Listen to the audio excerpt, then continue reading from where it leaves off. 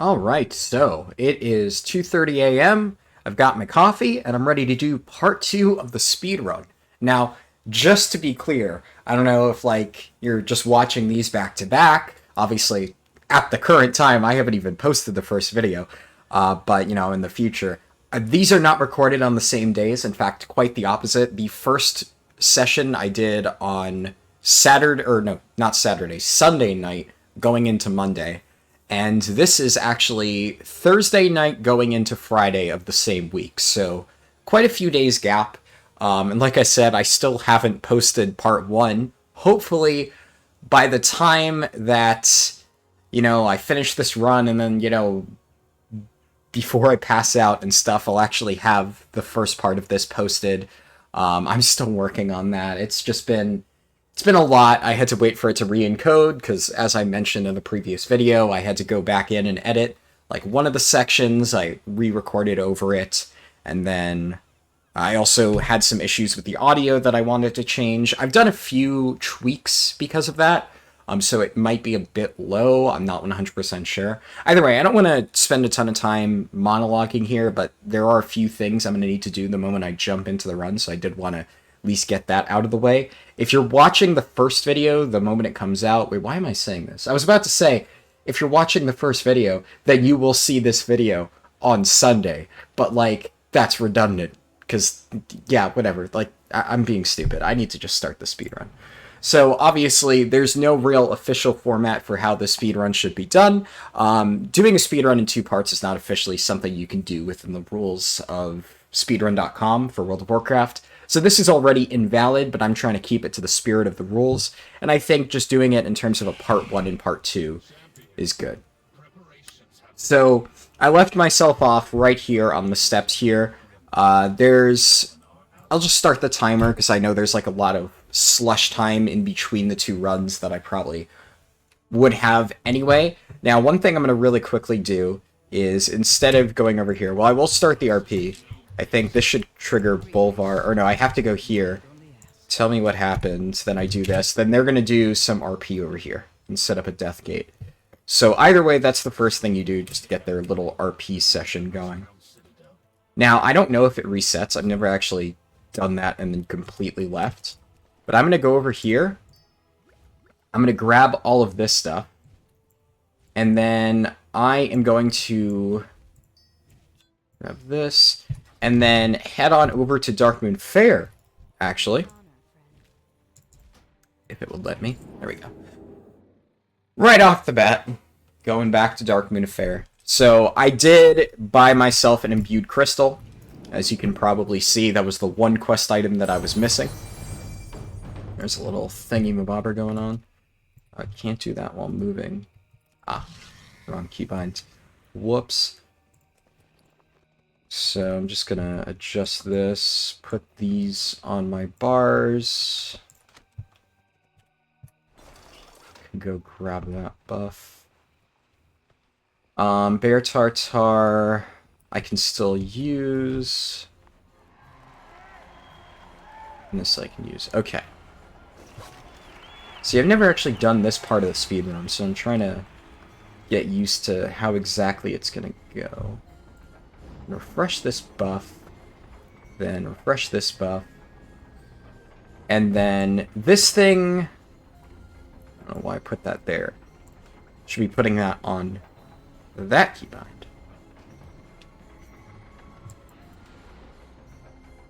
I forget what I used H for. Oh yeah, that's my, it's gonna be my Covenant ability when I eventually get it. Right. Okay. Cool.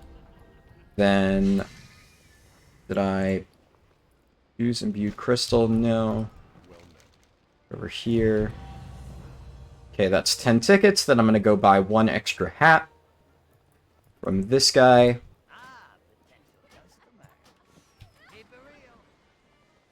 Now, I don't know for a fact if I would have done this. Obviously, I lost one Darkmoon hat because I died in the initial run, which you really would not want to have happen. I might still have gone to the Darkmoon Fair to, fully reset my buff. Do I actually get this? I do. Okay, so that was worth doing. So now I think I already learned dollar on jewel crafting. Yeah, Legion jewel crafting. Perfect. So then, where would I go? What's the fastest way? I think fastest way is still back to dollar run, I want to say. Yeah, definitely back to dollar run. I also know that in the last run, I didn't really make heavy use of my gun shoes. So I'm going to try to do that a bit more over the course of the speedrun. In Shadowlands especially, there are a lot of opportunities where you can use it. And I have my corridor creeper on my bars. That said, I'm a druid, so I guess it doesn't matter a whole lot. But that is something, I guess, worth noting. I have this if I ever do a non-druid speedrun. It is something that I can use.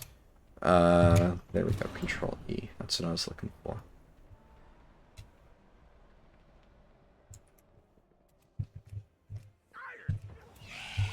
Okay. Now there's a few different things that I need to quickly get set up here. Cushion. So I know this might seem weird. If you've seen any of my PTR or beta speedruns or whatever way back when, you already know where this is going. If you haven't seen those, then this might actually be quite a surprise, but you can use these little toys, which are generally super cheap on the auction house, to bypass the most annoying quest in the game.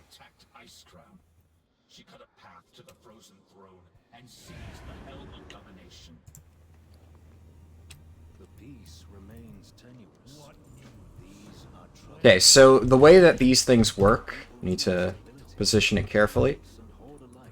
You put them like so at the 4 little corners, not exactly, but somewhere in the middle, where you'll drag the shards of domination. And because this thing animation locks you, can only use outside. Okay, so I can't enter travel form. That's good to know. I wasn't sure.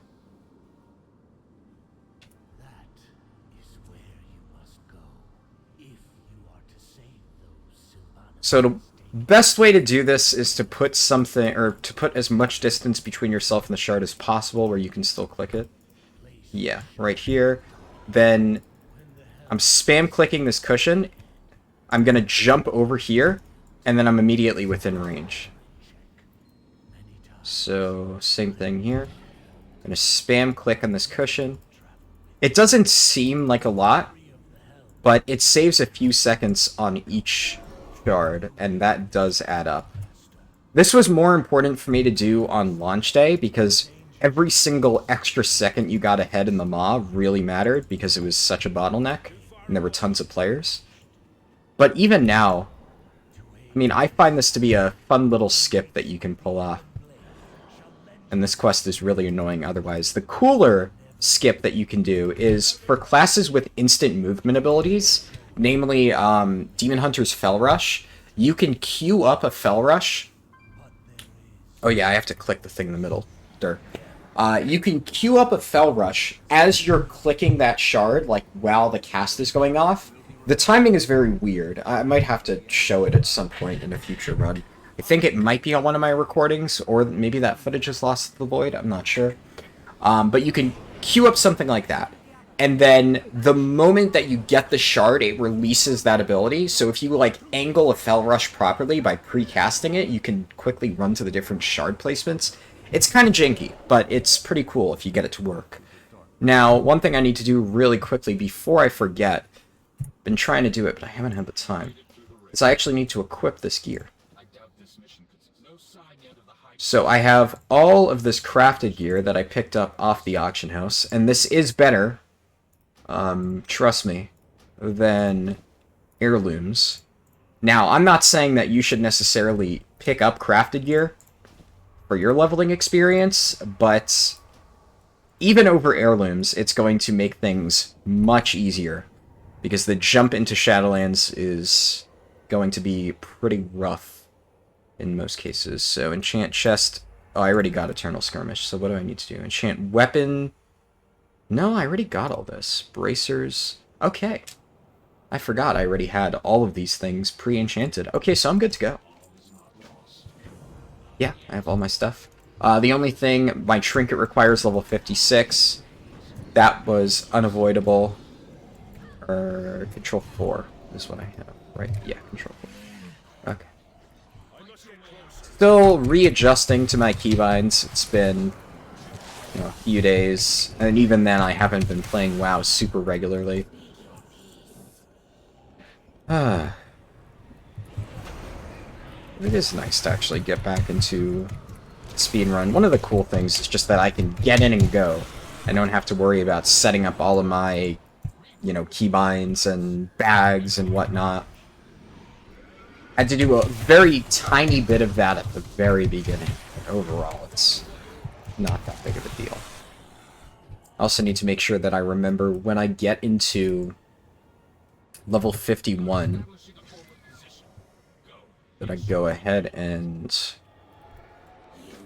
swap to using some of the other stuff.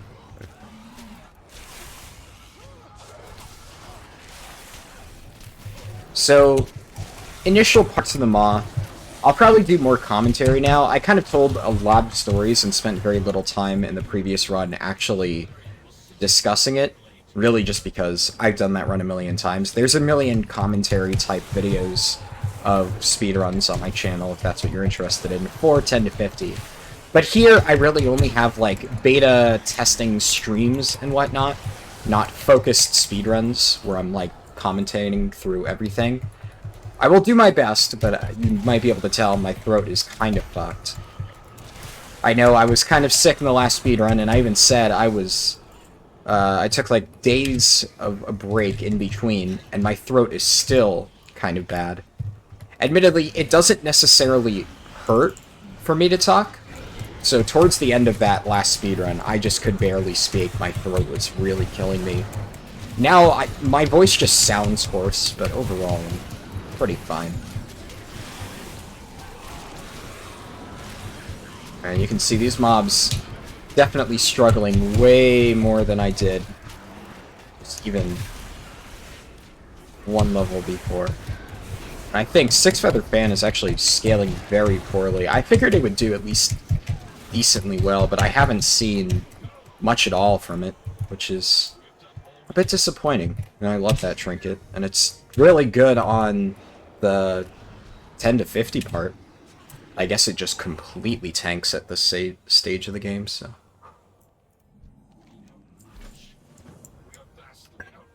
that is unfortunate. But yeah, nothing too special going on just now in the Maw. As you see, you want to use your Ebon Clarion on that mob just because, you know, it's an elite.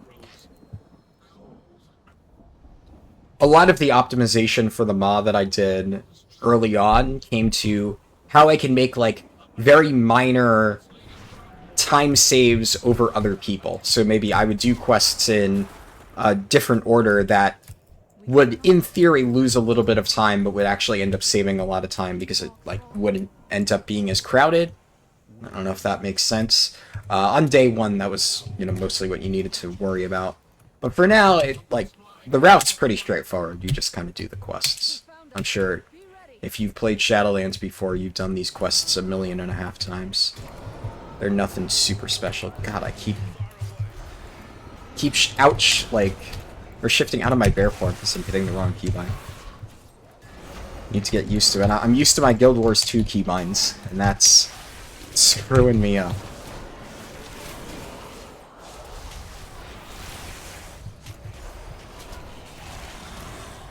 Alright. I'll definitely have a lot of downtime in the Maw or not in the Maw, the Ouroboros, where I can talk.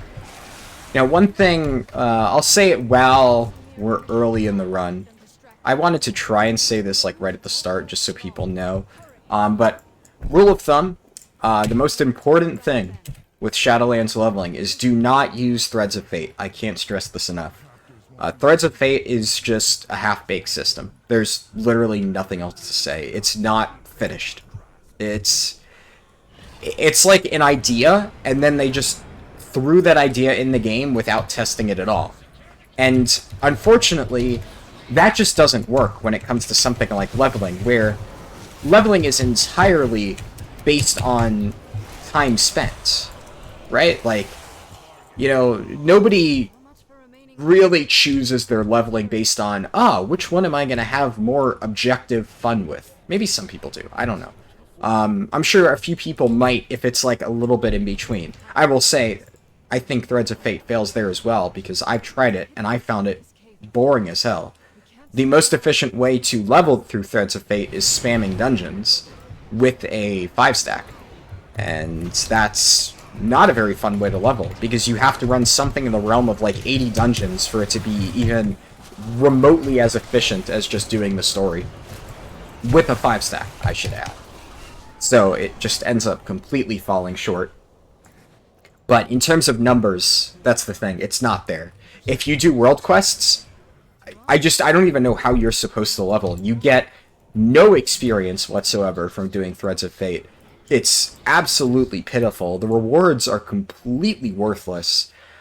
I don't get it at all. It was advertised as like, yeah, you can level while you do other things, but you get no relevant gear for max level. Like, I can understand if maybe it gave you like, oh, while leveling up through Threads of Fate, you get boxes of gear where when you hit max level, you'll be able to open this gear and, you know, immediately get a level 60 piece. I think that would be a good compromise. So maybe you're investing more time while leveling in Threads of Fate so that you could not have to gear at max level. Okay, that would be interesting. But as it stands, you are literally just doing world quests, getting quest reward gear that you would get by doing the quest line normally, and getting absolutely piss poor experience. So effectively what Threads of Fate is a disjointed questing experience where there's no logical chain that you can follow to get experience.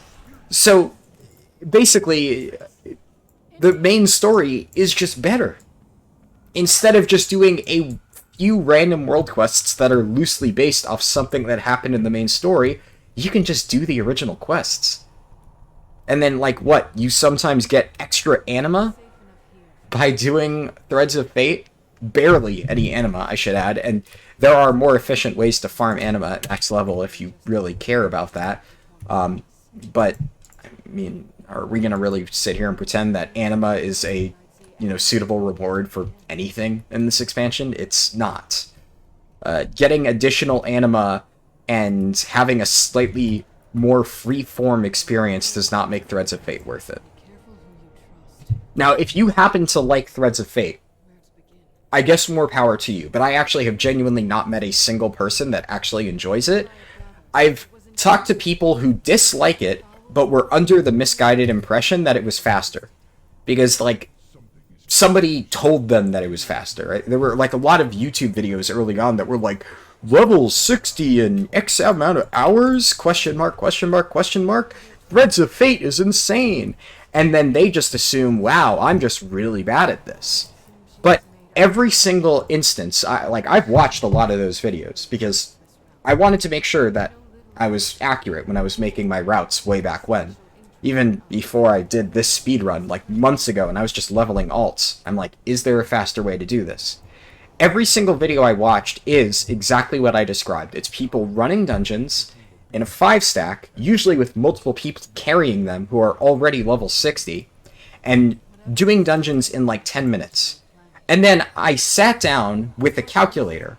And by the way, none of these people show their entire runs, right? Because what they usually say is, it probably took us something like 4 hours, but it's hard to say exactly because we, you know, joked around and took a lot of breaks and, you know, etc., etc., etc., which, you know, that's great and all, but that's not actually hard numbers. That doesn't say anything.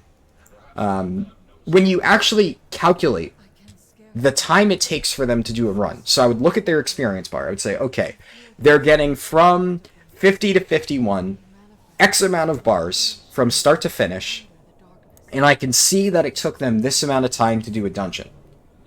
And in each case, I would calculate how much experience is that per minute. How many of these dungeons would they need to run to fully level up to 60? And then I compared that to my times, which are not even world record times. There are people who have done, through the main story, 50 to 60 in like 4.5 hours. Now, mind you, that 50 to 60 in 4.5 hours is on pre-geared characters with like full Nyalotha stuff. I don't know if that would be really considered accurate, but it's possible.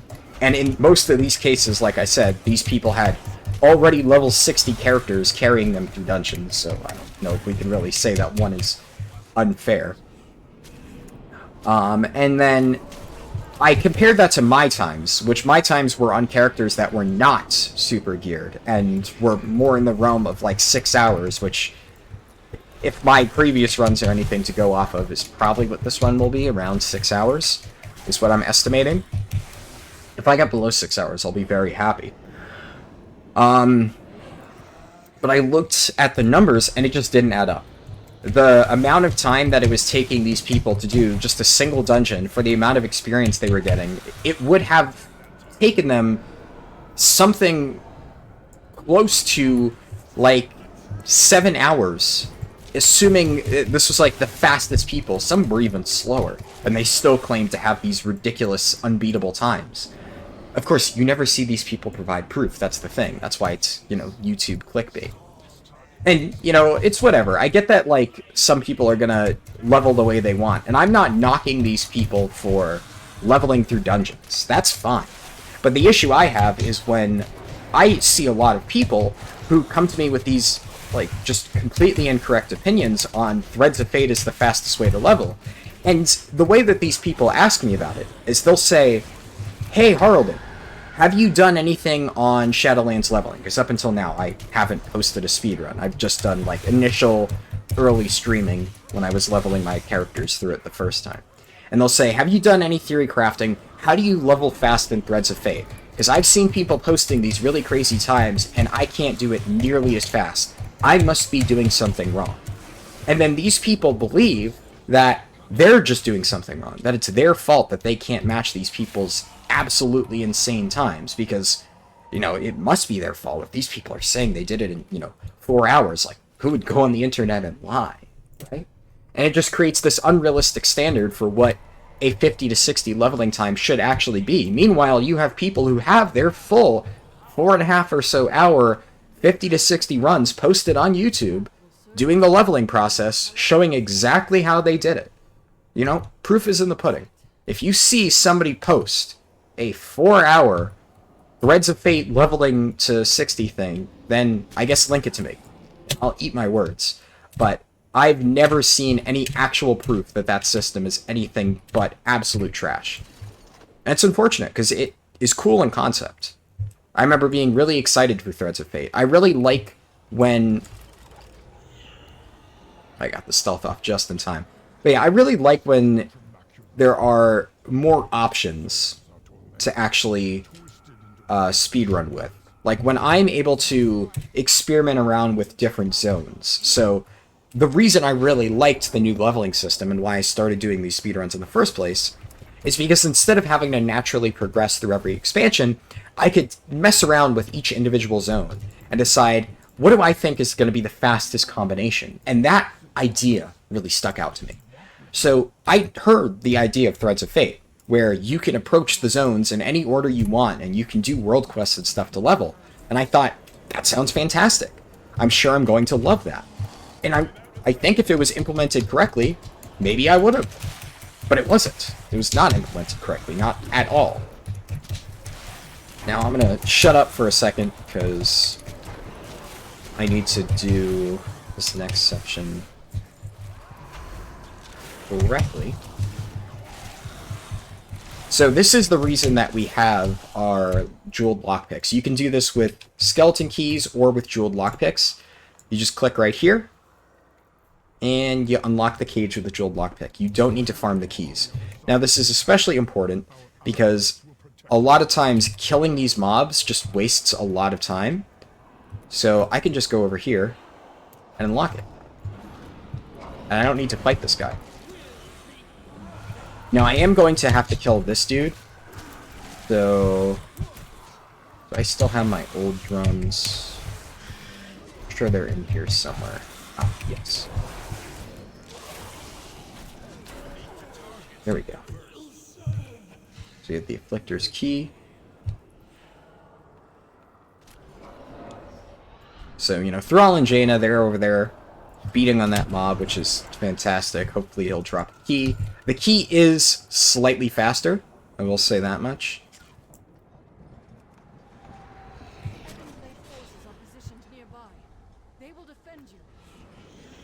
Okay. Jaina's really trying to save my ass here. But I refuse. Thank you, Jaina, but I do not need your help.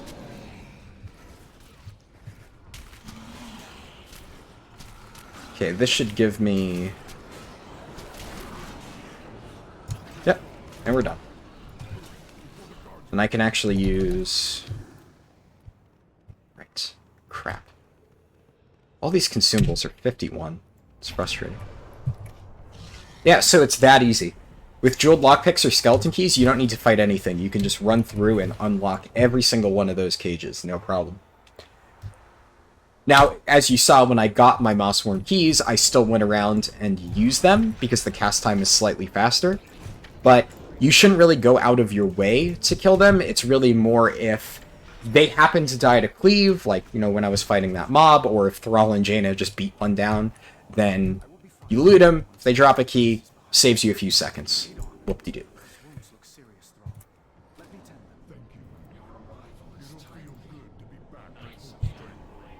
For a lot of the rest of this run, there's really no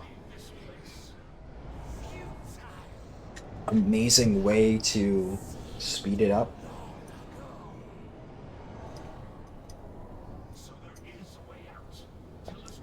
Actually, there is one little trick that I'll show later. And I guess I said rest of the run, but what I really meant was rest of the Ma. Unfortunately, we still have to wait through all this RP. As far as I know, there's no way to skip the Ma intro. You know, I wish there was something like with WoD. I would love to have like a WoD intro skip. Only to find out that mathematically it's still efficient. That said, I'd honestly take the WoD intro over the Ma intro any day of the week. I know some people really hate the WoD intro, but I don't know. I've never really minded it. Like, it's long and it has a lot of RP, but all of the quests are relatively straightforward. And nothing is exceptionally overtuned. Like, even back in the day, nothing was really hard. Nowadays, especially, nothing's really that hard to kill.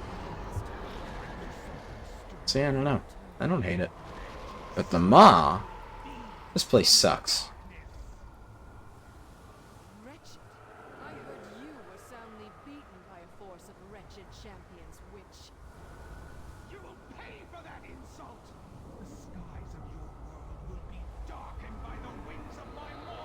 Oh boy.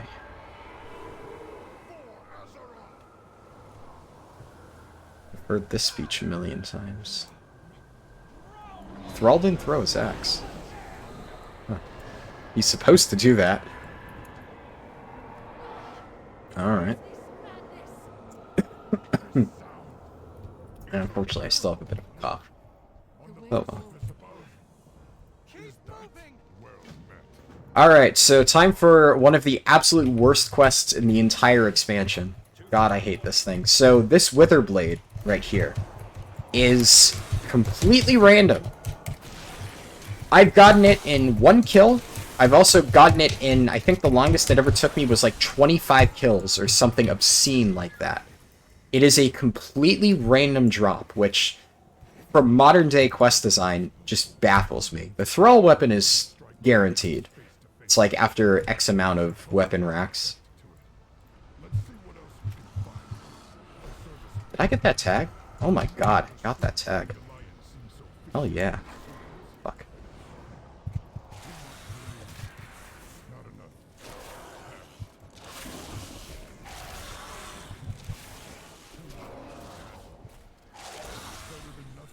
No Witherblade.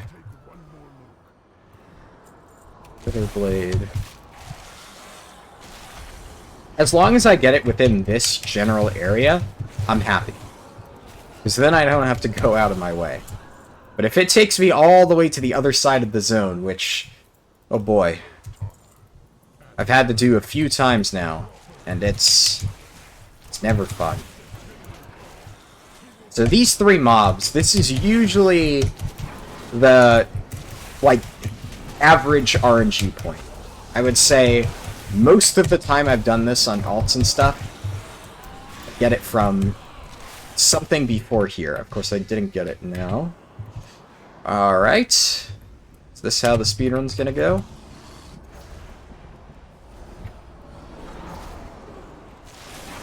Just gonna tag as many things as I can possibly handle.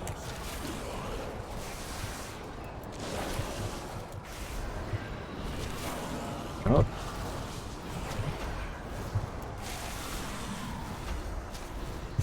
Please? Nope. Oh, it's one of those, isn't it? Yeah, sometimes I run out of mobs here, and I have to go all the way to the other side of the zone over there to potentially kill things. It's not even within the... Oh, yes! Okay, thank God. That would have sucked.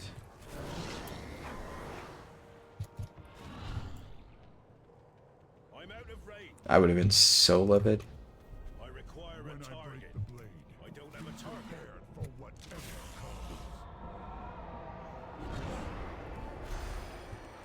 And I think I actually lost a little bit of time, because if that guy had been killing his Withering Presence right as I had shown up, I could have tagged it and gotten credit. But I think because it took me too long to get the blade, I wasn't able to get it.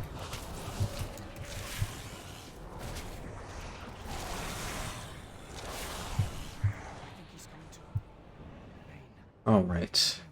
So we have one minor skip and then one major skip coming up. So Jaina's little patrol section, it's kind of weird. There's actually some ways that you can game this section. It's technically random in the ways that the little eyes patrol and block your path. It feels scripted sometimes, but it's actually not. Jaina will just see if the eyes are blocking, and then she'll say, hold here.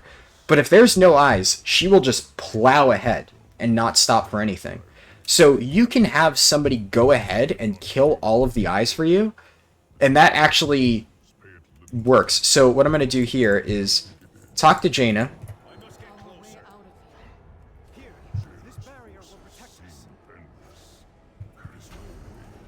And then I'm going to pull these mobs. And that yanks them up here. So there's a little bit of RP that Jaina goes through. And then she usually has to wait.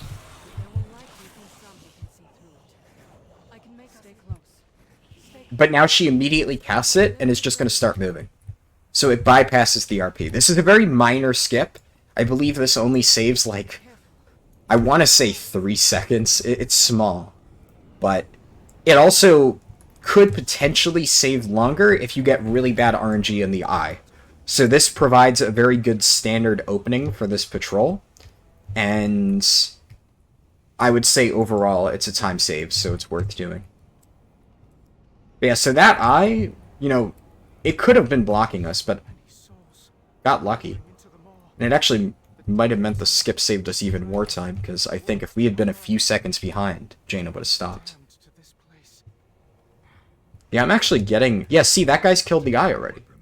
So that was in the patrol route. He walked into it and pulled it. And now because he killed it, I'm in the clear. Hell yeah. And so here's the slightly bigger skip. This saves about like 20 to 30 seconds. Normally they stop here and do a like big RP section. Look, on the platform ahead. That must be the waystone. You can just charge forward. If you make it to the waystone fast enough, they just teleport straight to you. It's actually, the timing is relatively tight. I did this accidentally the first time I ever did the Maw. I think I just used like double Infernal Strike on my Demon Hunter and I was there. If you are slightly too slow, you have to wait for the full RP.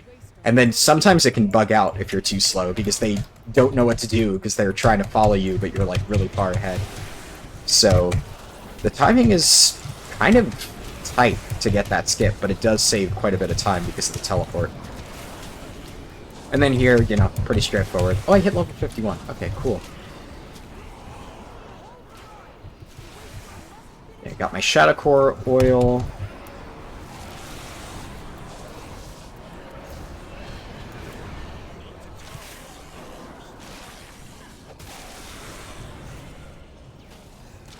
Nice.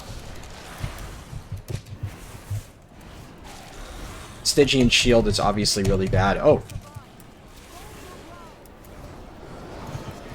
I've never gotten teleported back like that. Interesting. I've also never sent a mob flying with Haymaker before.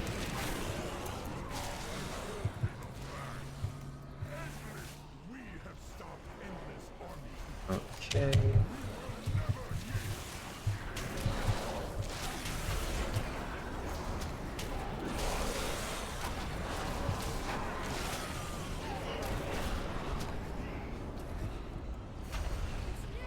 I definitely cast fire on the target.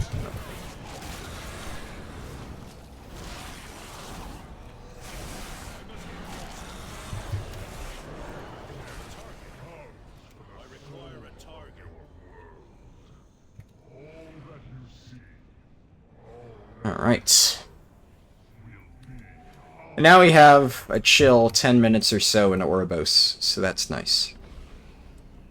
Something's wrong. It seems the waystone has stopped charging. And we're gonna have time stop. And the little ethereal dude's gonna approach us.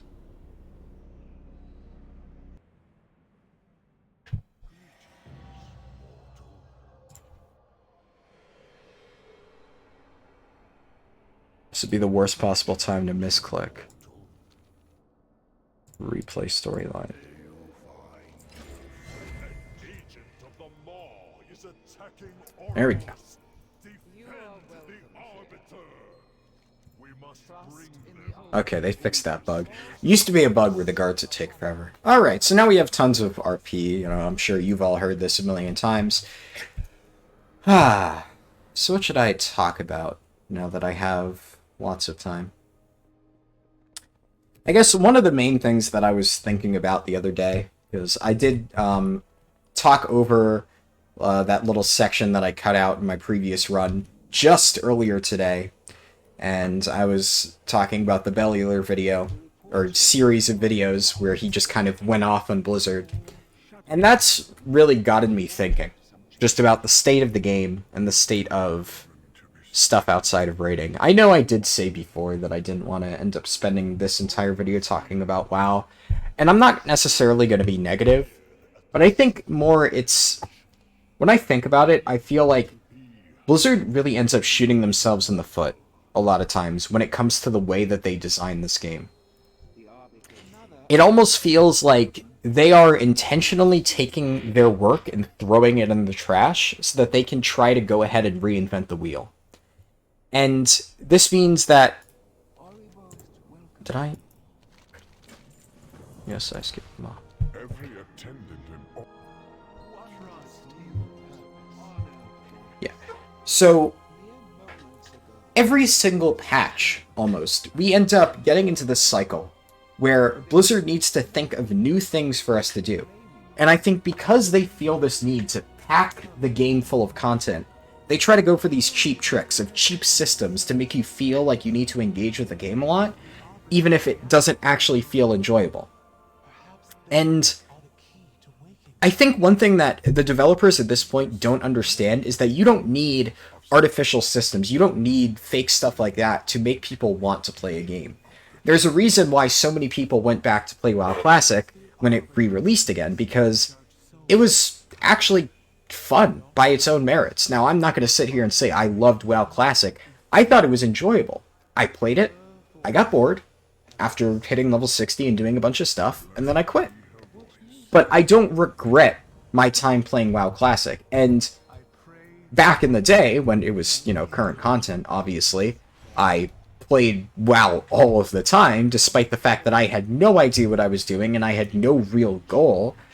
But I enjoyed playing the game. I enjoyed logging in and having stuff to do. And now I feel like they've kind of lost sight of that. And they felt like if they don't give people constant carrots on a stick to chase, then people will get bored and they'll quit. But the reason that I'm quitting WoW, not right now, or the reason that I quit in the past, or really that I've dialed back the amount of WoW that I've played drastically, is the fact that I am tired of chasing those carrots on a stick. I'd rather just have fun playing something. So that realization is what made me decide, hey, I think I should just play something that I have fun playing because of the gameplay, not because I feel the need to log into it every day. Because that's what WoW and Mythic rating preparation and stuff became for me after a certain point. Yeah, this is the portals. Okay. And the main thing that I don't understand is there is such great potential to, I don't know, like, utilize all of WoW's past content. WoW has probably more content, so to speak, just hidden within it than any other MMO on the market.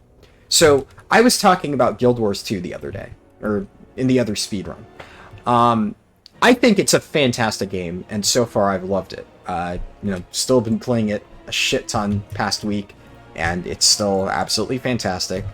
The thing that I found interesting when I thought about it with Guild Wars 2, though, is if you actually dig into how much content it has, compared to WoW, in terms of the amount of years that Guild Wars 2 has been out, they haven't added as much content, per se.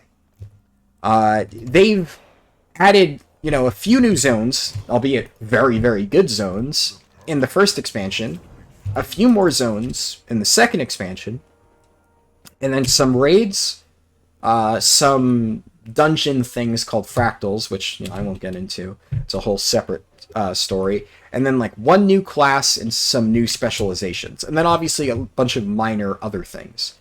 But the thing that makes Guild Wars 2 really succeed in that regard, in my opinion, is that it manages to keep every single bit of content that it's ever had relevant.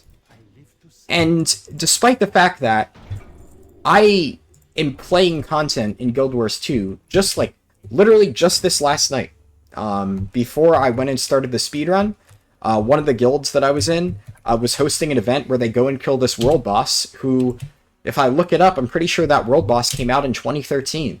It's an old world boss, and yet it still manages to be really fun because it's still relevant at max level now. It still gives really good gear. It still provides a really good challenge to the point where this guild has to like coordinate through Discord and organize 3 separate teams to do each of the things within it. They have this piece of content that they created way back in 2013, and it still manages to keep the attention of all of the players however many years later. 8 years later. I'm like trying to think of what piece of content WoW had 8 years ago. And I have to... Okay. Whatever content WoW was making 8 years ago, it's no longer relevant. I'm sure they're going to re-release it with some fancy pre-order bundle at some point, whenever they make, like, Cataclysm Classic. Was that 8 years ago? No, it was probably longer. 8 years ago was probably, like, what, MOP? WOD? Fuck if I remember. I think at this point I can afford to use gun shoes. You can't use gun shoes in the MOB, by the way. That's why I wasn't really utilizing them a whole lot.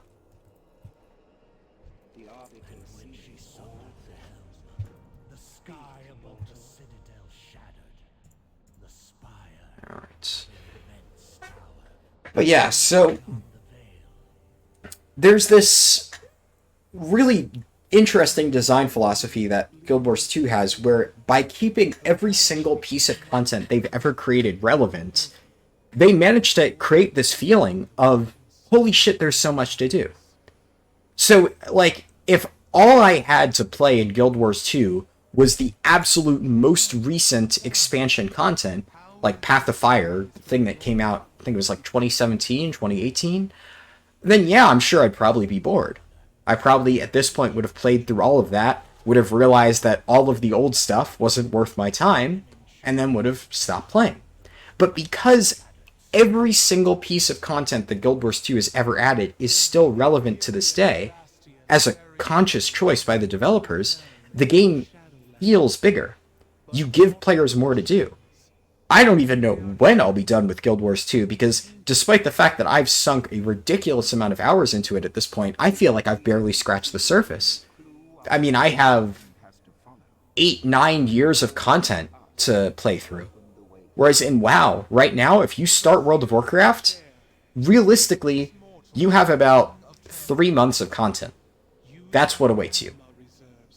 Like, I mean, I guess if you want to consider leveling content, personally, I don't. The reason I do these leveling challenges is because I don't really find the leveling to be an enjoyable part of the game. I don't really think it's an engaging experience. I even joked that Silverpine Forest is still more engaging than doing world quests, but I don't think it's inherently a super engaging aspect of World of Warcraft. So, you know, especially with the streamlining, they've kind of designed it so that leveling is just a chore that you have to get out of the way before you can access the real game. The real game being everything from 50 onwards, everything in Shadowlands, really everything at 60.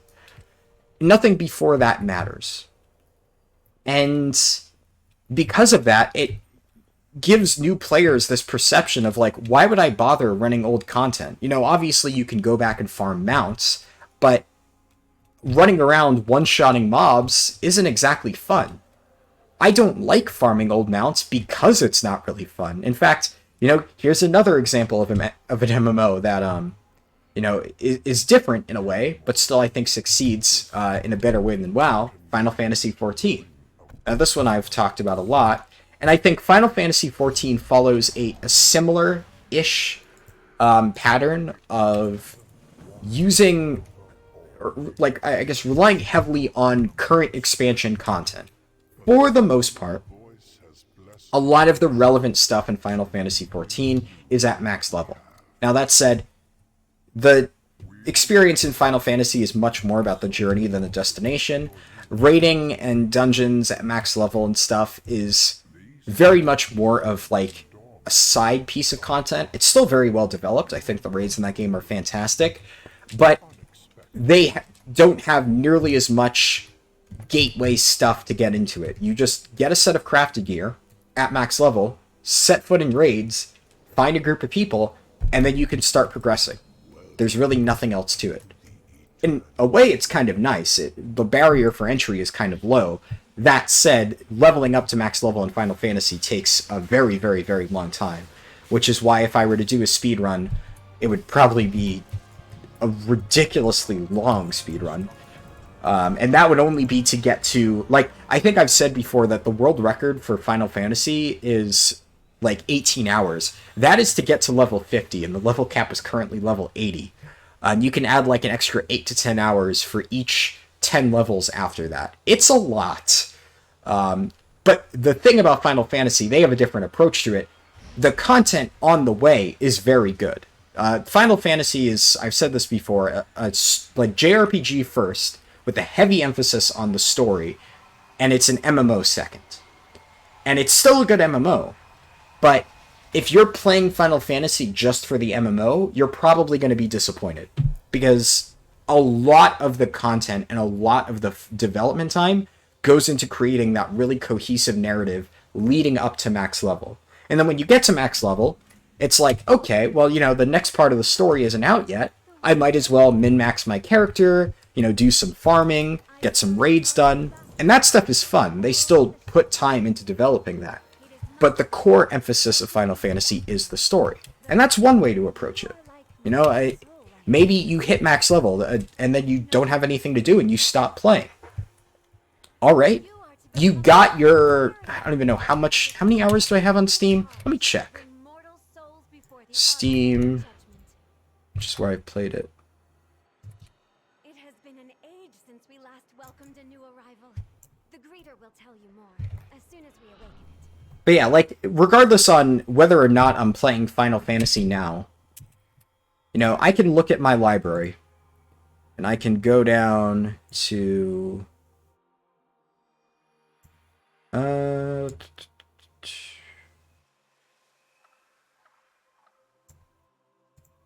Final...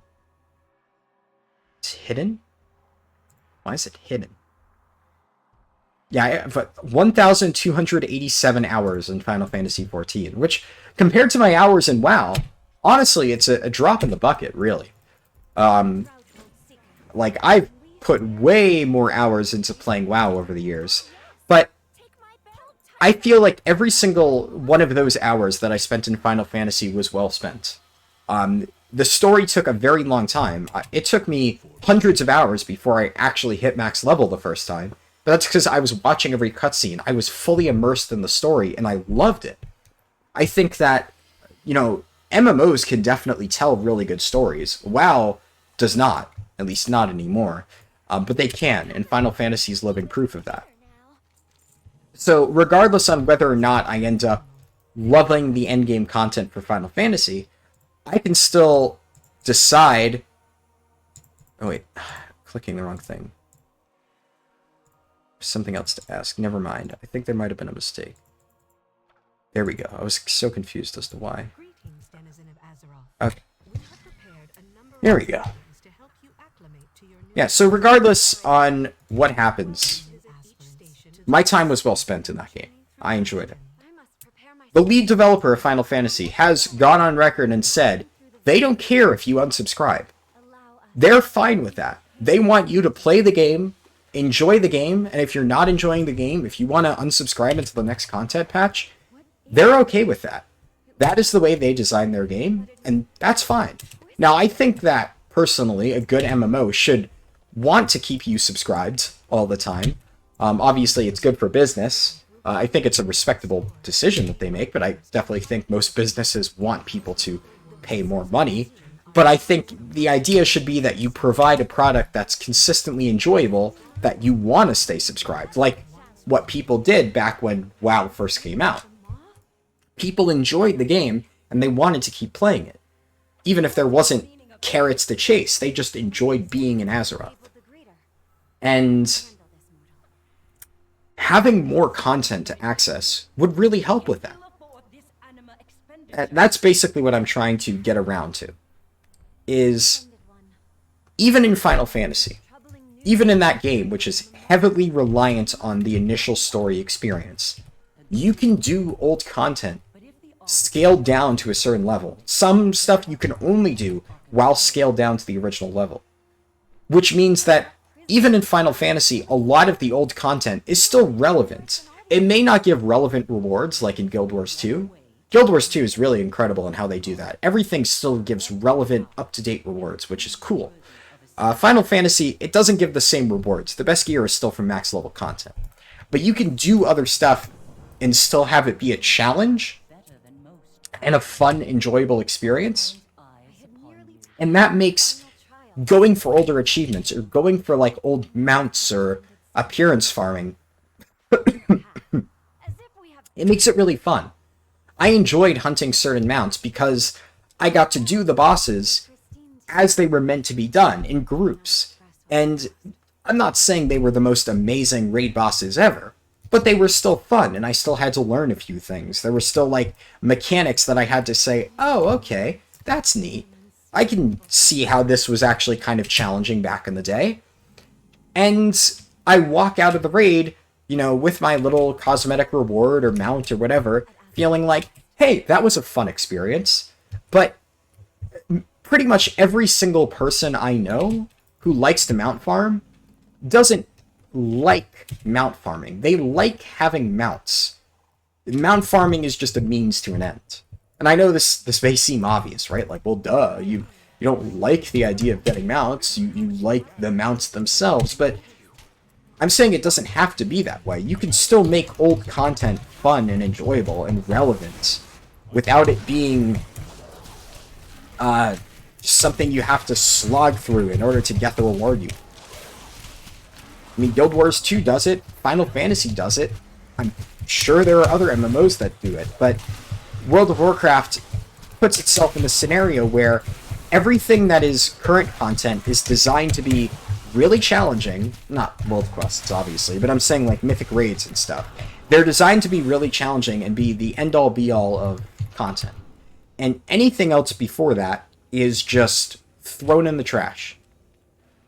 And like, we have these scaling systems that should, in theory, allow us to not do that. Like, why did challenge modes from Warlords of Draenor have to go? I know I'm going to sound like, some old coot ranting about, ye olden days, but I'm still salty about that. I have a lot of friends who are still salty about that. The entire idea of challenge modes are that they scaled you down to a certain level. So, if challenge modes inherently revolved around scaling, and these were pieces of content that me and a lot of other people really enjoyed. Oh yeah, I could put these now. Then I could put this here. Then why did they have to go? What was the need for removing that piece of content, for removing challenge modes and WAD and MOP and all that other stuff, when inherently it was designed to scale you down? You could have even, like, removed the special rewards and just put in something like, a bit generic, but maybe you got, like, you could farm it, like, a lot more and get, like, currency to buy the armor set over time. Maybe it would take a much longer time to actually get it, but you could still work towards those rewards. Or maybe, you know what? Maybe you do want the rewards to be limited time. Maybe you just say, you can farm this to get currency to get, like, some other mount. Maybe, been trying to get that Clutch of G-Kun for the longest time? Well, do like 50 Mists of Pandaria challenge modes, and then you can buy a Clutch of G-Kun. At that point, it's outdated content anyway. It's something that you're going back in and one-shotting. Might as well, instead of going in and one-shotting, give players a way to challenge themselves to get it. You can farm your Clutch of G-Kun, or something like that. I'm just spitballing here. And the entire point of this is all of these concepts, all of these ideas require them to add no additional content. It's literally just them keeping their existing content, keeping stuff that they already created in the past, instead of throwing it in the trash. But that's what they do every expansion. Every expansion, Blizzard takes the content that they've created and makes it irrelevant. There's no reason to go to Mists of Pandaria now if you're not farming mounts or leveling. And, I mean, leveling, it's not even efficient anymore. So, you're not going to go there for that. So, if you're in Mists of Pandaria, you're probably just there to get to a raid, and when you enter that raid, you're going to one-shot every single boss, you're going to get free loot for transmog, and potentially a mount if you're lucky. And that's the only thing that all of that content exists for. That was an expansion that probably took years to develop, thousands upon thousands upon thousands of man-hours, and it's just wasted now. Nobody will actually ever experience that content again. I think we've kind of grown accustomed to it, right? And it almost seems silly to be ranting about this when it's been a core facet of World of Warcraft for a while now. But I think the question that we need to be asking ourselves is, should it be like that? I get that it always has been, but maybe Blizzard should change. Because, yeah, sure, when they were able to deliver a fully developed, really engaging expansion every single time, we didn't really notice. Nobody really complained. Like, yeah, sure, okay, I'm losing out on all of this cool stuff in Mists of Pandaria, but, Warlords of Draenor, heard that's going to be really good. And that's going to provide me all of the content that I'm going to need to, sate my thirst for World of Warcraft. Oh, wait. I can't play any of that anymore. Or what I was going to say is, oh, wait, Warlords of Draenor sucks, and now all of the content that I already enjoyed, I can't play that anymore because it's outdated. Now, imagine if Warlords of Draenor absolutely tanked. Which, it did. So I'm not saying imagine that, but I'm saying imagine if after that, everybody was just able to say, well, this expansion sucks. How about we just go back to MOP? Or, hell, go back to Cataclysm, or, you know, for all you people out there who preach that it was the best expansion ever, go back to Wrath. What if the game had already been designed like that? And then what if everybody who was complaining about WoD was just sitting there screaming into the void, and everybody else could just be like, haha, nerds, I'm just sitting here clearing ICC every week, you know, 5 years later. Why do you guys still care about the new shitty content that Blizzard releases? And you could have people, the same people who now go to private servers to play all of this content, playing the game for the type of stuff in the expansion that they wanted to play. Imagine if that was still scaled. It would be the perfect solution. I don't know. Like, I think for a while, I really only knew World of Warcraft. You know, it was the only MMO I played for years and years and years. And, you know, up until like Warlords of Draenor and stuff, I never really thought of this because I never realized that there was this solution. I always thought, well, shit, we don't really have any good way of solving this problem. I guess we're just going to have to accept the fact that WoD sucks and get over it. But now that I've played other MMOs and I've seen that they've been able to handle this solution by just having all of their content be relevant, I'm like, well, fuck. Why doesn't WoW do that? Why can't I go back and play Mists of Pandaria at the level and, you know, scale that it was meant to be played on? Like, I mean, I'm gonna eventually segue this into BC Classic, don't you worry, but, you know, why do we need these classic servers to play through these things? Like, I can understand how maybe original classic World of Warcraft, yes, it's definitely a far cry of what it used to be, and even BC, definitely different, but once we get to Wrath of the Lich King, there are definitely a lot of aspects of Wrath, and then especially moving forward after that, aspects of those expansions, which, I mean, really aren't that different than a lot of the current stuff that we have now, in terms of design. Obviously, you know, it's much better. You know, everything back then was designed better than Shadowlands' design, but the inherent gameplay of you do stuff to prepare for raid, and then you go into raid and you do dungeons, etc. The core gameplay loop is the same, is what I'm trying to say. And the way that the gearing process is designed. You know, Classic was obviously much different. It was much grindier. It had a different feel to it, which is fine. I think I actually kind of enjoyed it for what it was. But you could, realistically speaking, take like Ulduar and ICC and tune them for the current day, which they've kind of done with Time Walking, and make it relevant content again. And here's the funny thing about that. So I actually just mentioned Time Walking. I like half forgot about that, half didn't want to mention it. The thing about Time Walking is I love how Time Walking is actually something that I quite enjoy. I actually really like doing like Time Walking BC or Black Temple, Time Walking Ulduar and stuff. I think it's fun. Time Walking Firelands. Now, I think a lot of it ends up being way zergier than it was in current content. Oh, shit. Oh. It's this one? I never get this one. This is really unlucky. Wow. So getting... It's really rare to actually... Holy shit. This is fucked beyond belief. I think the quest... I've never actually seen this. Quest is bad. Wow, this is the first time I've seen the quest break to this degree. That is very surprising. So, it's very, very, very, very, very rare for that little event thing to trigger that early. I've never seen it happen that quickly.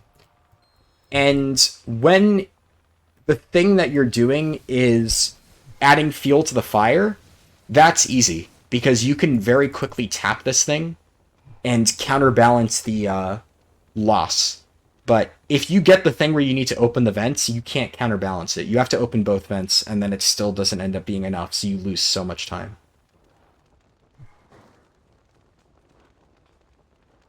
Let's see. Yeah, see here, it happened at 51% before. Open vents again? What the fuck is going on? What is this run? Is this cursed or something? Fuck me. Oh my god. It's ticking so slowly.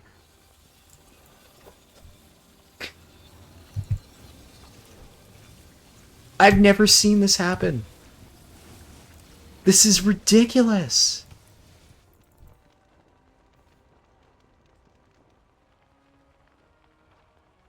Can I just finish the quest, Sika? God damn.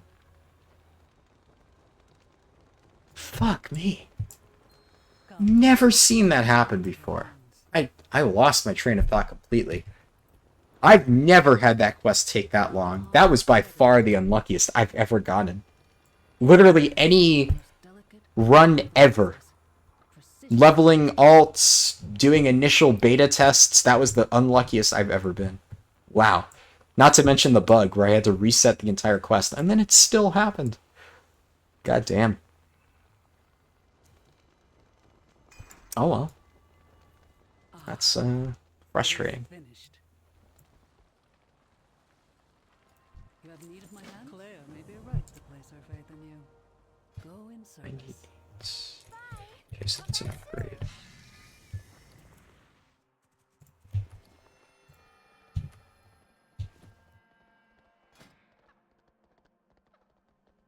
I seem to have earned the Torchlight's favor. It's an upgrade, but I don't want to waste one of my 2 Eternal Skirmishes. So I'm gonna go ahead and hold on to this one for now until I get something that's really good.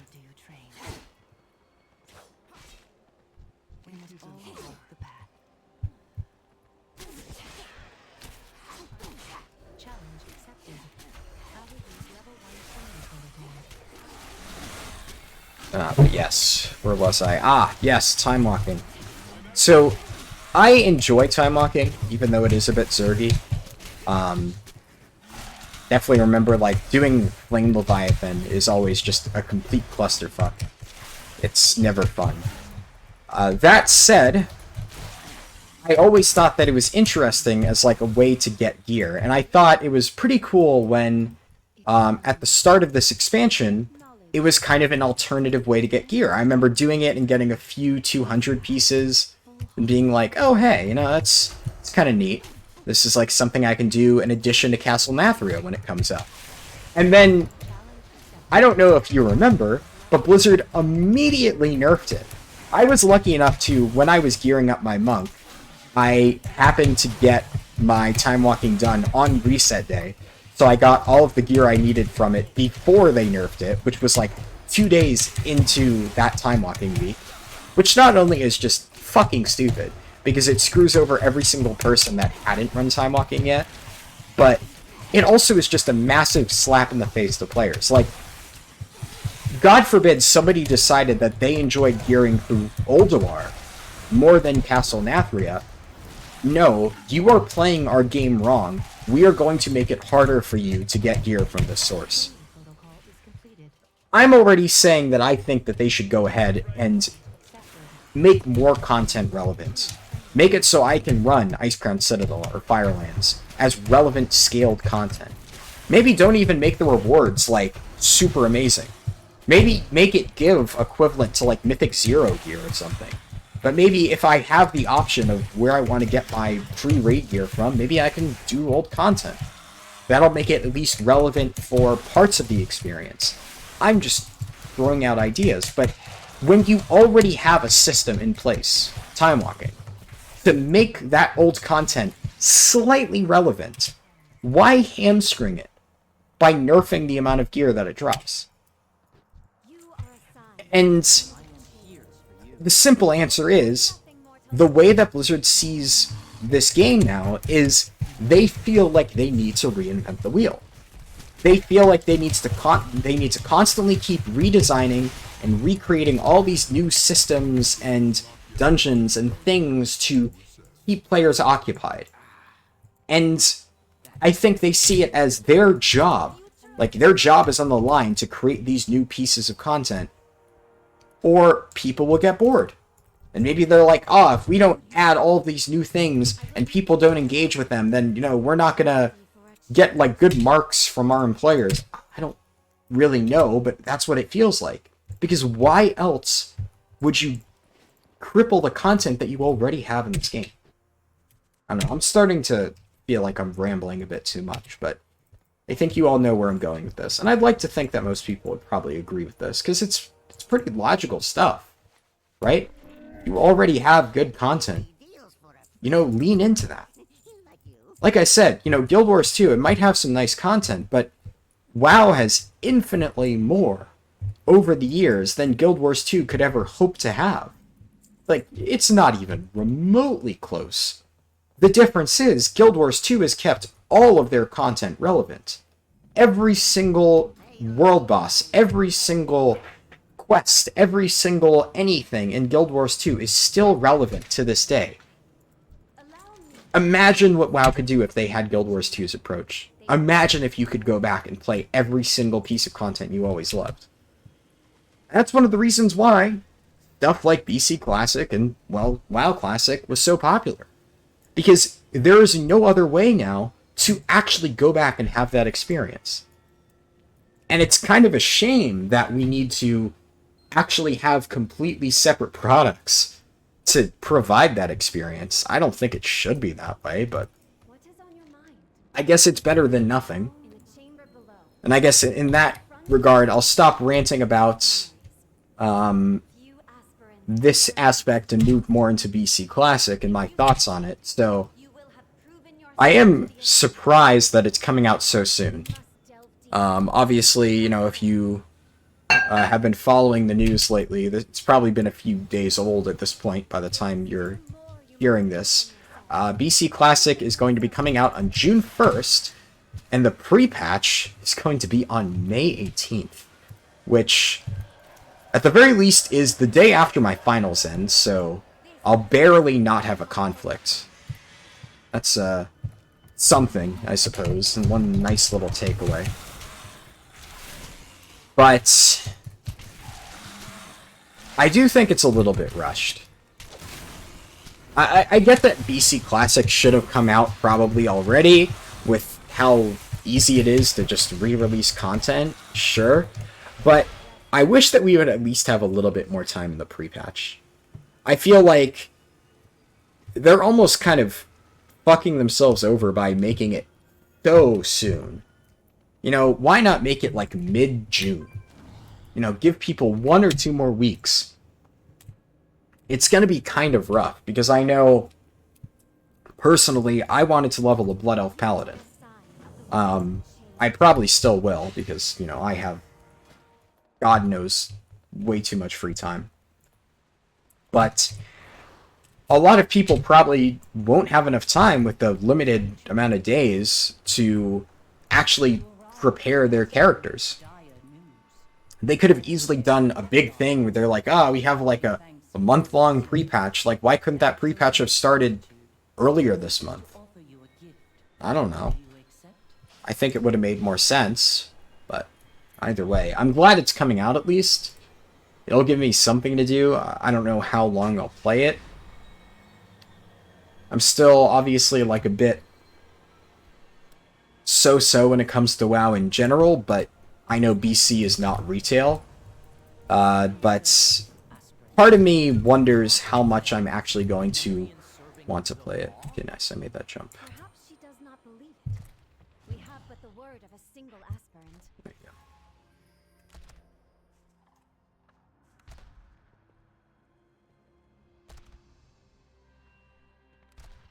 One thing you can do is set your hearth over there. Probably saves a little bit of time. I didn't really think of it, but that ideally, if you're going for like full optimization, which at this point I'm just kind of, I'm trying to level efficiently, but I'm not necessarily leveling like perfectly. I'm not going for a record. This isn't even an official run, so to speak. But yeah, you would do that. You would set your Hearthstone there, and then you would make sure you had your wormhole generator, which, come to think of it, should put on my bars before I forget. I'm sure most people probably know about this, but in case you're new to the game, definitely pick up Shadowlands Engineering and grab one of these. If it's too expensive for you to initially afford off the auction house, just save up for it. Or craft it yourself after leveling engineering, up to you. This is extremely useful to have. It makes traveling through Shadowlands just so much easier. I'll demonstrate how it works later on so you can get an idea. But like pretty much every single person I know is engineered this expansion just for that wormhole generator. It's just such a nice quality of life thing. We will help however we can. What is your purpose? Guard yourselves against your doubts. All is not well. Okay, here we go. It could not have worsened since I was last there. Also, you might have noticed, I did that wanted quest. It's still efficient.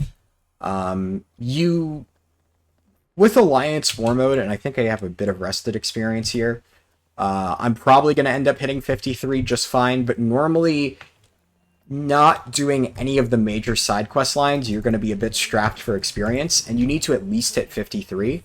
So I opt to do all of the wanted quests because they're generally pretty efficient.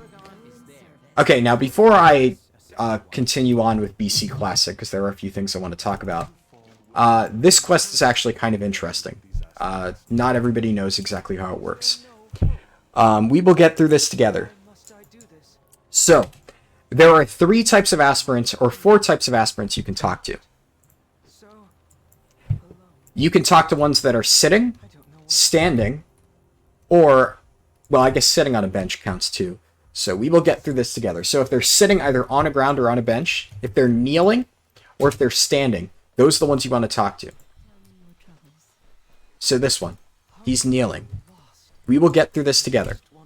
That works. This guy, if I talk to him, no matter what option I pick, it's going to lead to him attacking me. Whichever one I pick, it'll cause an attack. There's no good option.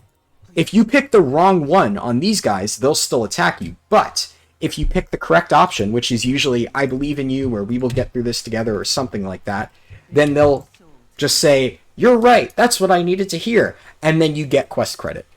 Otherwise, if they try to attack you, or they summon a mob to attack you, in order to get that quest credit that you just got by pressing a button, you need to kill a mob. So the most efficient way to do this quest is to run around and talk to only the standing, kneeling, or sitting guys, and to click the correct option. There's an add-on out there called PolyQuest that does it for you. I think when I updated my computer at some point, I lost that add-on, and I partially keep forgetting to go back and get it, and partially don't care, because it's like a very minor thing. When I was doing the initial day 1 leveling, I used it because, you know, every bit of time saved counts. And if I did, like, consistent speedruns, I would do that. This is all part of the process. Yeah, so that one is, this is all part of the process. You will recover. This, yeah. Oh, no, this one was wrong. Okay, so that was the standing one. We will get through this together. Yes, I actually had the wrong response there. So this is, we will get through this together. This is, you can do this, I believe in you.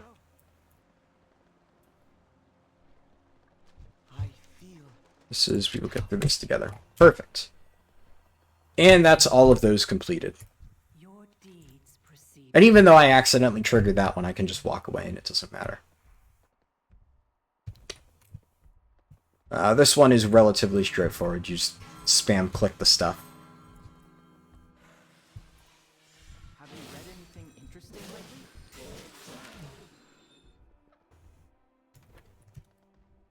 You know, I can do it in travel form, so it makes it really quick to just run around. Okay, there we go.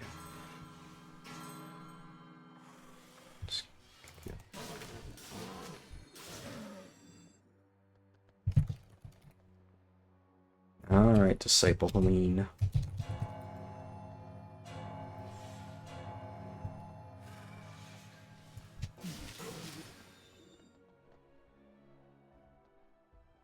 And he's gonna just start spewing stuff, and you just kind of play whack-a-mole with it.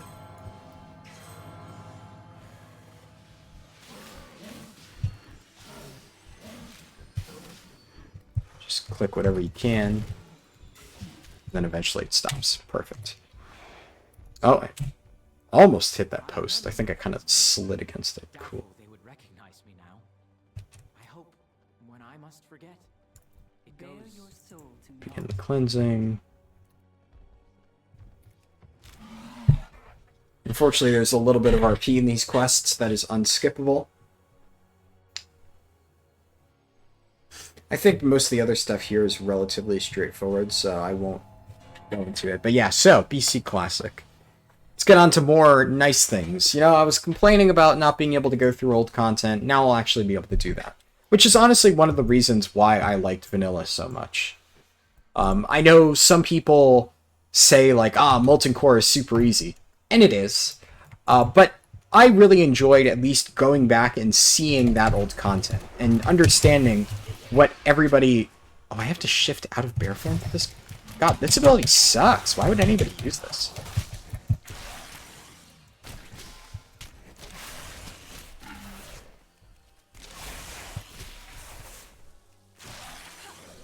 Oh, I see. So I have to cast it on myself, and then I get a buff. Okay.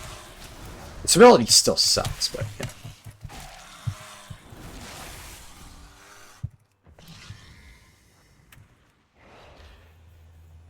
But yeah, so I really liked that about WoW Classic. Even if, like, Molten Core isn't the most mechanically interesting raid, I still think it's something. It was interesting seeing the old mechanics. And I've heard the other raids were good, though I never played WoW Classic enough to really get into them.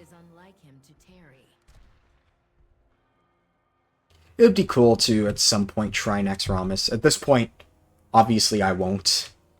I'm not gonna somehow get myself ready for Nax within 1 week. That's just not realistic.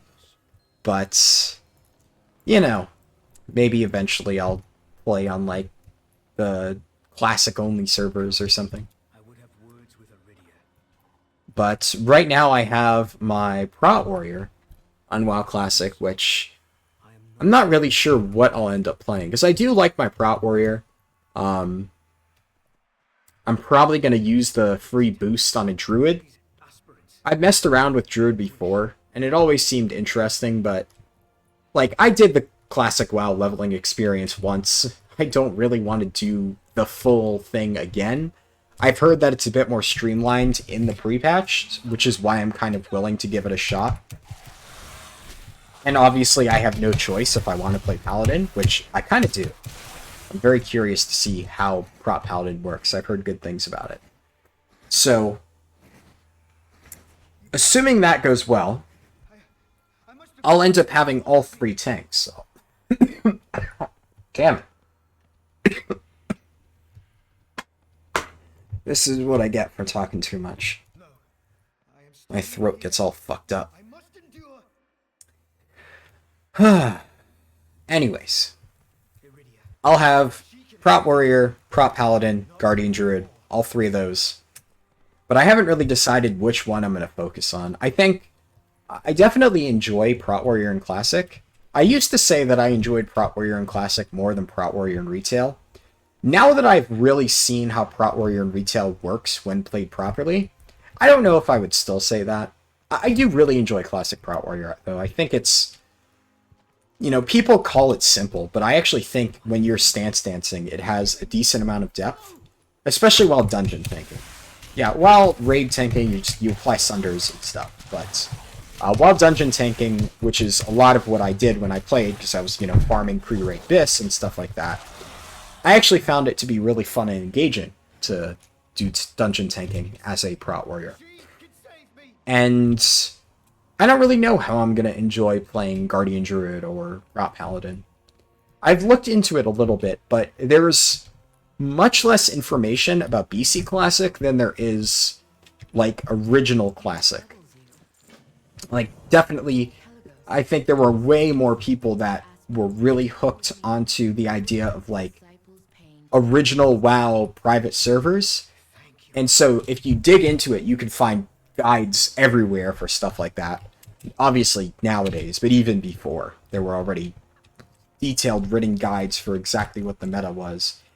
And while I've managed to find a decent amount of guides for general meta comps about, like, you know, shamans and, like, you know, which buffs you need to bring, I haven't really managed to find detailed class guides for anything other than, like, some specific stuff like shaman or BM hunter or, like, warlock. I found guides for that, and I think I found a guide for specifically Prot Warrior, but I couldn't find any BC Classic Guardian Druid guides, or, well, I guess Feral in this day, or BC Classic Prot Paladin guides. If anything, people say, yeah, Prot Paladin's really good at dungeon tanking. And I've heard that you can just, like, drop Consecration and you have all this, like, reflect damage and whatnot, which seems pretty cool. I think that'll be pretty interesting. So maybe I would play it just for that. But I can't really say how much I would want to play BC Classic. Like, part of me knows that it's going to be something that I'll probably enjoy distracting myself with. But now I've found other games, right? And if, like, I'm enjoying another MMO, like, you know, Guild Wars 2 right now, and eventually Final Fantasy, whenever the new expansion comes out, why would I want to stick around and play a game that came out however long ago? And to a certain extent, there's a little bit less of an appeal for me to play BC Classic. Obviously, I still will, but to continue playing it, I should say, because I've done every single one of the dungeons that exist in that game. And I know it's going to be different doing it current content, but, you know, like the original Classic dungeons, I never really did them in their, like, core experience as they were meant to be played. So it was kind of a new experience for me. I was only 5 when a lot of that stuff came out, so I'd never done Blackrock Depths like the way it was meant to be done. I'd never done Maradon the way it was meant to be done, Zul Farrak, etc. Like, I may have done it years later before it got revamped, but it still wasn't the same, so it was still a new experience for me, I should say. But, like, Shattered Halls, I did Shattered Halls, not current content, but it hasn't really significantly changed, and I've done it a bunch of times. I know how the bosses work. Obviously, Ramparts, everybody's done Ramparts a million times. So I feel like there'll be a lot less replay value for me when I go through it, and I'm not sure that I'm going to be able to enjoy BC Classic for as long as I did WoW Classic. I guess I'll play it and I'll see. Now, I do know that probably I'm debating on whether I would even want to stream that or not. Obviously, it's been a very, very long time since I've streamed.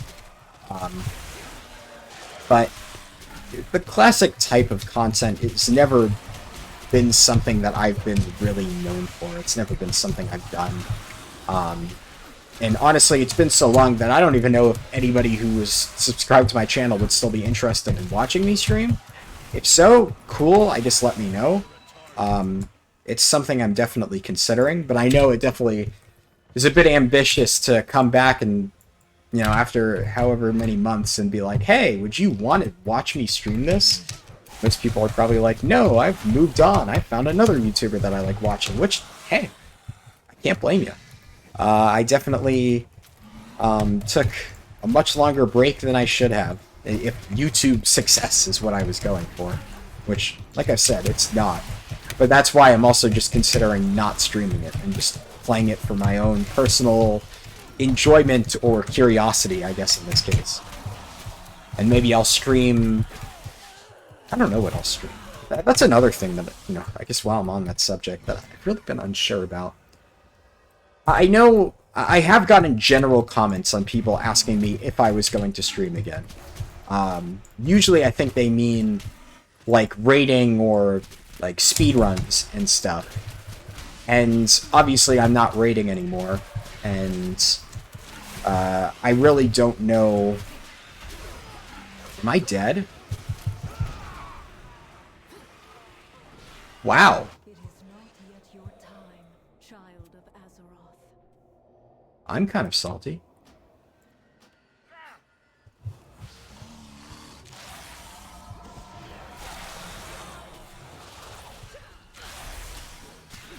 Okay. I guess I'm just gonna die in a stun lock. Thanks for the diminishing returns, Wizard. That's cool.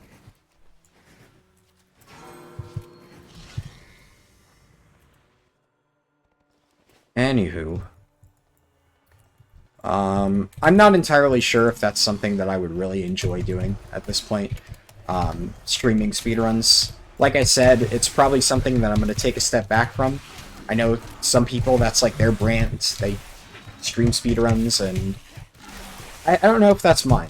I don't really think it is. But the unfortunate thing is, at this point, that's all I've done streams for.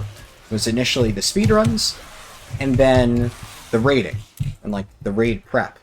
And the main reason that I streamed the raiding and the raid prep, even though honestly it didn't do super well, was because I was playing this game for a while when Shadowlands first came out, and I kind of figured, hey, if I'm playing this game and a lot of people are asking me to stream, I might as well just stream what I'm doing. It wasn't like I was going to be streaming a speedrun, so I figured, you know, people can take what they could get. And it did actually get a decent amount of views, so I thought that was interesting. But eventually, yeah, you know, people get bored of the game, they stop watching, it's inevitable, right? But, like, if I came back and streamed something completely different, as far as I know, there'd be basically no audience to it. And I don't know, like, I know I don't mean to sound insulting to other streamers, because like this is something that I know a lot of people do, and I'm not knocking it, but I don't understand the idea of like the people who basically stream to an empty room. I think like if you might have that friend, and you might know what I mean, but there's that person who basically does a stream and engages with the chat when there's like 0 people. And it's like, hey, you know, you guys, what's your favorite quest or thing like that, or asks the chat questions, and then it's just like, you know, crickets because nobody's there.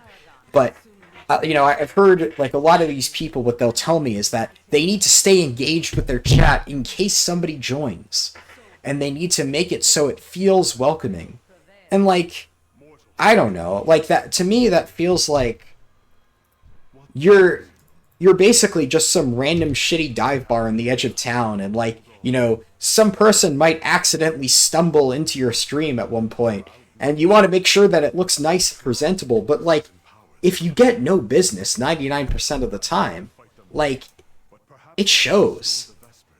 Like, I don't, like I said, I don't want to knock those people. I don't want to, like, knock that. Because some of them, I'm sure eventually some eventually get an audience. But most of the friends I have that have tried streaming, that have done that have just kind of talked to an empty audience for hours and hours and hours on end, they just keep doing this over and over, and you could tell that they just stop caring. Or they resort to, like, really shitty tactics, which, you know, like, basically, oh, if you subscribe to my channel, I'll give you free shit, like, you know, carries and stuff like that. And, I mean, I never understood that. I never liked that mentality of, like, subscribe to me for free stuff. It just feels dirty. Feels like you're trading favors. Like, I don't know. if you want to watch me, I would hope you're watching me because you enjoy the content I'm putting out. If you don't like the content I'm putting out, I have zero expectation that you're still here.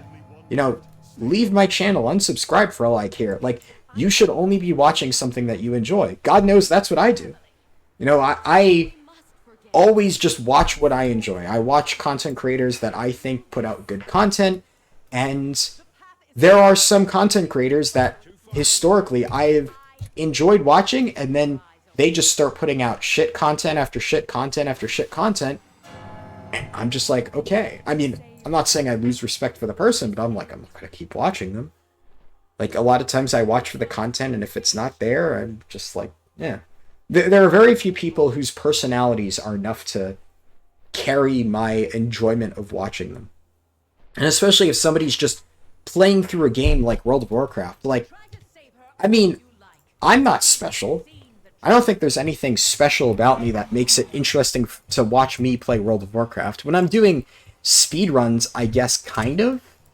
Because there's not really many other people who do this at this level, trying to optimize it to this degree. I mean, I still have the Horde World Records. Like, I still optimized it for the stuff that I cared about more than anybody else has. So I guess in that regard, yeah, I can understand why people wanted to watch me.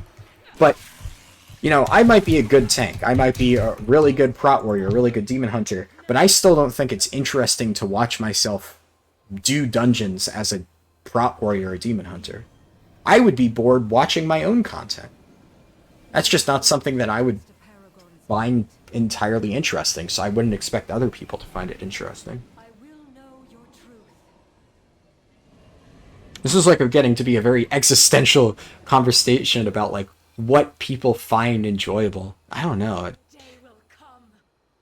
Basically what I'm trying to say is I don't know what people would want me to do if I started streaming again.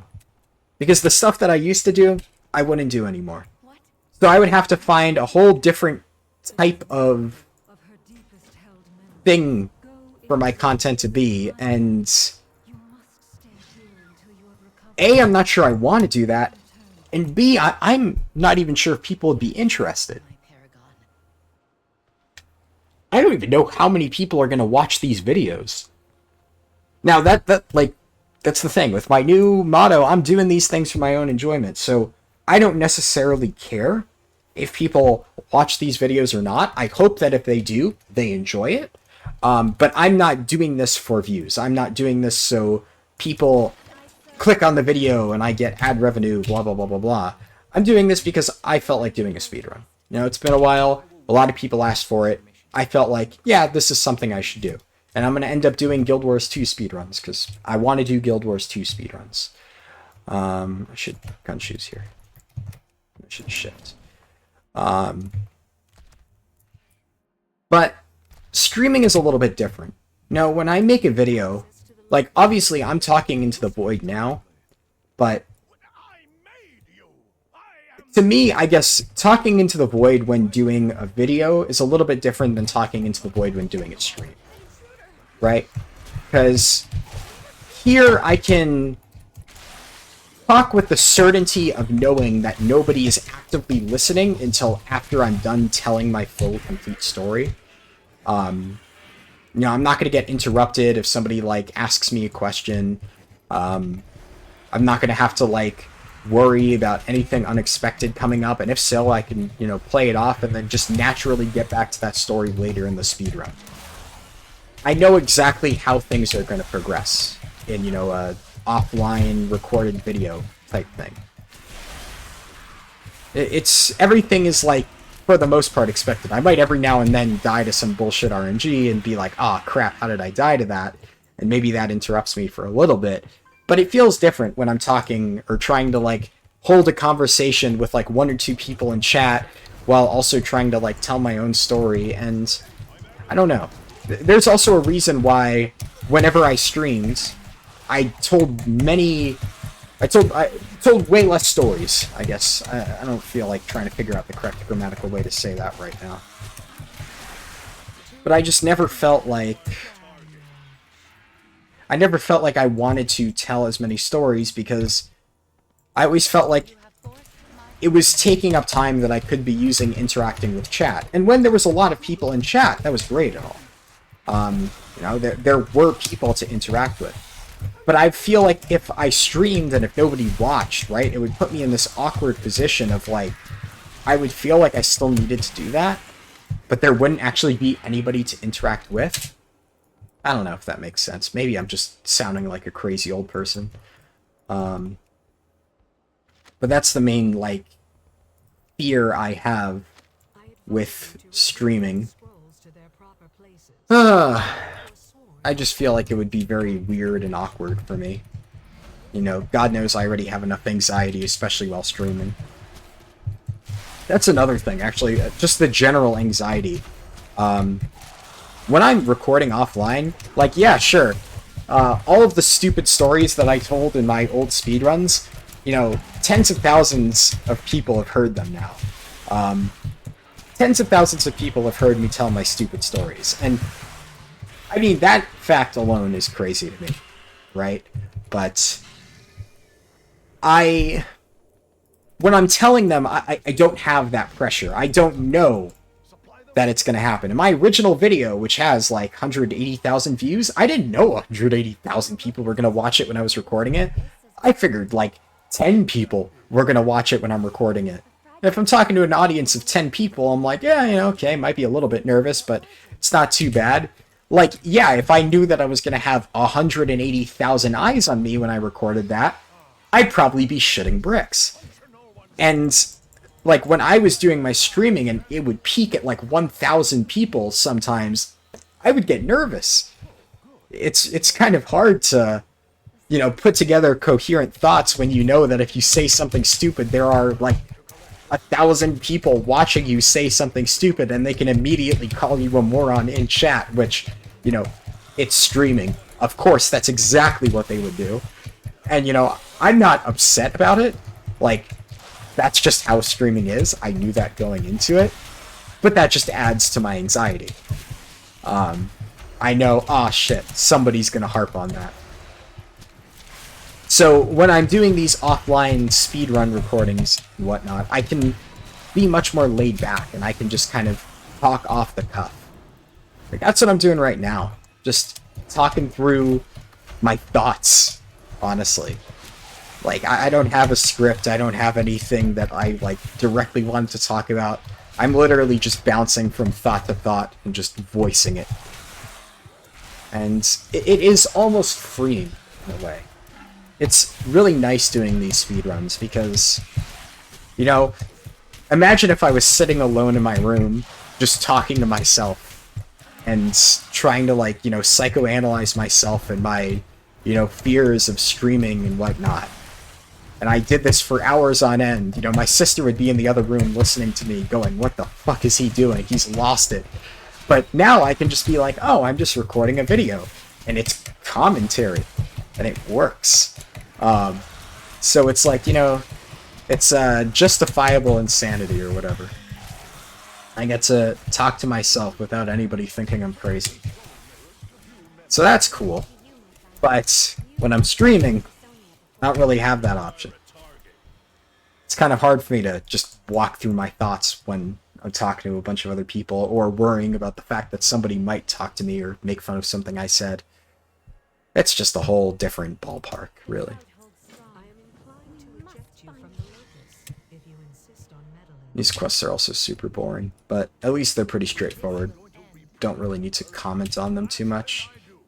Just clicking stuff and then killing stuff.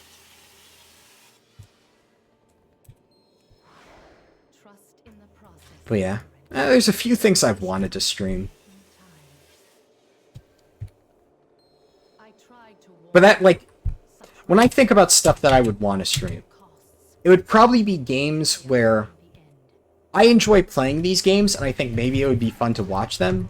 But when I think of video ideas, I think of, like, a concept, right? Like, my concept for this video was A, an Alliance speedrun, and B, a level 60 speedrun. A refined Alliance speedrun, and I know it's kind of ironic calling this refined, but it's still more refined than my other speedruns. is something that I haven't done up until this point. And a level 60 speedrun outside of my beta tests is not something I've done. I haven't done a fresh 10 to 60 speedrun ever. So to me, that's a new concept where I'm like, hey, that's something I haven't done on my channel before. That's interesting. Maybe people would like that. In fact, I know a lot of people have asked for that. And then, even though nobody in particular has asked for me to do a Guild Wars 2 speedrun, it was something that I had an idea for, and I'm like, oh, hey, that would be cool. That's something that I could see myself doing, and it would be a unique experience. And I know it's unique because I've looked on YouTube and nobody has attempted it before. At least not with any non-meme rule set, like using Tomes of Knowledge. So, I think that would be a cool, untapped, market, first off. Nobody's, tried to speedrun that before, and it's something that I think might be interesting. Maybe somebody will be like, hey, I've never played Guild Wars before, let me watch this speedrun from this guy that I know has done World of Warcraft speedruns and see what it would be like to level through it. That could be cool. So that's like a cool video concept that I have. Final Fantasy main story quest speedrun. I know a lot of these are speedruns and stuff, but they're, that's what I mean for videos. It's like a coherent idea. But, why would I make a video? Did that not work? I spoke to Mechanicals. I'm ready. There we go. Okay.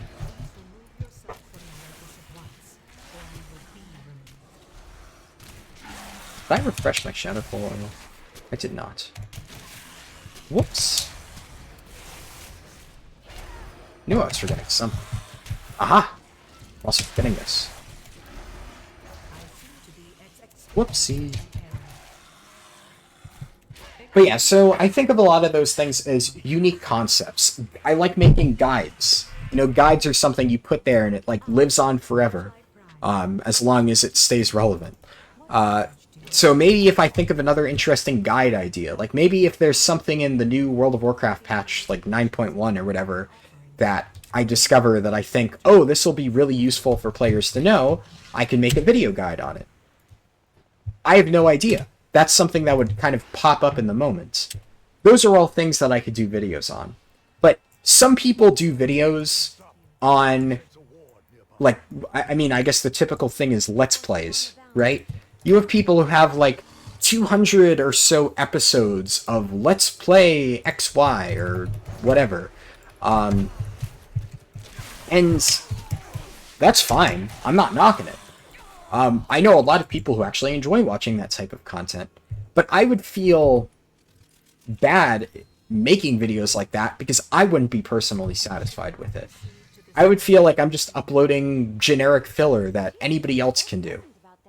Why would you want to watch me just a video of me playing through a game when you can watch anybody else play through that game?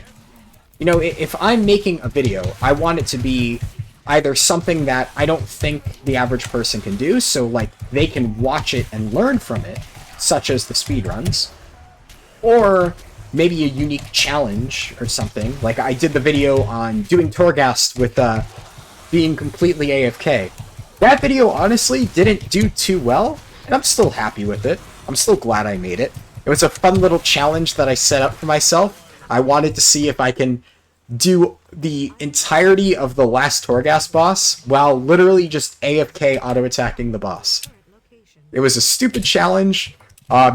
It's not something that I think anybody else would have really thought of doing, but I set it up and I executed it, and it actually kind of failed, but it failed in a funny way, so it was still something that I was happy to post in a video. That's a unique enough individual thing that I think, oh yeah, that's a good video content idea.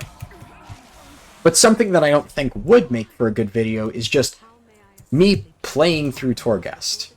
If I were to just say, oh yeah, let's do a series of Torghast. Obviously, Torghast is boring. But maybe even something else like Slay the Spire is another one where Slay the Spire is a game that I actually really enjoy. And I know a few YouTubers who just post Slay the Spire runs, even today. Game's years old. and there are people still just posting Slay the Spire runs every day. And I actually watch them sometimes. I can find it kind of interesting, but half the time when I'm watching a Slay the Spire run, I'm just pulling a needle out of a haystack. Or really, I'm pulling a piece of hay out of a haystack. They're all the same, as far as I'm concerned. Usually I'm just like, yeah, you know, I want something to fall asleep to today. I'm just going to put on a Slay the Spire run. I think that'll be cool. I like click on one of my favorite Slay the Spire YouTubers. I'm like, oh yeah, they have a video from, you know, a week ago. Or run with whatever card. I'm like, yeah, it sounds mildly interesting. Let me watch this. That kind of thing. But I'm not watching all of their videos. I look at their other videos and I'm like, like, it's a Slay the Spire run. Nothing special about it. And that's where, like, I struggle with, like, other game ideas in terms of videos and stuff. You know, I love playing Slay the Spire in my own free time, but I don't think it would be something that I'd want to make videos on. Because I would feel like it would just be unoriginal. It would just be me playing a game that anybody else can go and play on their own free time, that a million other people have played, and how would that be interesting at all? And I know that in some ways that's kind of like a bad way of looking at it. Like, actually, I've kind of mentioned this to my dad before. I've had this conversation, like this exact conversation that I'm having with myself, I've had with him. And I've kind of told him this, because he's sometimes said, well, you know, you play all these other games, why don't you make videos about them? Even before I did my World of Warcraft videos, he was always like, oh, why don't you make, like, Hearthstone videos? I played Hearthstone for a while there. And Hearthstone is kind of similar, where I loved watching people play Hearthstone. There were a lot of, you know, Hearthstone YouTubers or streamers that I would enjoy watching. But a lot of times, Hearthstone I would see as more of like a stream game that I would watch, because, yeah, I can't obviously watch through a backlog of some YouTuber I like every single one of his videos on his Hearthstone games. That would just take way too much time. Maybe if I'm bored, I'll watch something, but it would be better for me to catch that YouTuber live playing Hearthstone. I could just drop in on whatever game he's currently playing and just see the decisions he makes. And then maybe he's interacting with chat. And, like, you know, if I have a question, I'm like, oh, why did you make such and such play? Then it makes it more enjoyable to watch that type of thing in progress, because it's more laid back. It's not as much of a strict format, for lack of a better word. So, I don't know, if I did stuff like that, like if I ever played Slay the Spire on my YouTube channel, it would probably be in a stream. And it wouldn't just be Slay the Spire, it would probably be, you know, Slay the Spire, another one that I've mentioned that some people did actually kind of express interest, but I don't know how many would actually watch it, was Total War Warhammer 2. I haven't played that game in months now, just because I've been busy with so many other things, but, I mean, I still love that game. I played it for a lot of time back when I was kind of burnt out on WoW, and I definitely feel like it's something that I'll eventually go back to and play a lot. And that's something that I could definitely see myself just booting up a stream and playing for 8 hours. Also, where? Okay, he takes... yes. Right. That could be something interesting, but also at the same time, it's like, I wouldn't make a video of that. I would never make an 8-hour video of me just playing Warhammer 2 Total War, because who would watch that? I don't know if anybody would. Also, I'll explain a little trick here. So you might see I picked up my 2 wanted quests here. These are the last side quests that I'm going to do in Bastion.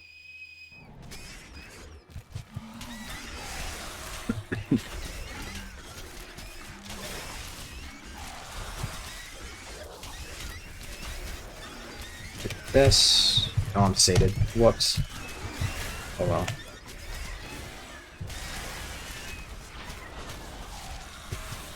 do need to focus for this. This is not the easiest.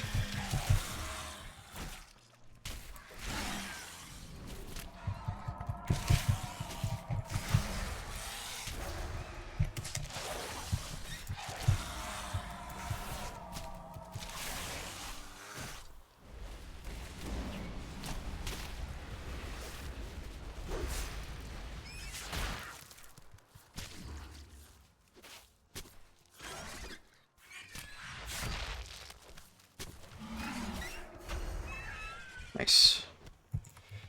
Then I abandon this quest.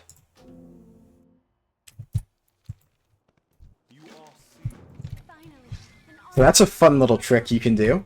When you abandon that quest, for some reason, it teleports you back to the quest giver. So I can do that, get back up to that little town, blanking on the name, and then immediately jump down here to get to this guy. It's a really, really cool shortcut. I love it.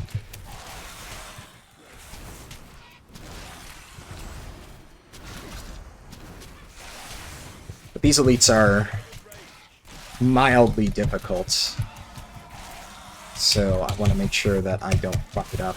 And then also, if I talk, I'm probably going to forget to hand in this quest, as I always do. So I don't want to do that.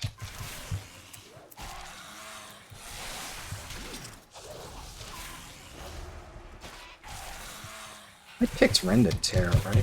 Yeah.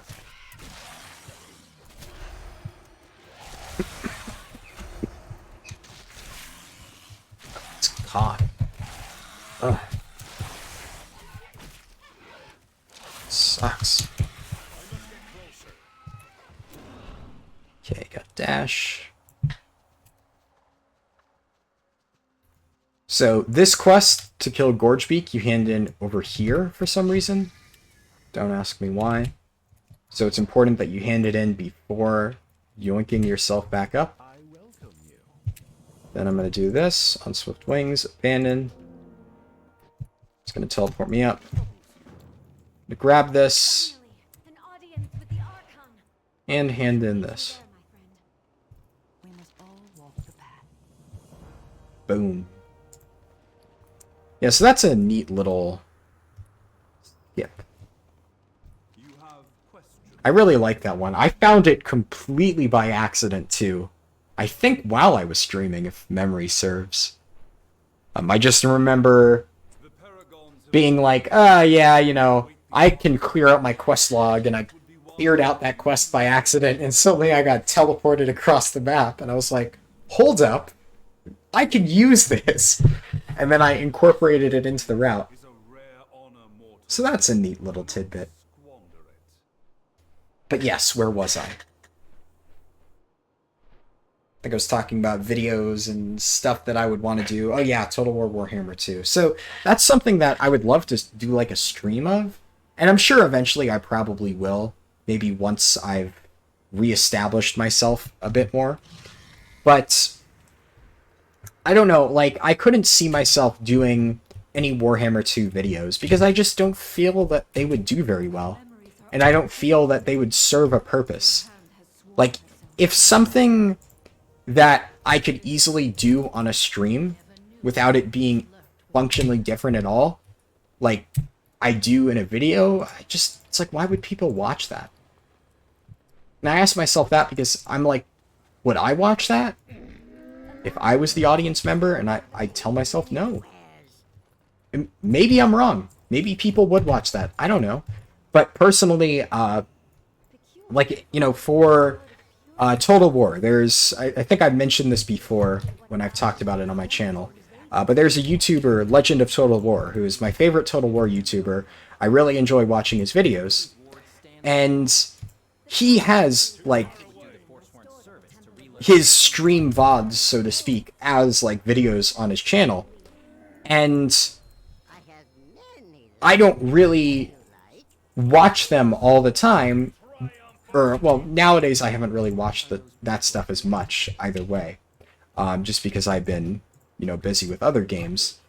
But back when I was, like, really into Total War, I wasn't watching that stuff as much because, you know, his VODs would be, like, 8 hours long. of like one part of one of his campaigns, because Total War is a very, very long game. The matches take hours at times. So it's not exactly the most easy to watch thing. That said, he would make other videos that were more condensed. So on the topic of Total War, he would do something where he would make a like top 10 best units. And that's where I think it's like, that's where like video ideas should come from. You know, he would have something where that is a guide that people can now refer to and use for however long to come, and it's still relevant. It's condensed information into 26 minutes where you don't get that by watching a stream. You know, maybe you could ask him on a stream, but I'm sure he gets tired of answering the same question over and over. Like if I was streaming and somebody asked me what my speedrun route is, because they have, a million times, I would get tired of re-explaining it. But now I can say, hey, I have a guide on my YouTube channel where I go into my exact speedrun route. Why don't you check that out? And that was a scripted thing where I carefully planned out the exact route. I carefully planned out how I was going to explain it to be really understandable. And I can explain that better in a video than I ever could in a format like this, where I'm just kind of rambling off the cuff. This is good for telling random stories, but it's not good for conveying really structured information. And even then, so I should say, like, Legend of Total War, not just lists and stuff like that. He would do special battles that people would send into him. That was probably, like, the most interesting thing to watch, where people would send him basically save files that they had royally fucked up and gotten into a position that they personally thought was unbeatable. And then he would make, like, a video of, like, 30 minutes him winning one battle that the person who sent it in thought was unbeatable.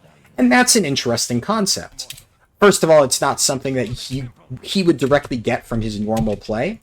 And it showcases certain strategies. Like, in order to beat those special battles, he would have to, like, you know, pull out all the stops and show off some, like, interesting, like, game, like, technology that maybe you wouldn't know about if you didn't encounter it in most, like, normal game scenarios. And he would be like, aha, you know, in this situation, I can do this to get an upper hand.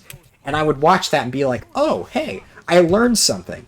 And then each one of those videos, it was like, you know, getting these little nuggets of knowledge where I'm like, I learned something new from watching that battle.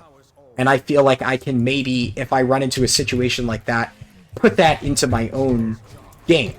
And that's also what I try to do with these speedruns. I try to, when relevant, explain this is a little shortcut that you can do.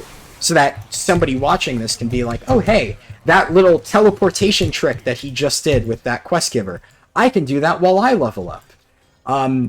Even though this is obviously like 5 hours or however long, the leveling process is very linear. It's structured. And by giving little ways to speed up that structured process, I'd like to think that I'm helping people save time. That's the entire idea with like the guide and whatnot.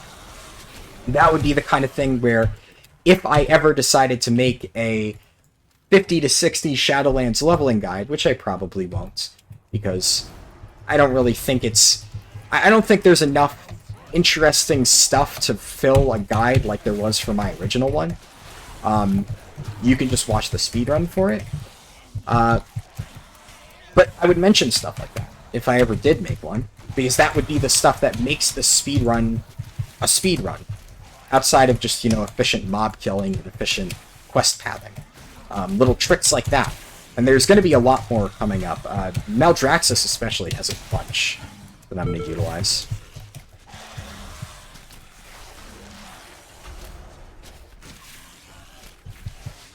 But I feel like that's what really makes stuff like this interesting. That's why I want to make this video.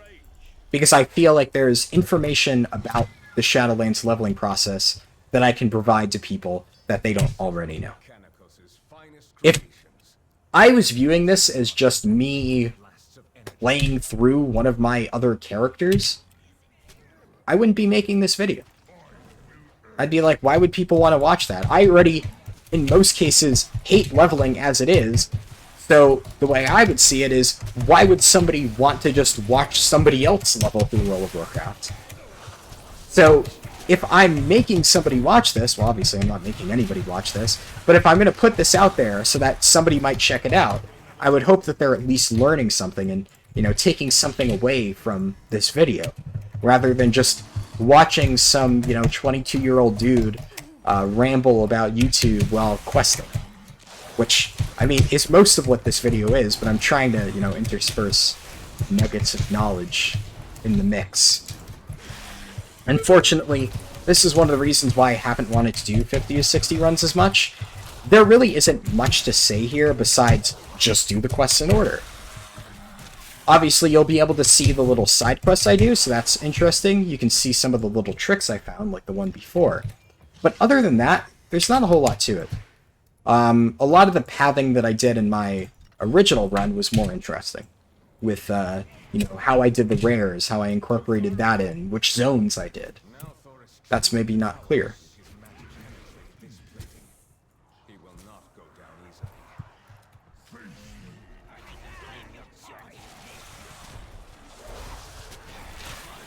Maybe if I'm friendly, that guy won't try to kill me. Can only hope. I could probably kick his ass, but I don't want to have to try and figure that out. Crap, I'm out of mobs. Try to grab some up here.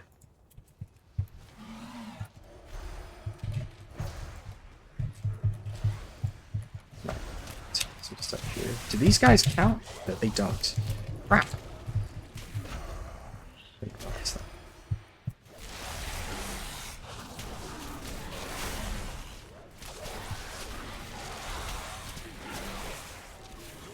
There we go.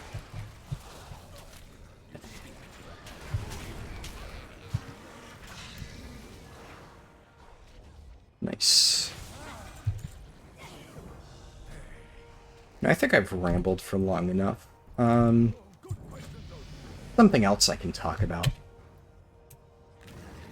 That isn't just my thoughts on YouTube and World of Warcraft and blah blah blah blah blah.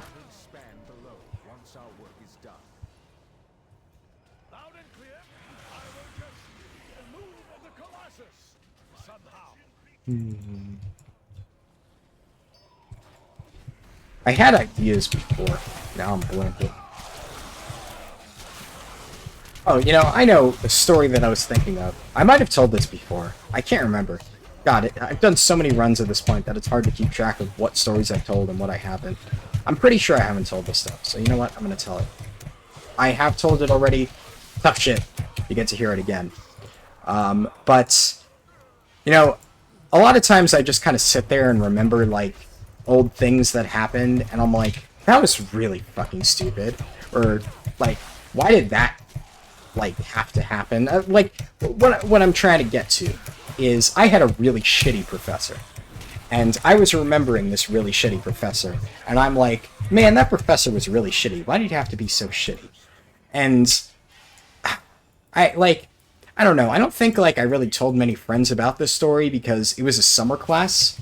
So it was actually, like, an online class, like, in the summer, like, way back when. Years and years ago. And I just kind of, like, after the whole thing, I was just kind of like, whatever, because it was like an elective, and I got my credit. I was just kind of over it. But this fucking guy, it was a psych 101, or no, not psych, philosophy 101. Philosophy, right. I always get the two confused when I'm thinking of it, like psychology and philosophy. Philosophy 101. So literally the lowest possible philosophy class you could take. And it was literally just because my college had some mandatory, like, elective thingy where I needed to take a certain class in, like, a genre. I forget exactly how it worked. All I know is Philosophy 101 fulfilled that, and I was like, yeah, sure, this seems better than, like, whatever the alternatives were. So I took Philosophy 101. And I kind of figured, maybe not that this class would be easy, per se, but that this class wouldn't be something that required me to really, like, study and remember things. I can more read and understand. Because I'm really good at remembering things when I understand it and, like, truly process it. You know, like, I'm basically an encyclopedia of World of Warcraft information because that stuff gets in there and it sticks in my brain because I'm, you know, actively playing the game and using this knowledge. But, like, half of the shit that I learned about math and science and whatnot, I forget. I memorize it for tests, and then I forget it. But philosophy, a lot of times, I find interesting. So, if I can read about it and, like, you know, read a paper and then understand it, I can be like, hey, you know, it makes sense. And then I'm able to write a paper that has, like, you know, a decent opinion on it. But even then, remember, 101, Intro to Psychology. Or philosophy. God damn it. I don't know why I keep mixing them up. So, this professor, like I said, online class, we didn't meet in person, and this was before the advent of using Zoom. Nowadays, obviously, everybody's tech savvy and whatnot, but, you know, you have all those, like, you know, old fart professors who are just like, oh, technology's gonna kill me in my sleep, and they don't want to, you know, use Zoom, so they stick to their email, and that's all they use. So, he basically sent out every single class message through email. We had no official classes, but he would give us out, like, assignments at a regular date. And it would be like, oh, you read these papers and then write a response according to this rubric. And the first one, I'm sure anybody who's taken philosophy and, like, ethics stuff probably knows what the very beginning problem that we learned was. It was the trolley problem. The classic good old trolley problem. And I love the idea of the trolley problem. Like, if you've ever seen The Good Place, which is a phenomenal show, they actually did, like, a little episode which kind of riffed on the trolley problem. But I thought the way they, you know, talked about it was really interesting. And the entire idea of it, as a result, even before I watched The Good Place, I always really found interesting. It's always something that I thought was a really interesting moral question. And maybe if you don't know what the trolley problem is, the trolley problem is there's a trolley that's, like, gone loose from its controls and it's running down a track. And you can opt to change the track that the trolley is going on. And on its current direction, the trolley's going to hit 5 people. And you can assume that it's going to kill them. The idea is you can't warn people. So, for whatever reason, you know, maybe they all have AirPods in and they can't hear you. So you have to just assume that, yeah, they're all just standing on the track listening to their AirPods and they're going to get hit by the runaway trolley.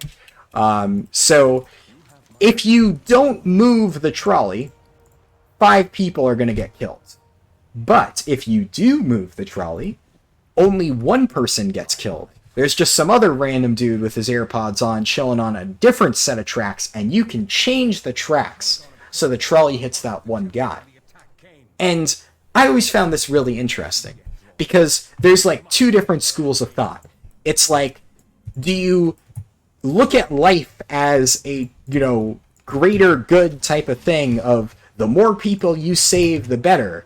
Like, oh, if I manage to save 5 people instead of just 1, then I'm doing more overall good for society.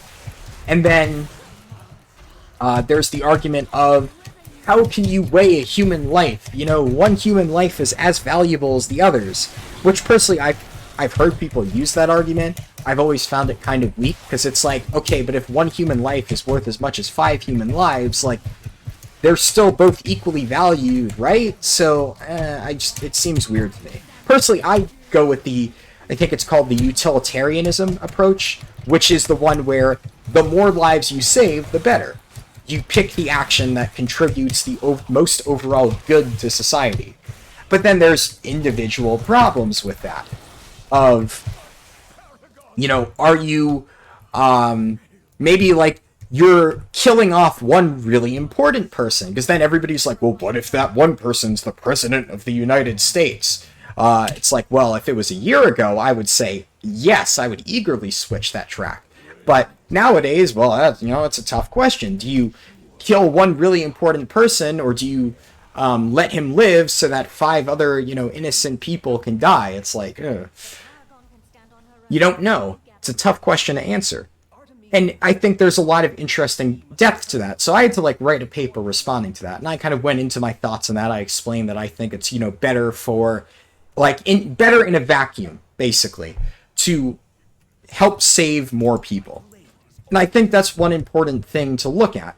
A lot of times, something that's better in theory might not be what's better in actuality. So, in theory, it might be better to let the trolley hit the one person instead of the 5. Like, if you were given the option of, do you want to kill one person or 5, you would obviously say 1, which is why the trolley problem is phrased as it is. You have to actively take an action to let one person die to avoid having 5 people die out of your control. So it's an interesting phrasing in that regard. But I think one of the problems with the trolley problem is because it tries to divorce itself from reality in that regard. A lot of times you kind of forget that, your actions could have real life consequences in many cases. So if I were to go out of my way to pull that trolley lever, I may get in trouble because, as an innocent bystander, it may suck to watch 5 people die. I would be like, oh my god, that's horrifying. But as an innocent bystander, I am not held responsible for those 5 people dying at all. I'm just sitting there watching it happen. But if I go over there and I, pull the lever and make that trolley move, and that trolley hits somebody, I am now indirectly responsible for that one guy dying. You could try to argue in a court of law, but Your Honor, it was going to kill 5 people anyway. But at the end of the day, you took an action that ended in somebody dying, whereas before you would have been completely divorced from the situation. You wouldn't have been responsible for those 5 deaths. And you can't necessarily prove in an actual setting that 5 people would have died. Like, maybe you go to a court of law and then you're like, 5 people would have died. And then you're like, what do you mean? The tracks were empty the whole time. You killed poor old man Jenkins because you swapped it. It would have been perfectly fine. And you're like, oh, fuck. Maybe I was hallucinating. And, taking action in those scenarios just ultimately puts you in a position where you can suffer consequences, whereas if you did nothing, there's a chance that 5 people died, but either way, you don't personally suffer any consequences from it.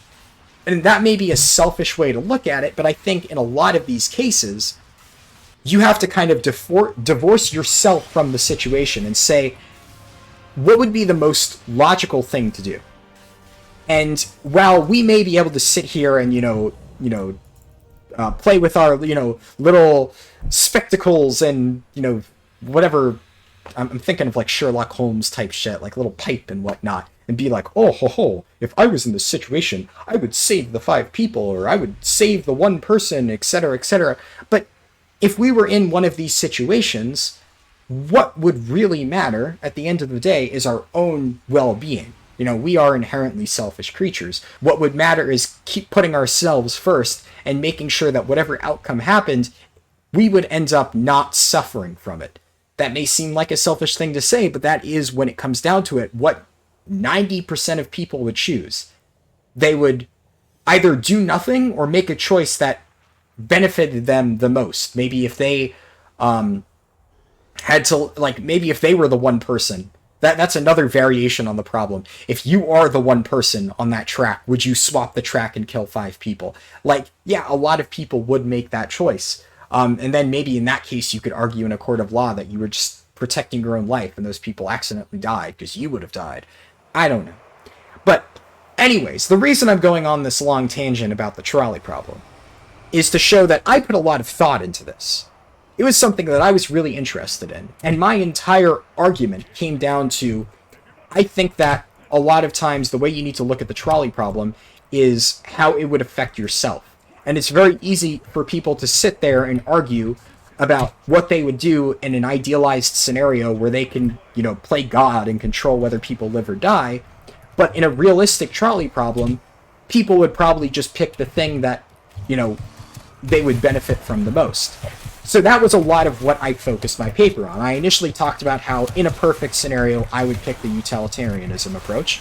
And then I'm like, okay, in realistic scenarios, you could get in trouble in a court of law by killing that one person. So maybe it would be better to let the 5 die so that you're not held accountable for anything. And honestly, I personally still think that's a good point. You know, I just spent a while arguing it. I think that is a solid argument to make. And I even made a counter argument of like, you know, maybe there's like a variation of the problem also where you work in a mine and it's a minecart and you are the minecart operator. This is your job. So then you could make the argument, if you ended up killing the one person, that you were just doing your job and you didn't know that by swapping the minecart it would lead to somebody's death. You were just trying to prevent an accident by doing your assigned job. So pulling that lever was well within your line of work. If anything, in that case, the company would be held accountable, and you would kind of not be responsible for the loss of that one life. You would have just done what you thought was correct, and you would face no legal repercussions for it. So I said, in that case, maybe it could be argued that you should pull the lever. But who's to say, really?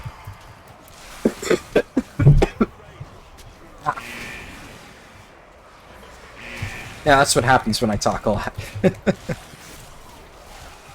But the reason I'm going into all this detail on my thoughts on the trolley problem, it's because I got a C on this paper.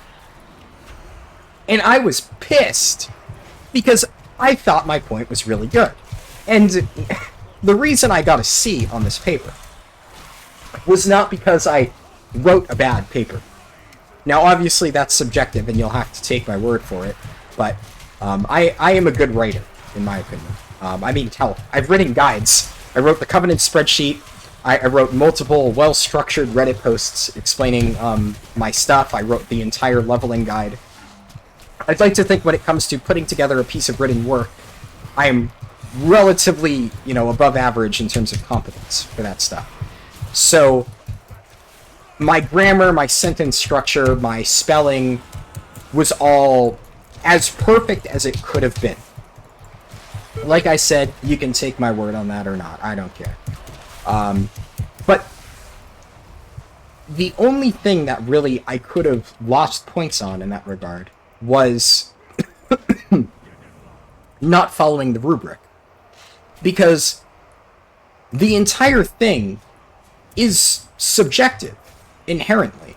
I mean, your opinion is subjective. All you were supposed to do is write about your opinion on the trolley problem. You had to, obviously it was like you had to refer to the, writing that he made us read or whatever, which I did. I put my sources in there and my little quotes. As per so-and-so, on page 3, blah, blah, blah, blah, blah. Typical college bullshit. So I did all that. But then it was really just me explaining my take on the trolley problem, where I stood. Would I kill the one person? Would I kill the 5? And then why? So I said I would kill the 1, and then I went on to explain that I think, while it's easy for me to say that in a vacuum, I don't think it's super easy to say that in practice. I thought I was, elaborating with extra detail. But it almost seemed like my professor was saying he would have rather I just said, oh yeah, I would kill the 1, and then not really elaborated at all past, because I think it's the right thing to do. Because he said, he put a single comment on my paper, which was, the law has nothing to do with ethics, and then wrote, C, try again. And I just remember looking at this thing going, what the fuck? The law has nothing to do with ethics, and his argument, which he then later explained, was that the law isn't necessarily ethical. So I'm supposed to be analyzing what is ethically correct and what is the correct ethical response to the question. And because a lot of laws don't necessarily reflect what's ethically the most correct thing to do, he didn't like that I used the legal ramifications of pulling the lever as part of my reasoning for why I would kill the one person. And he said he thought that represented an inherent misunderstanding of the trolley problem, and that because of that, and just because of that, he gave my paper a C. And, I mean, regardless on whether or not something that minor deserves 3 letter grades lower, aside, because I thought my paper was like an A.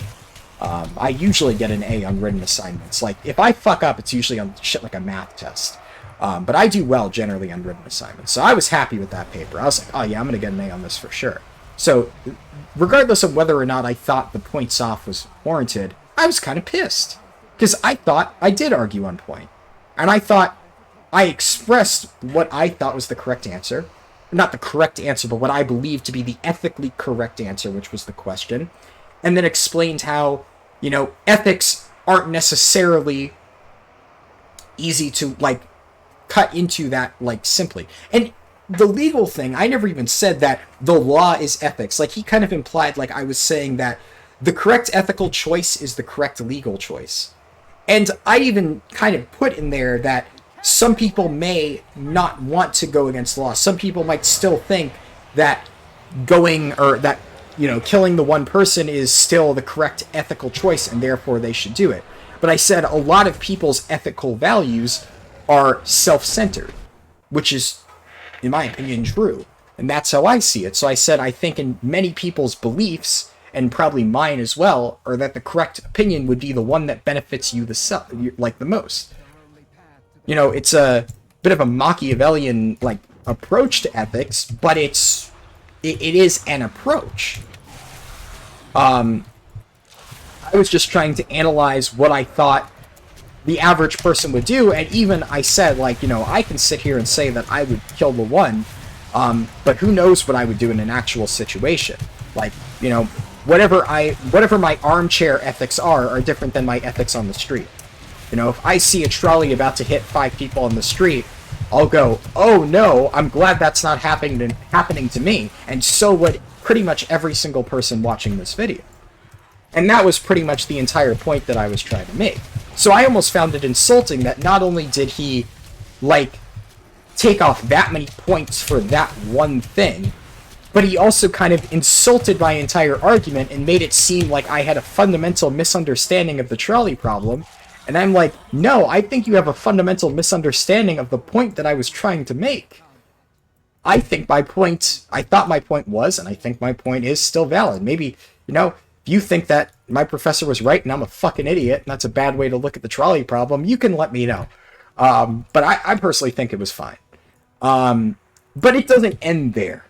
There's a reason I really dislike this professor. So I already had a bad taste in my mouth. But whatever. I stopped trying to be fancy and give, like, extended opinions on it. I just stuck to the exact rubric as he wanted. But then, on the next 3 papers, which made up the entirety of the grade, he gave me, I should say, first of all, the way that he did it is the trolley problem paper was due early on in the class, and the other 3 papers were just due by the end of class. So what I did is it was also kind of weird the way he structured the class, where every single week he would give out the readings for a different one of the papers. And the paper topics could be on anything up until the final unit. So it was like, it's kind of hard for me to even explain it. The way this class worked was just bad.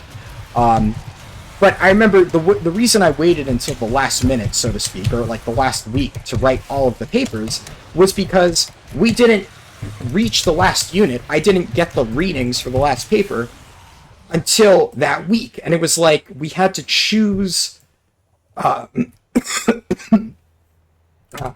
we had to choose 3 out of, like, the 8 units or whatever to write papers on. So whichever 3 we found the most interesting, those are the ones that we wrote papers on. So the way I was looking at it is I'm like, well, I might find this unit mildly interesting, but maybe the next week he gives us a reading that I'm like, I really engage with. And I'm like, oh, wow, I can really write something interesting about this. So from my point of view, I'm like, okay, I'm going to keep reading it, and each time I see a topic that I think is interesting, I'll think about how I'm going to potentially write this paper. But maybe we get to the last week, and the absolute last topic, I'm like, oh yeah, I'm definitely going to write one of the 3 papers on this. So TLDR, as a result, I ended up waiting until the last week to write all 3 papers, which didn't take me all too long. I'm a very fast writer. And then I got all 3 of them submitted a few days before the end of the class, which was the deadline.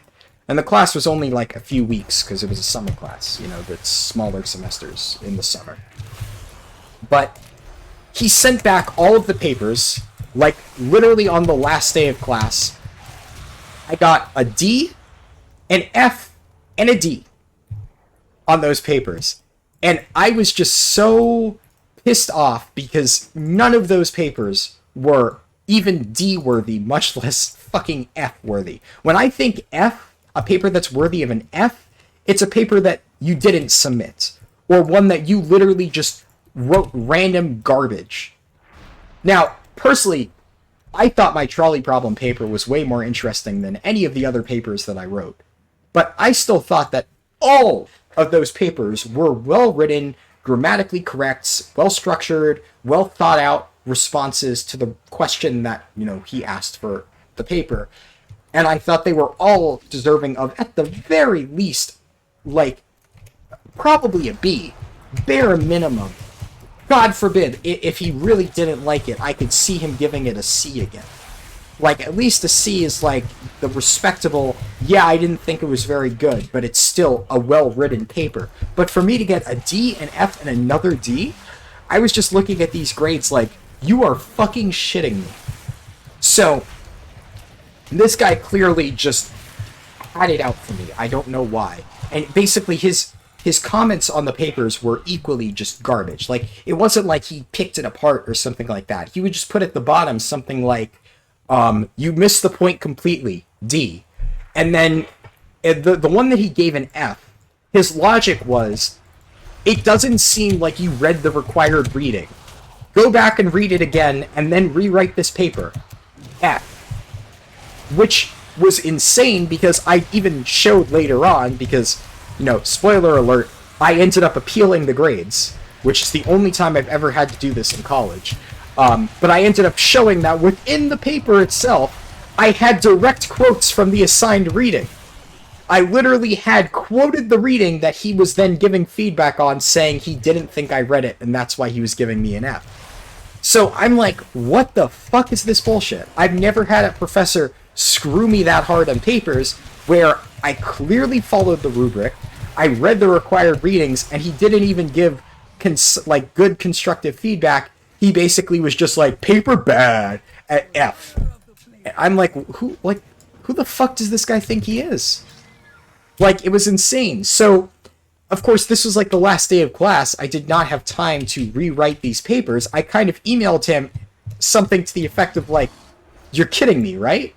This is not a D, an F, and a D. There's no way that you're actually giving me these grades for perfectly good papers. You cannot seriously convince me that what I wrote here was a D, an F, and a D.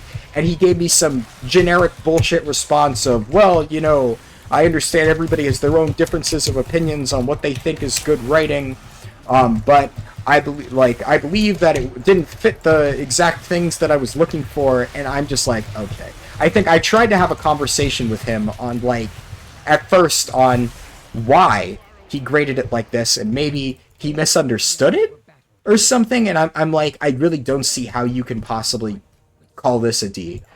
And when it was clear that he was just being difficult for the sake of being difficult, I said, okay. I was like, I'm just going to let you know that I don't think I deserve these grades. I've never done this before, but I'm going to go send a message to the school review board and have them check this grade, because I think this is bullshit. Now, unfortunately, the way it works is, fuck if I know why they do it like this, but I kind of figured there would be some sort of anonymous review board. Apparently, the way that it works is each department handles its own grade reviews independently. So, basically, my papers got re-reviewed by professors that work alongside this dude, probably his best buddies, probably the people who he sees in the hallway while getting coffee. They're the ones who had to review the papers of a student who was telling him that he wasn't doing his job properly. So, as you might imagine, they're not really going to rip into their colleague, because from the get-go, this was not this was not a fair and unbiased review.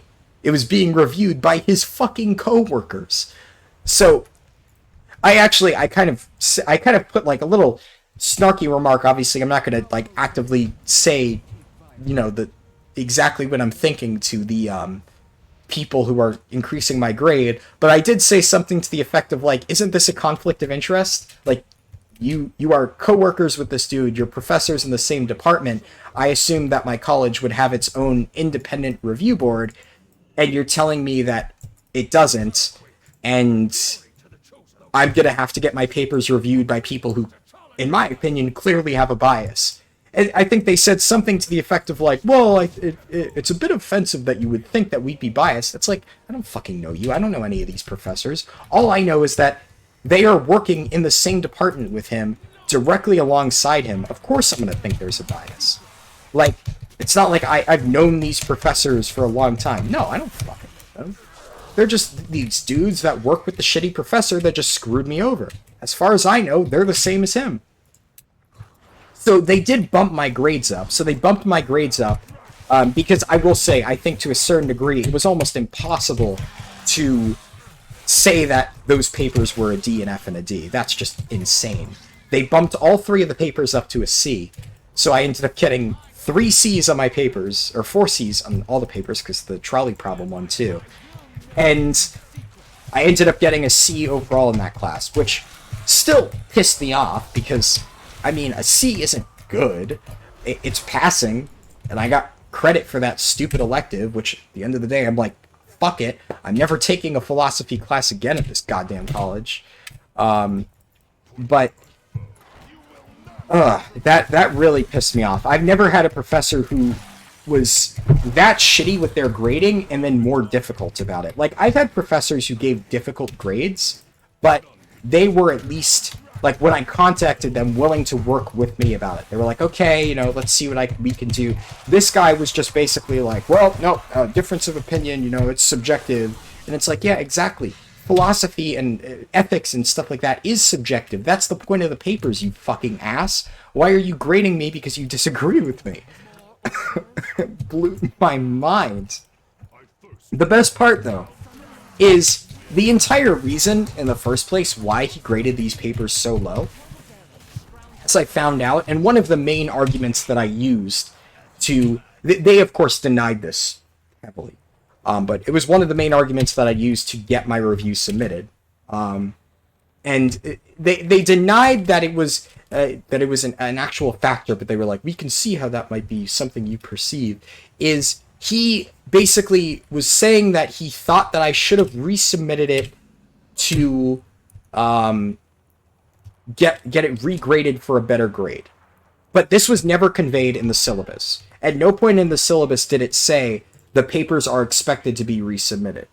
But when you give somebody an F on what really is a perfectly written paper, or even not a perfectly written paper, a decent paper, there's almost no way that you can argue that you didn't expect them to resubmit it as part of the grading process.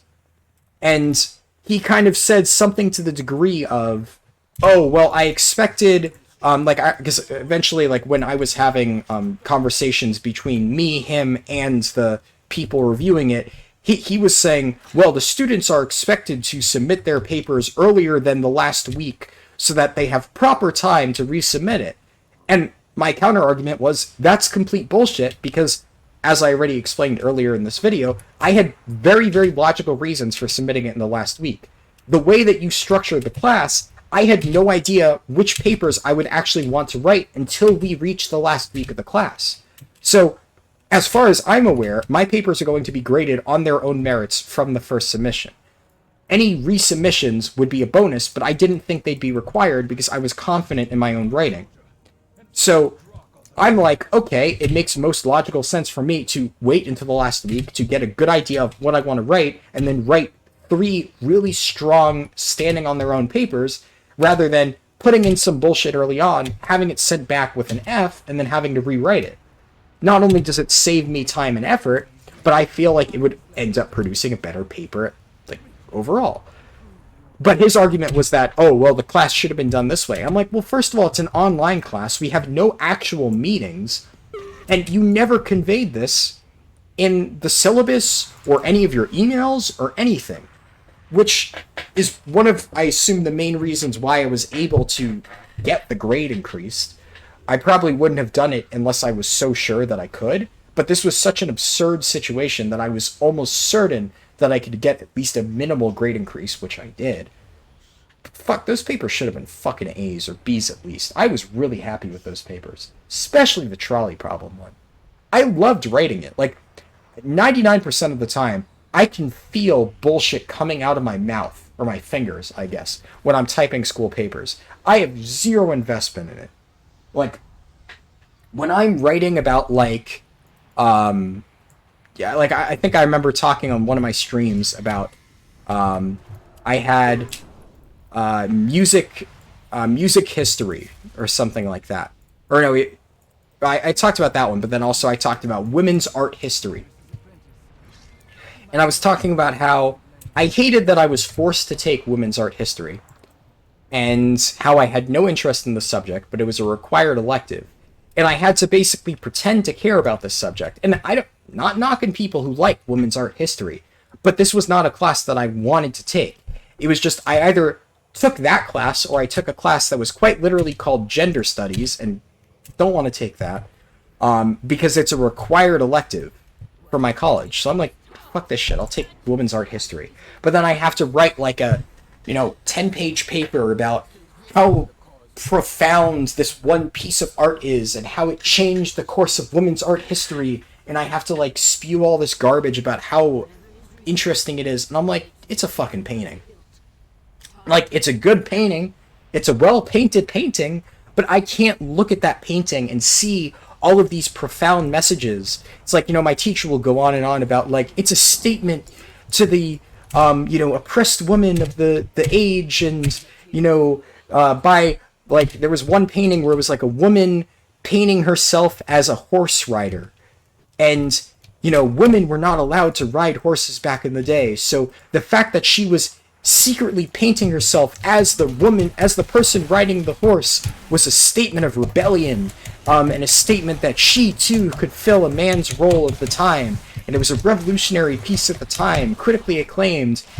And, like, I mean, I guess if I look it up and see what other people are telling me about this painting, I'm like, okay, I guess people felt really empowered by the fact that this woman was riding a horse. Like, I don't get that impression at all. I look at the painting, I'm like, it's a well-painted painting.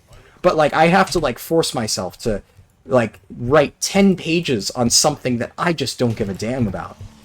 And that's always frustrating. But and those papers, yeah, I mean, in terms of writing, I actually did really well in that paper, actually. I'm talking about how bullshit I thought that paper was. I got, like, I think I got a B on that paper.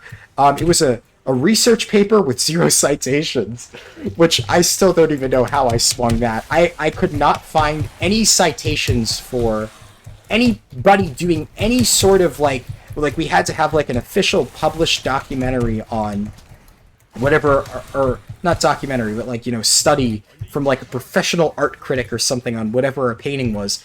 And, like, I'm gonna be honest, nobody fucking reviews, like, this type of art that, like, she wanted us to do. It was like, unless you picked, like, one of these specific pieces that somebody had written about, you were shit out of luck, because nobody's talking about it. There's no professional art critic of this one specific painting. So I just wrote about, like, this painting and the impact it's had and what it means and what it signifies, etc. I had 0 sources on a research paper, and I still got a B. I don't know how I did that. I remember I told my cousin that I managed to get a B on a research paper with 0 citations, and he, like, lost his fucking mind. Like, he couldn't understand. I still didn't understand. I was gonna be happy if I got a C on that one. I was definitely just, you know, not even trying at that point. I'm just like, you know, whatever, I'll take what I can get, and somehow I got a B. I'd like to think the paper was well written in terms of its actual writing and stuff. I'd like to think I did that well. Maybe that carried it. I don't know. But it definitely wasn't the quality of my insight, because I had fucking none. Nothing original, at the very least.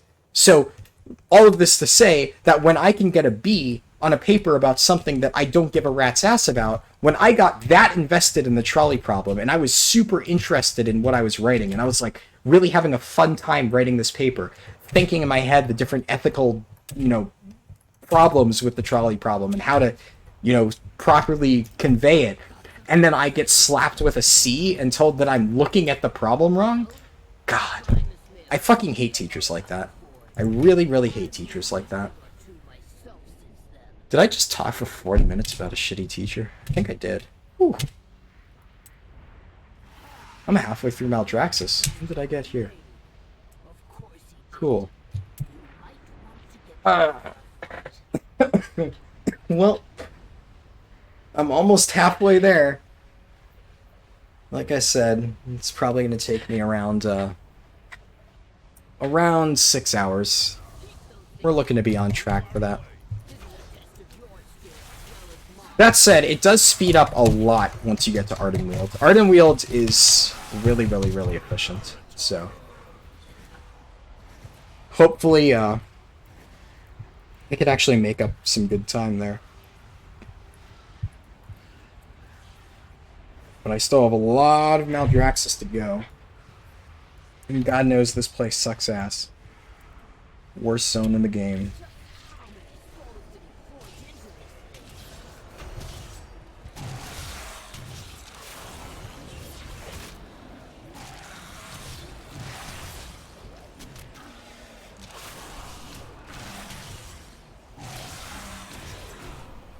Talk about. I should start giving myself like some sort of script so that I can like not have to sit here and fill time by saying I need a topic, I need a topic. It was easier when I was doing the runs early on, and I'm like, oh yeah, you know, I have a bunch of good stories that I've been telling friends for ages. But I've told all those stories now. I've told everything that's happened. Now I just have... Well, I just have, like, whatever else I can scrape off the bottom. I guess, you know, one minor thing. So I kind of mentioned, I mentioned in my last video, specifically regarding Guild Wars 2, that I hadn't tried PvP yet. So I mentioned that a lot of people had said it was really good, and that I hadn't given it a shot, but I heard good things about it. And I finally did try PvP, and I've tried it about enough at this point that I think I can form a tentative opinion on it. Probably not like one that's, you know, super final or anything like that. I'm sure there's like a lot that I haven't really experienced. But enough to say I have a general feel for what it's like. And first, I can definitely say it is a lot like Cyrodiil in Elder Scrolls Online, so if you've ever played Elder Scrolls Online and you remember Cyrodiil, personally I thought that was really good. So if that was something you liked, then Guild Wars 2 PvP is right up your alley.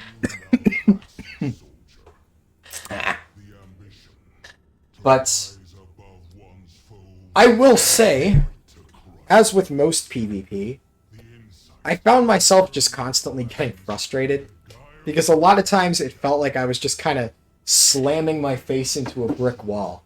You know, in concept, it's one of those things where it sounds really fun in theory.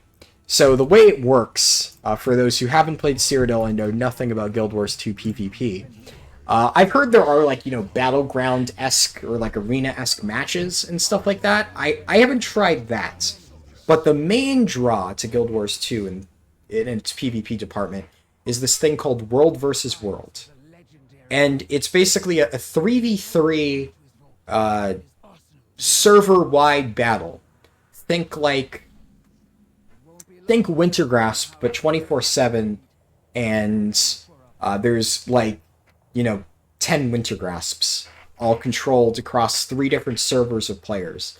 And the idea is you have like all of these different little zones that you can capture. You can capture forts, you can capture like a little camp or tower or something like that. And you get all of these different things, and then they contribute like resources, and then you try to just capture the map and kill other players. And let's say, you know, the enemy holds a fort that you want, then you can construct siege weapons. So, like, a siege that I did, I'll walk through how it goes. It's like, the enemy controls this one big castle in a cave. So, a bunch of people... Oh, wait, I need to pick up this quest. Ah! Almost forgot. No! Hope that guy doesn't kill me. Alright, but yeah, so, like, we go to this cave, and there's, like, a bunch of walls, you know, protecting the keep. And we find, like, one little corner of the wall that doesn't have a lot of guards on it, so that it doesn't, like, alert the enemy team. And a bunch of people set up, like, you know, little scaffolding things to construct a catapult. And then everybody uses their, like, supply resources to build this catapult. You just, like, hammer away at it, and it's constructed. And then the catapult functions, you know, exactly how you would expect. You can, like, wind it up to make the shot go farther and be slightly stronger. But really, it's, like, point-blank range at that point. So you're just basically slamming stones into this wall. And you do this for, like, a minute or two, and then the wall shatters. You go inside, and then you have to, like, fight your way through some guards, and then there's a second wall. So then they set up scaffolds for another catapult. And then everybody started building that. We had, like, 3 catapults firing at the inner wall. And it was, like, around this point, when I was capturing this fort with, like, a group of people, that somebody said, hey, the entire faction who controls the fort that you're currently attacking was just attacking this one tower, and the moment you breached their wall, they all immediately took off. I think they know you're there. So suddenly we're in this position where we're smashing on the inner gate wall, or the inner keep wall, and we're aware that there's a gigantic raid group of people coming to fuck us up. But because the castle was under attack, the like teleportation point was unavailable for them, so they had to manually run across the map if they wanted to get to us in time. So now we're on a clock. We have to breach this inner wall and kill the keep commander to take control of it before the enemy can get inside. And we managed to do that. We ran up a set of stairs, we went and killed the keep commander, and we took the keep just as they started to enter through the, like, outer walls. And then they were stuck, and we managed to, like, rush out and finish off some of the stragglers who got stuck in the keep. So that was pretty cool. I enjoyed doing that. Here's the thing. God damn it. My stupid brambles keep putting me in combat. Oh, I can't... Shapeshifted? What? Alright. Yeah, so, in theory, it's great. And in those 1 or 2 cases where that happens and, you know, you're attacking a fort, it's all well and good. But in all of the other cases when I was doing PvP in this thing, it was just a fucking shit show. Like, we would go over there and we'd try to capture an objective, and it's going well, and then out of nowhere, 40 people show up and just absolutely steamroll our entire, like, you know, 20-man raid group, and everybody dies without really being able to put up a fight at all. It's kind of the same issue I have with large-scale PvP in WoW, where, obviously, I am not experienced at Guild Wars 2 PvP whatsoever, but at the same time, I'd like to think that I was doing things properly. There were a few times where I got caught off from the main team and I managed to 1v1 some person. I'm like, oh, hey, you know, I did a thing. I felt pretty good about that. Because, like, I may be new, but I feel like I have a general understanding on how my class plays and how to efficiently use my abilities. So, you know, I feel like I'm doing my job properly. I also even picked up some utility skills. Like, instead of picking that 1 extra damage ability that, you know, is kind of min-maxy, I took an AoE spell reflect ability. so I could like drop that on my raid group when I'm running around, and it'll block shots and whatnot. And I was like, I'm helping. But then, even though I feel like I'm doing the correct thing, when a raid group of 60 people just kind of fuck me in the ass out of nowhere and there's nothing I can do about it, I'm like, okay, that was fun. Like, I don't know if there was something I could have done there. Probably not. But it just kind of felt bad. And I don't know. I also feel like there's another thing that I've kind of disliked about PvP in Guild Wars 2, which I would imagine would be a bit more interesting in the like little battleground / arena mode thing, because that's like 5v5, I believe. So it's more there's more like influence that one person can have. So maybe I would like that. I would have to try that and see. But in Guild Wars 2, there's an interesting mechanic that I haven't really seen in another MMO, where when you die, or really, when your health hits 0, you don't die, per se. You get downed. It's kind of like, whatchamacallit, like a Battle Royale, almost. Like, in Fortnite or something. I hate that I'm using Fortnite as a comparison, but it's the only thing that I can really think of. But a game like that where your health hits 0 and then you get like knocked to the ground and you're like kind of struggling. I think like Apex Legends had that too. It's been a while since I played those games. But generally, I think most people know what I'm talking about when I say like you get downed and then you're like kind of crawling around on the ground and stuff.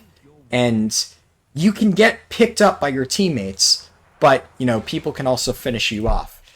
And in theory, I think that's kind of cool. I think it's a bit of an interesting idea to give you a second chance. And I really like how it works in open world content and in like, whatchamacallit?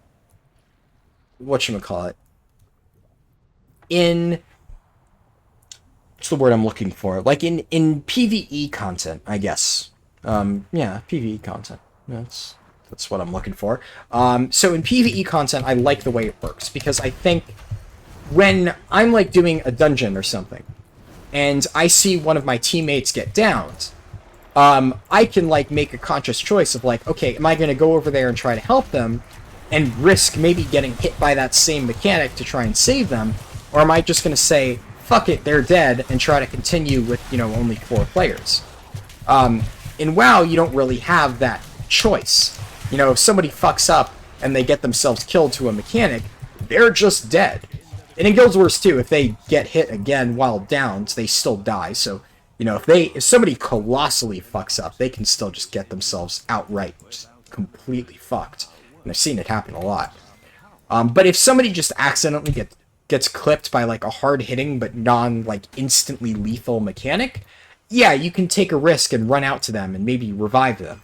You have to stop DPSing for a bit to like get down and help them up, but it adds like an interesting dynamic to like running PvE content. And also, the interesting thing that I find in terms of solo play is you can get yourself up while you're downed if you land a killing blow.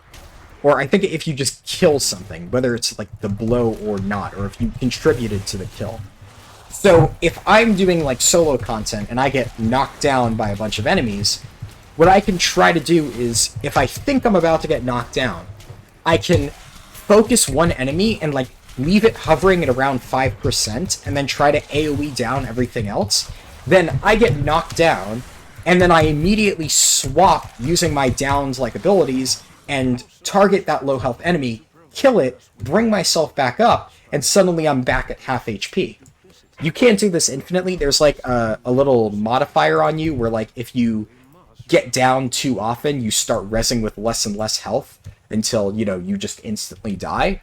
But I think you need to do that like 3 times, which I've only rarely had happen. Usually you only go down once or you just die.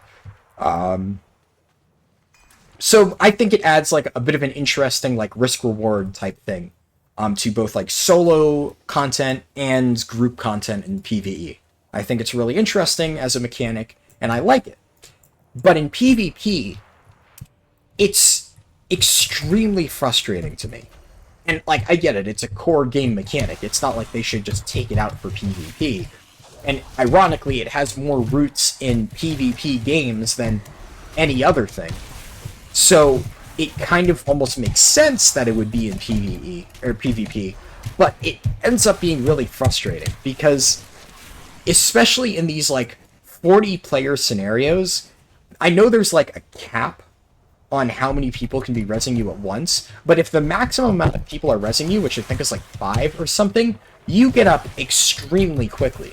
So I've had instances where somebody does something really stupid, and like I have an ability on my Mesmer where I can like do a knockback on people. I like shoot an AoE wave out that knocks people back. So a lot of times if I'm doing PvP stuff and somebody overextends, I can roll past them and knock them back into our team. And a lot of times, like, if I did that in WoW, that would be like, oh, really good. Like, that person's fucked. And that would be really nice. But in Guild Wars 2, I get that, like, person picked off from the enemy team, they get immediately bursted down, and they go into a down state. But one of the other things is a lot of the down abilities for certain classes seem really good in terms of keeping them alive for extended periods of time, just by pressing one button. Like, it'll give them evasion, or they'll, like, go invisible and be untargetable. Which, sometimes it, like, teleports them and makes them untargetable. So they can teleport themselves towards their team, and then their team is like a 40-man Zerg, and, like, 10 people from their team just kind of push out a little bit, tap that person for, like, 2 seconds. No matter how much damage we're pumping into them in their down state, it can't out-heal the massive amounts of health they're getting pumped into them by these other players. Just by those players hitting one button, which is F. You press one button to revive somebody. So that ends up making it feel really frustrating, because there's been many times where I've gone in that moment of, yes, I made a really good play, I got this person caught out, and I put them in a position where they should have been killed. And then it almost feels like that kill has been stolen from me when they just get back to their team and they get immediately pulled back up to max HP. And like I said, I can understand how in maybe a smaller PvP environment, like in the 5v5 mode, I haven't played it, so I can't say for sure how it would feel. But I would imagine that in there, it would probably be a bit more interesting, because, first of all, if you were to have all 4 people on your team going over to res somebody, you'd be doing no damage or no healing to the rest of your team, and people could take advantage of that. Maybe if you try to go for a res, they can exploit it and like try to gank you, or I don't know. I'm just thinking about it like in theory, like if it were in WoW terms, like yeah, if you kind of overextended to go save your teammate, you might end up just getting both of you killed. So that could be something interesting. But when you have these 40v40 scenarios, if 5 people are rezzing this one guy, and 35 other people or so are sitting there spamming gigantic AoE circles for like 2 miles around, there's no real challenge, I suppose. Wait, what was I?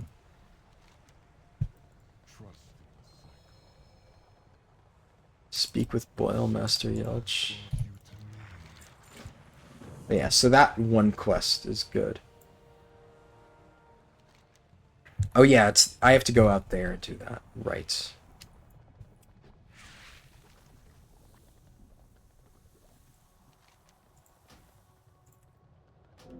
In this quest I abandoned.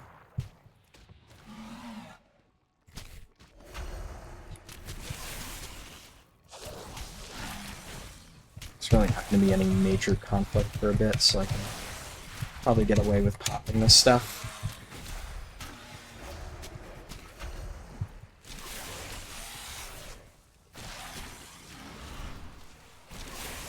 But yeah, so it feels kind of cheap when you can just have somebody be 100% completely protected. They're in no danger at all, and neither are the people resurrecting them. And they just get to waltz in and fully heal their teammate. And, like, obviously one person isn't really going to matter at the end of the day. It's a 40-man Zerg raid. But, you know, when I'm doing that, I feel the pride out of getting that one kill. I'm like, ah, yeah, I at least killed that one dude.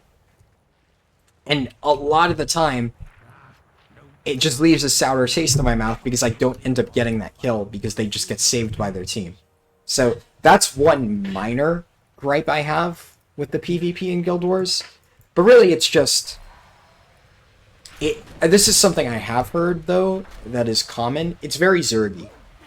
It is very much just gigantic raids of players smashing into each other and just murdering each other. It's just kind of a shit show. So, cool in concept, but when the entire thing is just that... Oh, I got new gloves, too.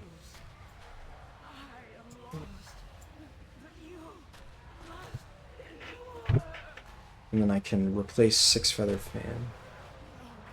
As much as I love Six Feather Fan, it's just not holding its weight.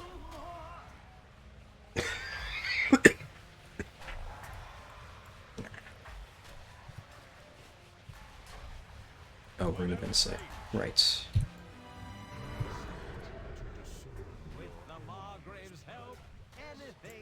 Oh yeah, but I got Vial of Caustic Liquid. This is already better. I'm not gonna destroy Six Feather Fan. I couldn't. Six Feather Fan, like the other one on that other character, it's gonna sit in my bank till the end of days. I love that trinket. Even if it hasn't been doing super great lately, that trinket is my baby.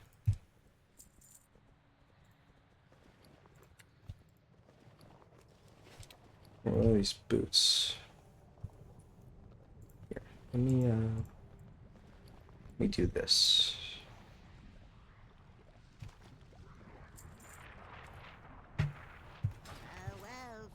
There we go.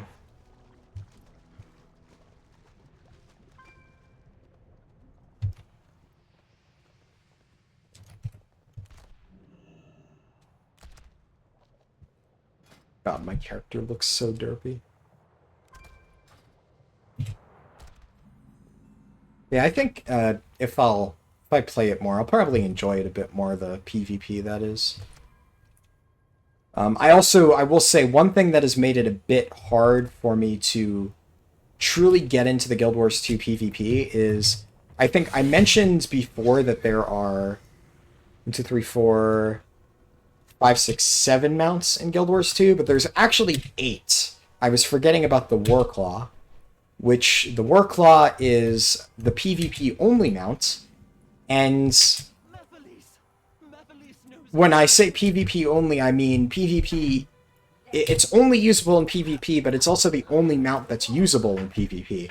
So all of your other mounts that you get, you can't actually ride. So I've been walking around on foot like for all of the time I've been doing this, because basically this morning I finally said, fuck it. I'm like, every time I play the world PvP stuff with my friends, I just get so frustrated because, like, you know, they're trying to help me. But like, they'll run ahead and then they're like, oh wait, you don't have a mount, and then they run back and like have to give me a speed boost because like otherwise I'd just be so far behind. And that made it a bit frustrating, just having to walk all over the place, especially when for the past month I've gotten so used to doing everything on a mount. But this morning I finally said fuck it, and I just joined a pug and went around just smashing my face into enemy like Zerg groups just so I can get my World v World mount.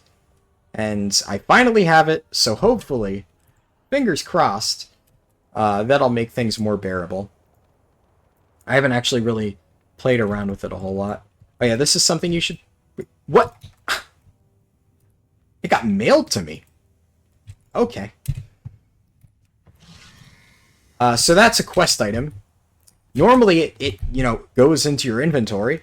For some reason it bugged out, and at least the postmaster sent it to me, so there is a mailbox by the Handen point, so it really shouldn't be a big deal, but that's mildly annoying. Small indie company, right?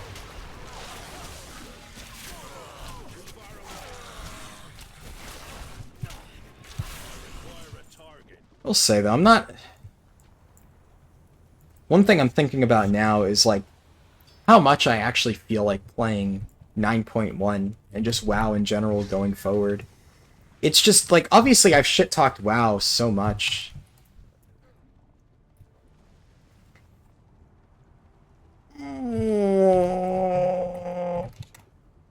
Don't kill me. I spared your life. You owe me. I'm out of range. I slash hugged him. Oh yeah, you can't see chat. I walked up and I slash hugged him. I gave him a sign of peace.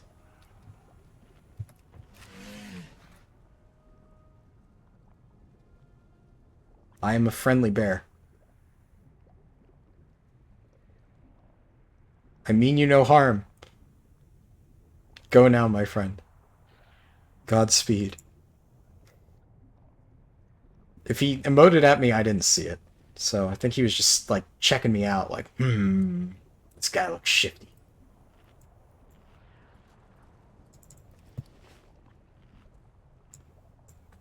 Now I just gotta wait for Methyles the Loyal.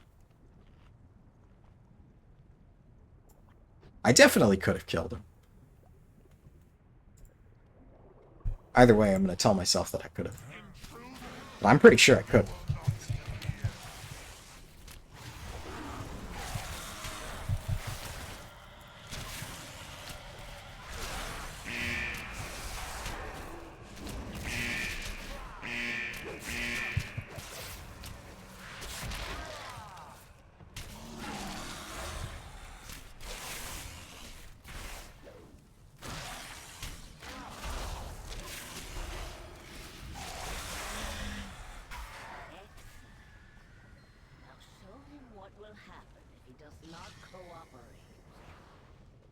Alright.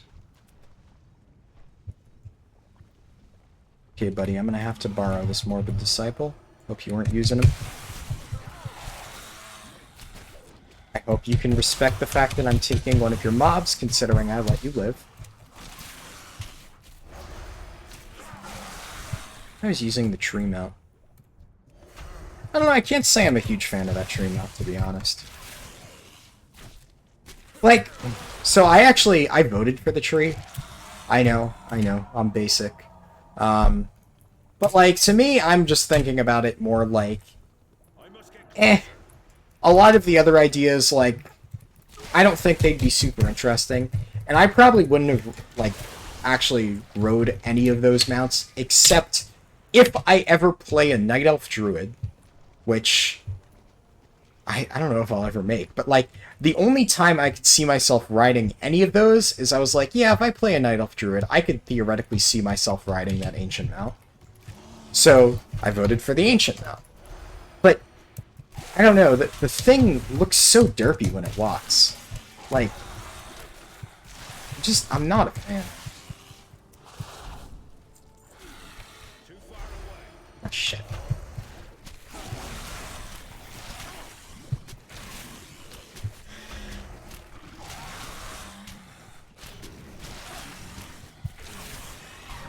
One thing I do wish I had gotten around to making was, I don't have to think of it, my tanking guides. That was something I always said I was gonna create, and I never did. That really was not because I didn't want to, I just did not have time. I was very busy around the time when Shadowlands came out. I made like a single actual video, and that was the Mythic Dungeon Guide, which, honestly, in retrospect, I wish I didn't create. There were other ones. I wasn't thrilled with a lot of the other guides that existed, but there was already a market out there. I feel like I kind of violated my own rule with that video, where it didn't offer anything unique that people hadn't already created, and I think that I would have been better off just, instead of using the time that I spent to make that Mythic Dungeon Guide, if I used that to make, like, tank guides for the stuff that I play, I think that would have been better. So in retrospect, I wish I had done that. But, you know, obviously I can't change the past. But that's something that I would like to make. It also, it's really hard to evaluate tanks that early on in an expansion. Especially because, like, I was wrong about Grout Warrior, right? Like, I never thought I'd ever be sitting here saying Grout Warrior is my favorite tank in Shadowlands currently. I would say Prout Warrior and Brewmaster are my two current favorite tanks in Shadowlands. Which, if you had told me that that would be my opinion like a while ago, I would have said you're a fucking idiot. Because there's no way I would have liked Prout Warrior. And yet, somehow, that's what ended up happening. So it really goes to show how sometimes until you actually like extensively play something and see it in a raid and Mythic Plus setting, it's really hard to form an accurate opinion on it. And that's something, I don't know, like, tanks are weird. A lot of times, like, I don't know how I think about tanks sometimes. Like, I think a lot of times I might be able to make good tank guides because I've seen the way that people discuss tanks. And I think my way of looking at tanks is a lot different than the way that the average person looks at tanks. And it's really because I think that most people who tank...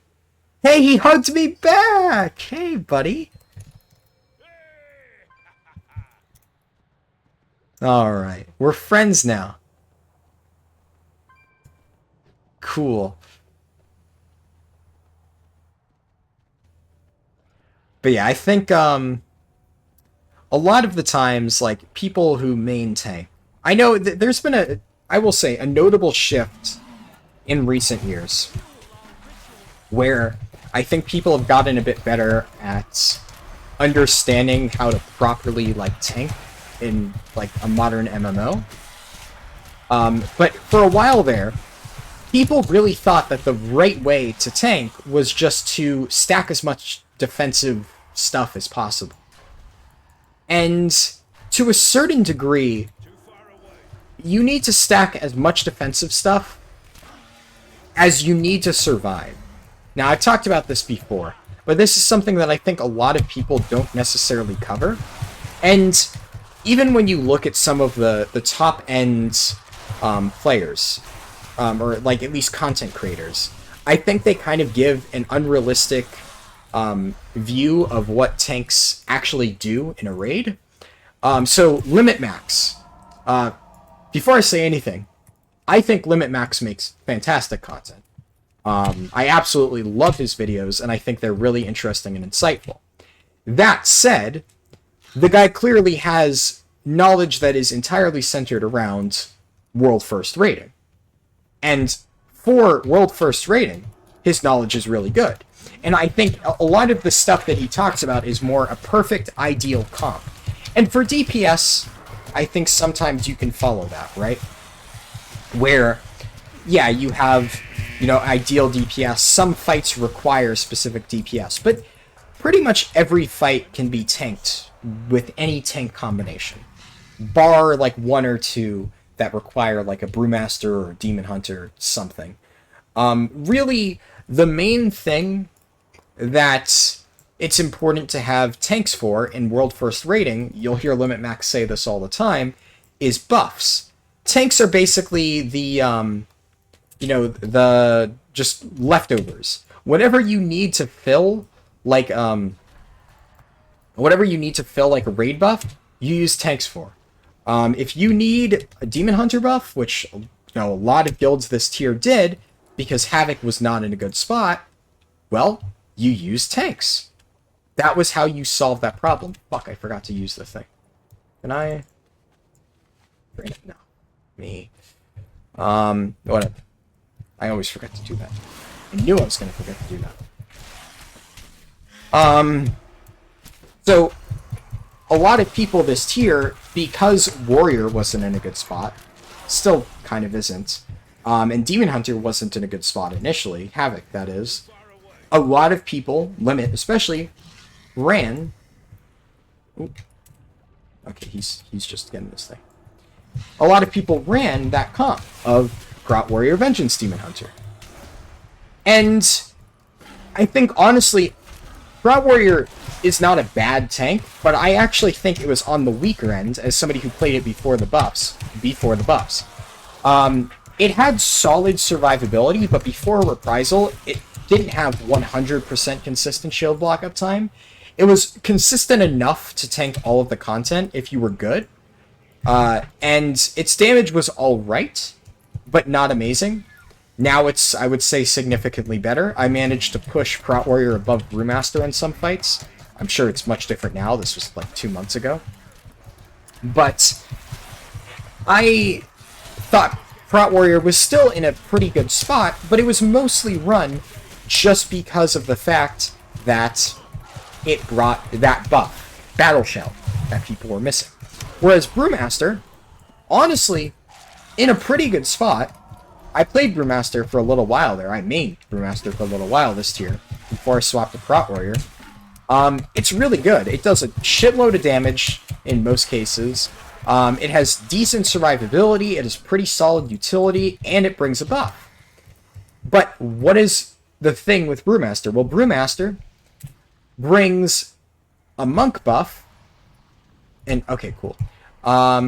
And Windwalkers this tier were very, very good. So from Limit Max's perspective, it's like, why would you bring a Brewmaster monk when you could bring a Windwalker monk? And I know it's not that clear cut, but that is a lot of times how he talks about it, and I understand, because at a World First level, that's what matters. You know, your tank damage isn't going to matter enough to the point where, you know, you need to bring a really high damage tank over a really high damage DPS and have the DPS be something else because, like, you know, the DPS needs to bring the buff. No, you're going to have the tanks bring the buff, and then the tanks within that will min-max to their heart's content, but still their top priority is being a buff bot and then surviving as much damage as possible. And that is... Actually, I should reword that. Surviving, or giving as much survival as needed to not die is what the goal of tanks is in all content. And now, the thing is, a lot of people note, whenever I mention that, you know, tanks don't need to build for survivability, they note that, oh, well, when Limit tanks this, or Method tanks this, or X Guild tanks this, their tanks run way more survivability. So a lot of people pointed out that Vengeance Demon Hunters ran the Fiery Brand Legendary on progression. Well, yeah, that was a survivability choice. And the reason why Vengeance Demon Hunters on progression picked that is because they needed that survivability to survive when they were doing Mythic progression with like 20 item levels lower than everybody's doing it now. Because tanking isn't necessarily about being insanely, you know, invincible and stuff. You're going to take damage. That's a fact of life. You're going to have to rely on your healers at many points.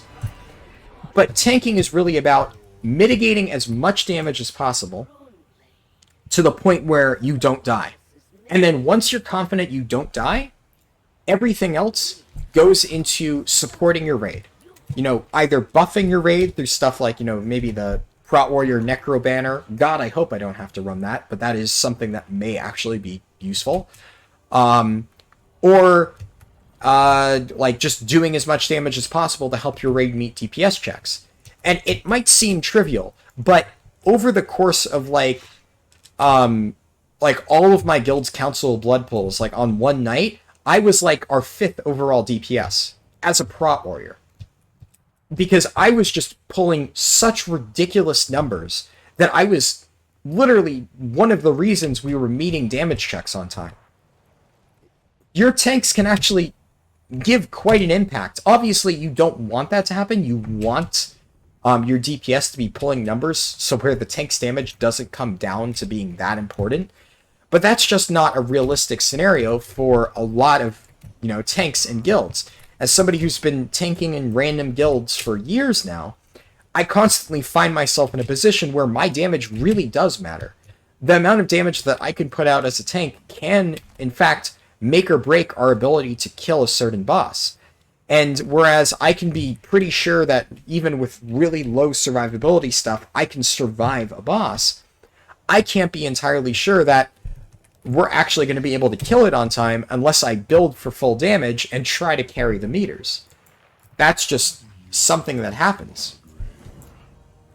Now this quest I don't really like doing. So we're just going to skip it.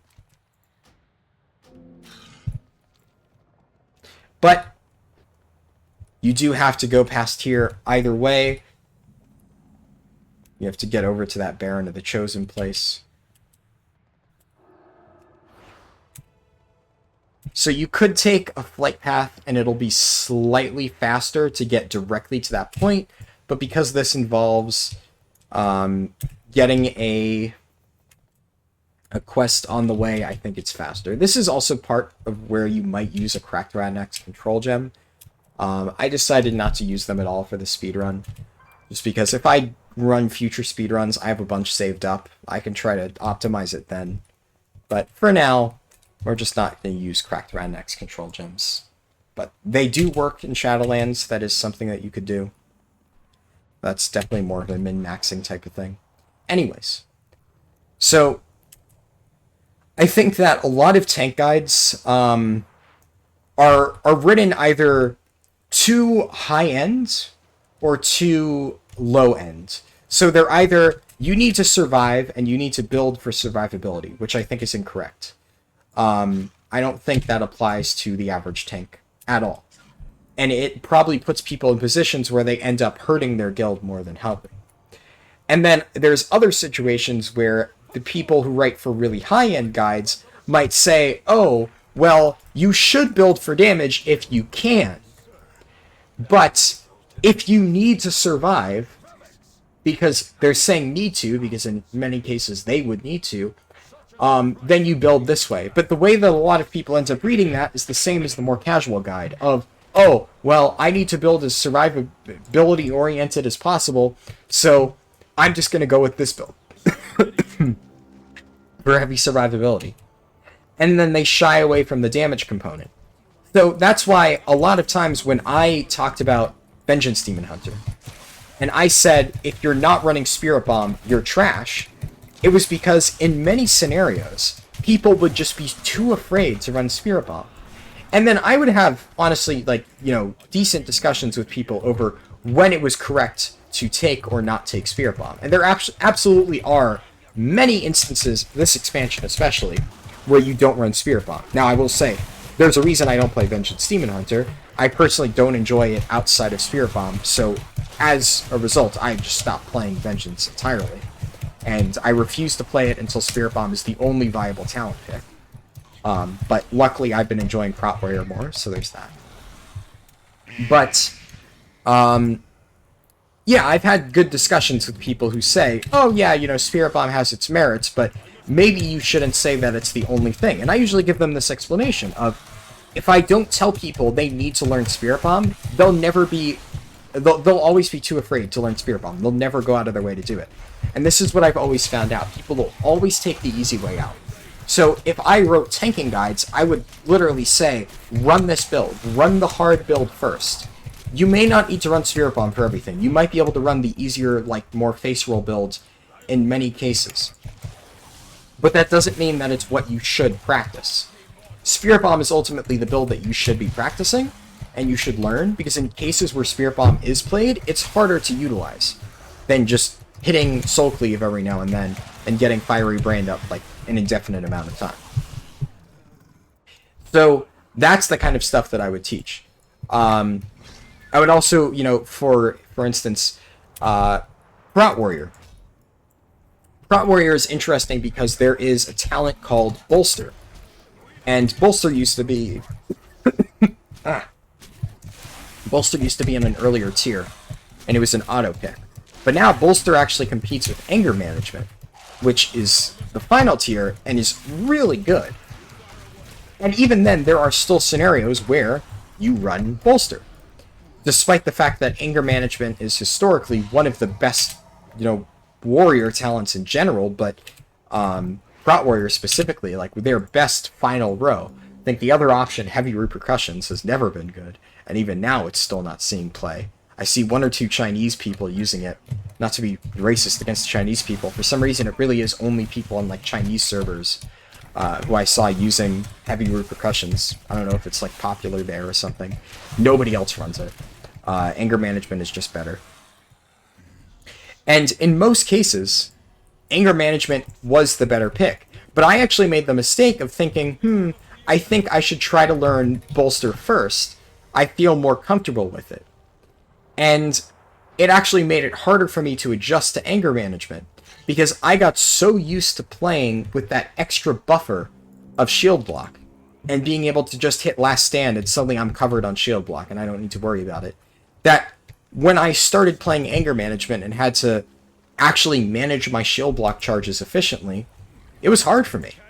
And it took me some time to adjust to, because both builds were viable.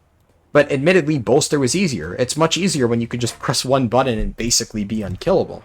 But anger management was interesting because on many fights where you didn't need ridiculously high shield block uptime, which pretty much was just...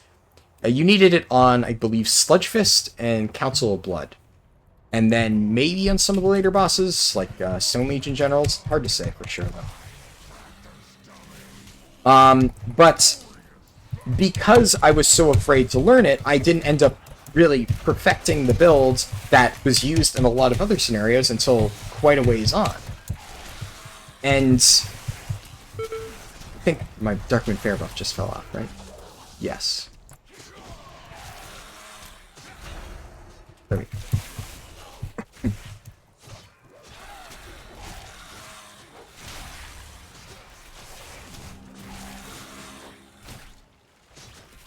And then, is my rune still up? It's not.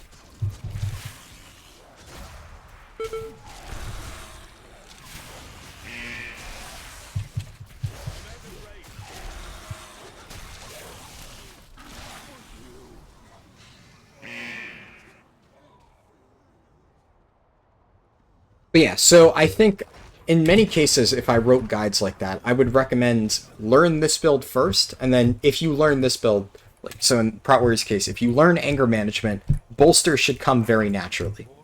Learning anger management is the hard part. Learning how to play around those multiple different burst windows, and then managing your shield block charges, because your shield block uptime is actually not the easiest thing to manage in that case. And then once you get used to that, once you understand the fundamentals of Prot Warrior and you get used to anger management, and how to properly line up your burst windows, then just take Bolster. And then suddenly everything's a fucking joke. Because you press Bolster, you get, shield block for the entire duration, so you're completely covered there. And then, because you don't actually have to, reduce your major cooldowns, you don't need to worry about it, and you just press your buttons when they're up. That's pretty much it. So it's a much more straightforward way of playing Prot Warrior. Admittedly, it is better on those two fights, but because it's much simpler, it ends up being a DPS loss on pretty much every other instance, which I think is good. I think there should be a risk-reward there. If Bolster was the best scenario in every single fight, or the best pick in every single fight, I probably would enjoy it way less. Because then I would feel there wouldn't be as much of an interesting risk-reward dynamic. I need to dig through the bodies. Oh, I'm 56. That means I can use my trinket.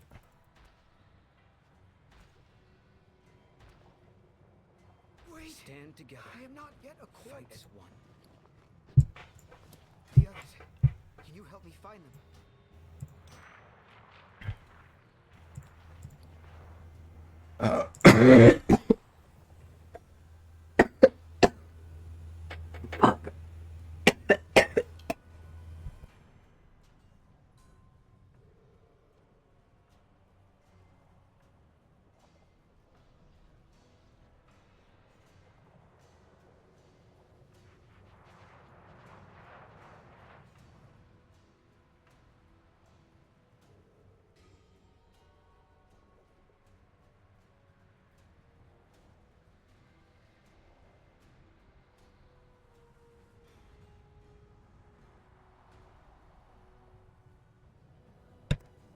Thankfully, I'm not dead yet, but that was a bad coughing fit. Oh my goodness. Okay, I need to go refill my water. Greetings, mortal. This way. I'm gonna speed run refilling my water. Let me just make sure I have all my buffs and stuff. Might as well start eating a bear tartar while I'm at it. So, 1 minute break.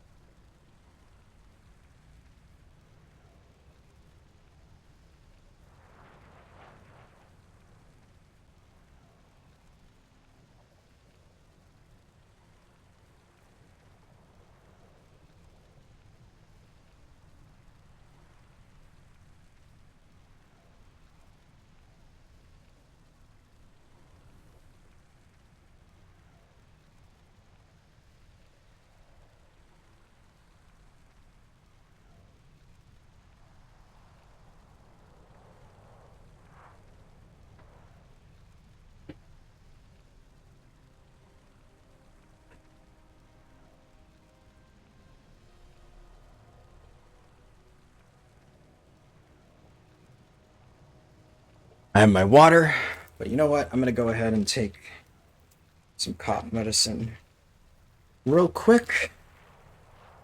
Just gotta, pop this consumable IRL.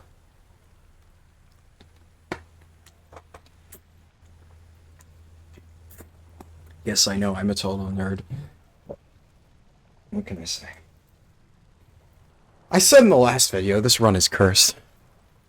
The only reason it took me so long, aside from the fact that I was trying to edit that last part of the video, was because I've also been, as you might imagine, pretty sick the past few days. Even though I kind of said that I thought the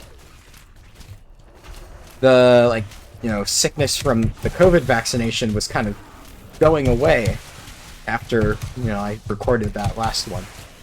It didn't really. It's been pretty bad. At this point, thankfully, it's just the cough and the sore throat, but it's a pretty bad cough. I'm like trying to, I don't know, I feel like really sick all of a sudden. God, like I said, this run's cursed. My own body's trying to stop me from doing it. But I don't care. I'm gonna power through. I'm gonna get this fucking character to level 60. And then I'm going to pass the fuck out. These monsters will know my wrath.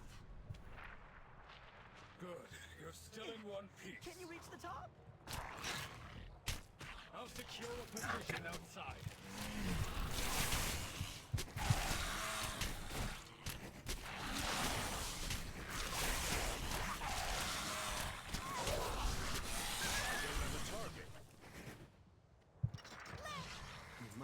Those who perpetrate these horrors must face justice. Time for some more water so I can actually talk.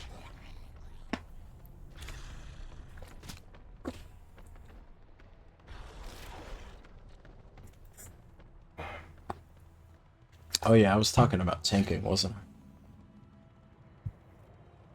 I? I will get right back on that the moment I close my door. It's like, I think I just woke my sister up. I hope she had a class and that's why she woke up. Because if I actually woke my sister up, I'd feel really bad.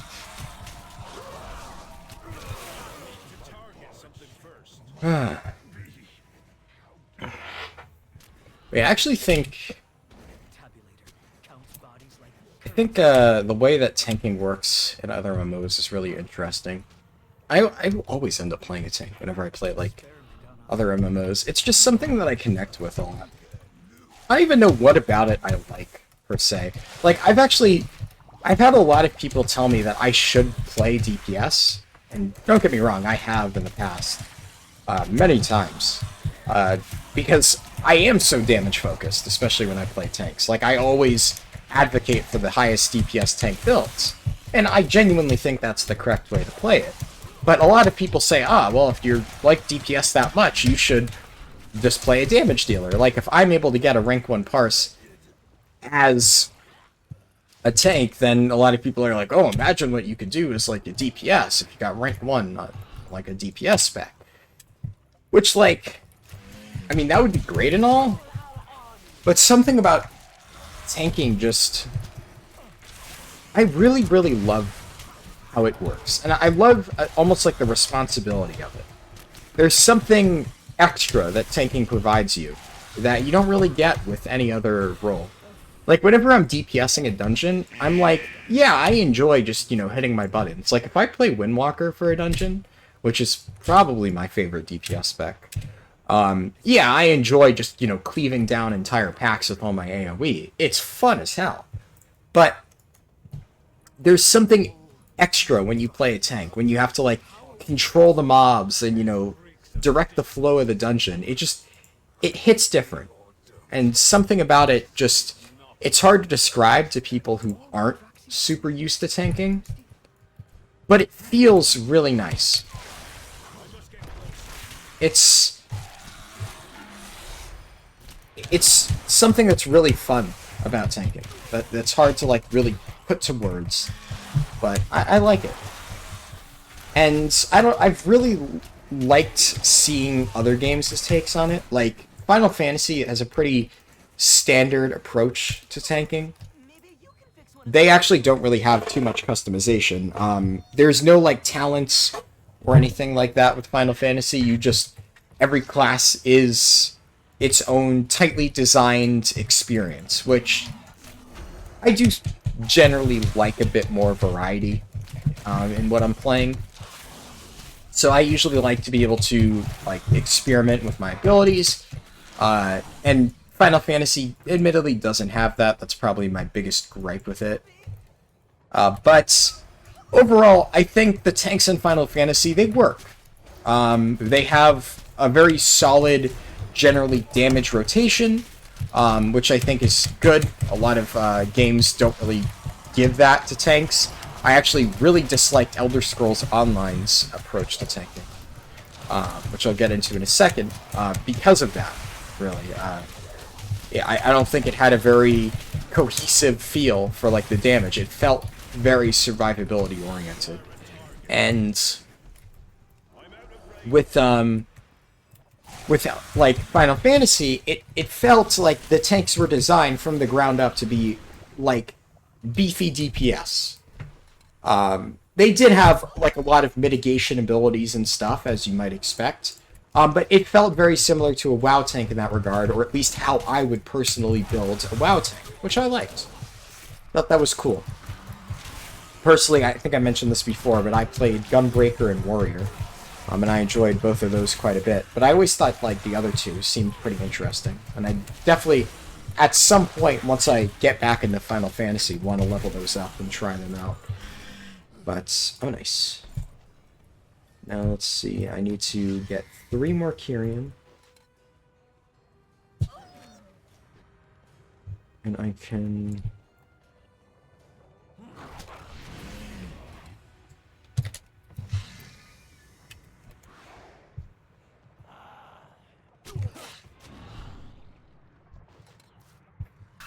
Fucking what? What hit me?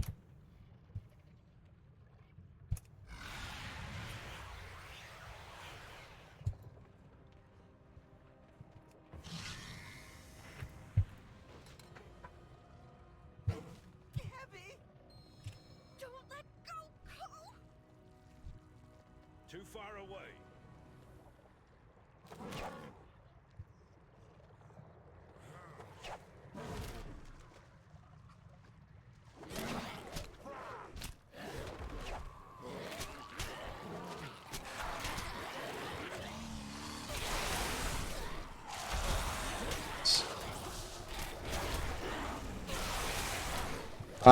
But yeah, so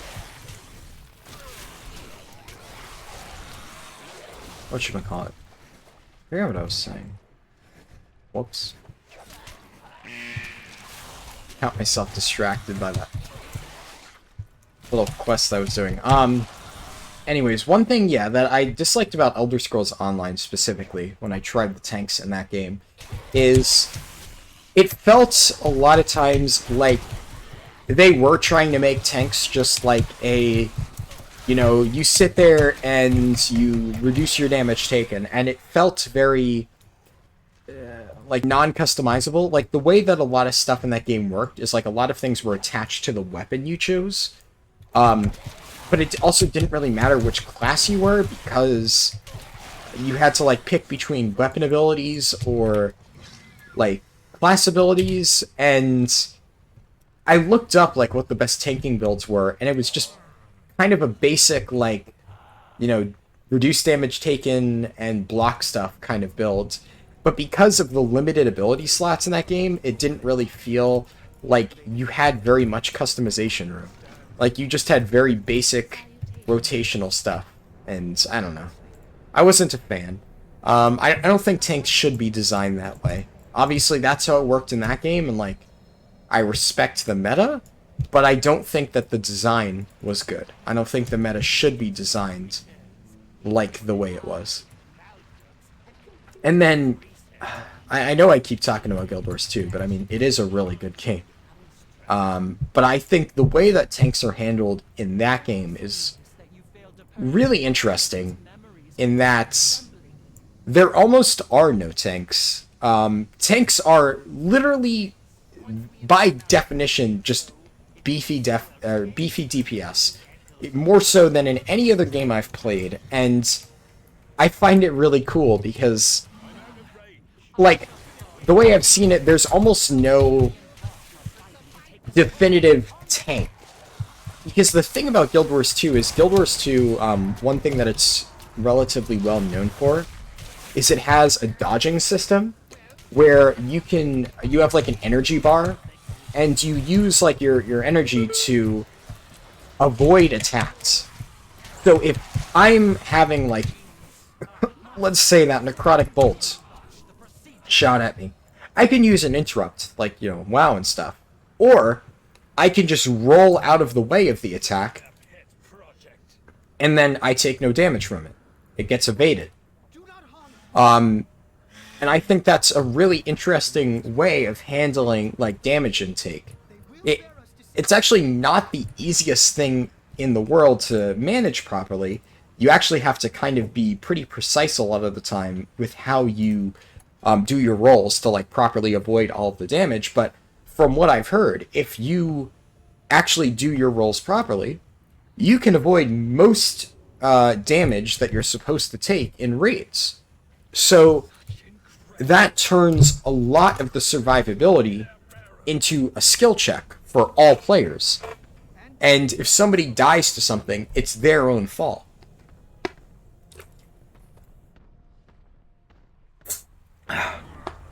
So some fights may not require a tank because of stuff like that. And other fights that do require a tank will still have a lot of the damage being avoidable just by dodging correctly. And then, so the class that I play, obviously I picked the thing that I was told by my friends was one of the tanks, so to speak. They did kind of give me the same disclaimer about how, you know, tanks in Guild Wars 2 are weird. But their disclaimer was, you'll like it because you basically end up just doing a lot of damage. And I was like, sign me the fuck up. That's exactly what I like doing as tanks. But the way it works really is, like, one of my abilities also, like, in addition to doing damage, it makes me dodge all attacks while it's active. So I kind of weave that in between my dodges and whatnot. And then, you know, I just have the healer heal me up. And then either you hold aggro by buffing people and doing enough damage that you get threat, or however threat works in that game exactly. I'm not entirely sure how the threat system works precisely. Or a lot of times, from what I've been told, certain raid bosses will target the player that has the highest health, So you'll have one person just get one little health increase, like maybe they'll put like a health gem in their gear.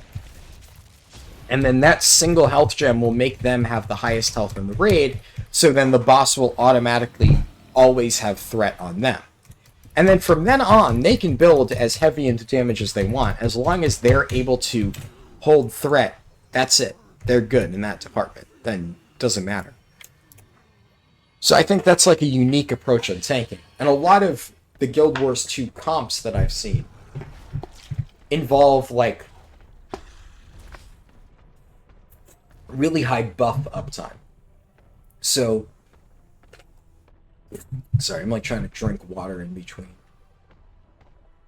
Quickly, up the hill.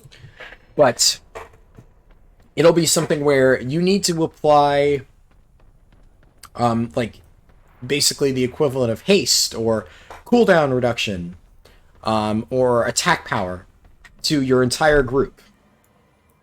And you need somebody that can give permanent uptime on stuff like that. And instead of having DPS do that, what you'll do is you'll have your tank be some sort of hybrid. So a lot of times I've seen tanks in Guild Wars 2 be referred to as supports. They're like, you'll see the term like boon support thrown around a lot from what I've seen. And really, it's honestly kind of like the way Limit Max describes tanks in WoW. Whatever raid buff you need, you bring tanks for that. And in Guild Wars 2, raid comps are kind of the same thing. You have, one or two healers, and you have a lot of DPS, and then you have 2 to 3 spots dedicated to either tanks or like hybrids. So that's where it gets like weird, where usually from what I've seen, you have one pure healer who's a druid, and then you have one of those 3 support slots being a hybrid healer, so that covers the second healer as well. Then you have 2 spots that are like tanks, kind of. So you have, like in most cases, from what I've seen on most fights, the way it works is you have a chronomancer and you have a renegade. So then you use those 2 tanks as like kind of mini hybrid DPS builds that also can survive a little bit and can provide buffs to the entire raid group. So they sacrifice some of their own damage to help the rest of the players, but they still are able to dish out a pretty hefty amount of damage on their own. From what I've seen, if I were to not pick those like buff skills and stuff, and I were to go into full DPS, my class Chronomancer is apparently like the highest like on a target dummy class in the game for DPS, which it's pretty cool. I like being able to do a lot of damage. Definitely, I can kind of tell it's strong because I sometimes look at like my damage on target dummies, and I'm just like, ho ho ho. That is or not target dummies, but like fighting enemies, and I'm just like, god damn, that is a big number, and I am here for it. So it is really fun to see that. But ultimately, I would like to try some of the other stuff and learn how to tank properly. But I don't know, I also want to see how else you could build tanks. Because I feel like because tanks are so loosely defined in Guild Wars 2, I feel like maybe there's other things that people haven't tried. I know right now, like Chronomancer and Renegade, which are the 2 that are the traditional tanks that I've seen people saying that you should run. They seem like pretty well established in the meta, and from what I've read, it makes sense. They're both really unique at what they do. Chronomancer right now just does boatloads of damage. So even when it's providing really good buffs to everybody, it's still able to put out high damage. And then the other one, Renegade, is just, there's nothing like it in terms of abilities to put out like different combinations of buffs. Like no other class can put out that certain combination. I don't know. I'm probably describing this wrong. But I'm just going based off what I've been told or in what I've read. But I think, obviously metas shift over time. So, you know, a new expansion is coming out later this year. And I think if I get into raiding around that time, it could be interesting to see if maybe I can, you know, theory craft my own builds and shake up the meta in that regard. I like doing that stuff in WoW, so, you know, it could work really well in Guild Wars 2. This mortal claims to have escaped the Maw's clutches once before. Let's put their words to the test.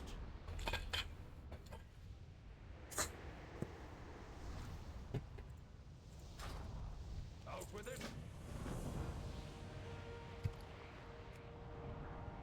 So this is where having an extra Hearthstone really comes in handy. By Hearthstone, I mean the wormhole. You have to go to Oribos, and then you jump into the Maw, and then very shortly after, you're tasked with going back to Maldraxxus, which would be before your Hearthstone is on cooldown, or off cooldown, and if you set your Hearthstone to Oribos, you would have to fly all the way back to Maldraxxus. So you need a portal to Oribos, and then you need a portal to Maldraxxus. And the most efficient way to do that is through the wormhole generator.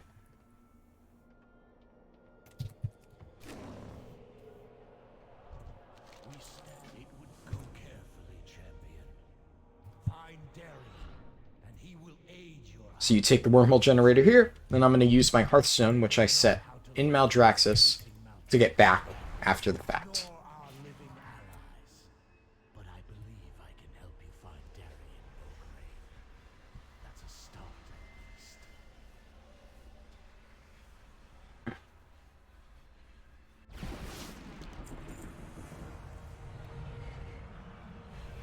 It's definitely going to be nice being able to mount in the Maw for this quest. I don't think I've leveled a character since I've actually gotten my Maw mounts. Borga. I've killed him many a times while doing my Maw dailies.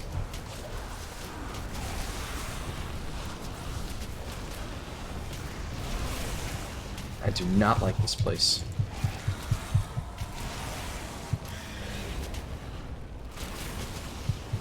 Kind of rambled about tanks for a little while.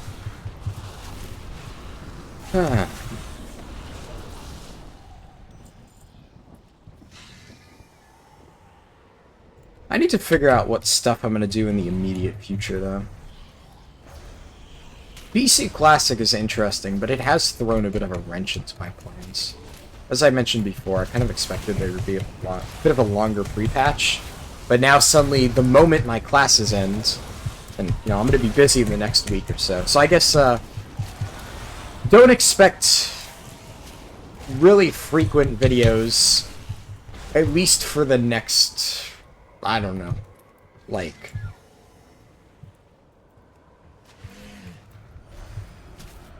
$12 days?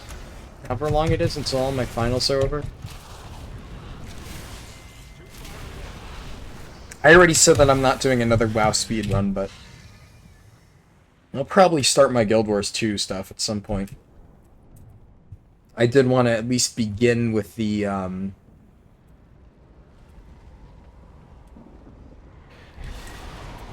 wanted to begin with the speedruns. I think that would be fun. I'm really, like, I'm itching to level a new character in Guild Wars 2. I think that would be really enjoyable. But now I've kind of committed to doing those speedruns. Obviously, I've committed in my own words, like, only. Like, nobody's even seen that video yet, so nobody else knows. But to me, it's a personal commitment now. I need to go record the Guild Wars 2 speedruns and stuff, and I think that'll be fun. There's a lot of stuff that I want to do this summer. Like, I don't know when 9.1 is going to come out, but honestly, like, I keep feeling like that's just at the bottom of my priority list. Like, right now, Guild Wars 2 is the thing keeping my attention. I want to do speedruns for that. At some point, the expansion's going to come out for that, and I mean, you know, I'm enjoying this game a shit ton already. So I fully expect that I'm gonna really enjoy the expansion and playing that when it hits. So that's something. And Then there's the Final Fantasy expansion, and I'm definitely gonna play that. I've never played a Final Fantasy expansion like when it's come out, because I only started in the middle of Stormblood, and then I was really busy with WoW at the time when Shadowbringers hit. So I only got around to playing Shadowbringers after the fact. In fact, I wasn't even max level when Shadowbringers came out, so it's not like I would have been able to jump right into that. So at some point I need to get back into Final Fantasy, and I need to, you know, finish catching up on all the story stuff that I've missed, which I'm eager to see. I've heard good things about it. My friends have told me that it's very, very good. And I want to play through it, but it's like, I have so many things to do. So I'll catch up on that, then I'll probably play that expansion. Hopefully there's no overlap in all of this stuff. That would kind of suck. But yeah, I have so many things that I want to play now. I don't think they'll be this summer, though. I'm assuming that's going to be more in the fall. So I guess this summer, the more immediate thing would just be doing the Guild Wars 2 speedruns. But then another thing. So, I remember,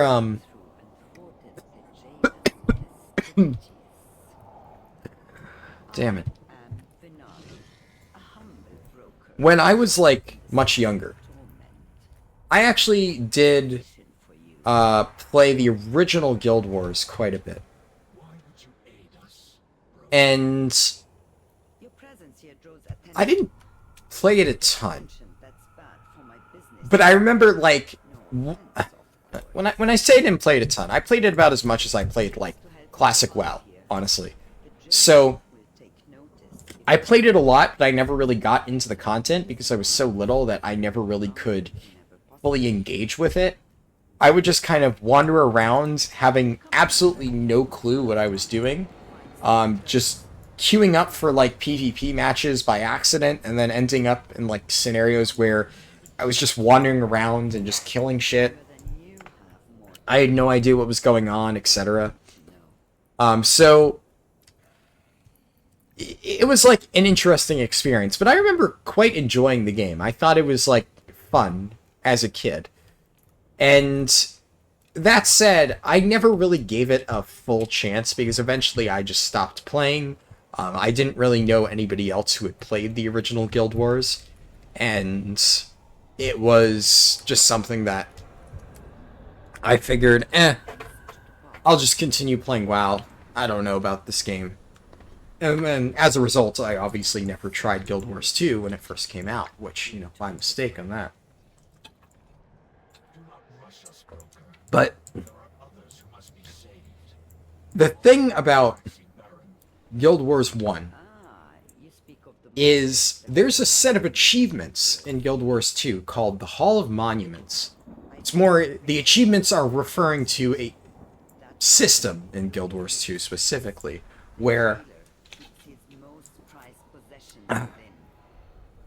basically the accomplishments you make within Guild Wars 1 will unlock rewards for Guild Wars 2. And I think that's really, really cool. Now, I don't know for sure if this is something I'm going to do, but I've considered going and buying Guild Wars 1 on Steam because I, you know, have just a decent amount of money just still sitting in my Steam wallet. And I've thought about, like, whenever there's a sale, buying all of that, and then at some point playing through Guild Wars 1, like, in its entirety, getting all of the unlocks, and kind of killing two birds with one stone. Like, now that I really like Guild Wars 2, I'll get a bunch of free shit for Guild Wars 2. And that'll be cool. But at the same time, I'll get to experience an MMO that I played as a kid, but never, you know, fully experienced. And I'll get to see all of the stuff I missed. And I think that would be cool. And that is something that, honestly, I might do in a video series, because I think that would be an interesting concept, like revisiting an old MMO. Even though it's theoretically a Let's Play, you know, I don't really think there's that many people going back and playing an old MMO and analyzing it from like a modern day perspective. And I would probably play it solo. I think I asked some of my friends who got me into Guild Wars 2 if they would want to try that, and they were kind of like, fuck no, that sounds really cool. You have fun with that. God, my voice.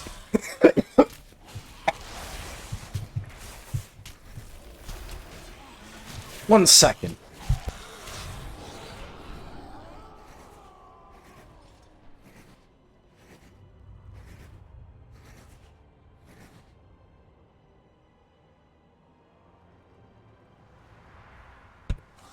Okay, I think my throat's cleared up a little bit now.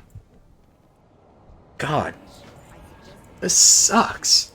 I will take us to a small alcove near the waystone that enabled your previous exodus. I believe this concludes our... Why do I have to be sick? The waystone is just up that way. I just want to do my speedrun. I have limited farewell. I don't want to, like, die in the process. Anyone who saw me. And if you find yourself leaping into this maelstrom of gloom again, I do hope you'll bring along something interesting to trade. Anyways, yeah, so my friends were basically like, hey, that sounds really cool. I'd love to see you do that, but fuck no, I'm not going to join you on that. That sounds like a lot of work. And, you know, I can't blame them. It definitely would be a lot of work. I think that it's going to take a while, and, I mean, learning an entirely new game, like, obviously, I'm just now, like, feeling like I've gotten the grips of Guild Wars 2. So, to then go and try to learn Guild Wars 1 as well, I don't know. I think it would be interesting, though. Like, I think that's one of the most interesting parts to me about, like, playing games and stuff, trying to figure out how they work. Like, I know a lot of people have said, like, most players, like, if given the option, will optimize the fun out of a game. And, like, that is definitely me. I'm definitely the type of person who will, quote-unquote, optimize the fun out of a game, in which I'll try to, like, figure out the most optimal way to play it and, like, take all of the mystery out of it. But, like, that is what I find fun. Like, I hate when people refer to that as optimizing the fun out of a game, because really what it is it's min-maxing. It's theory crafting. And that's why I do this speedrun stuff.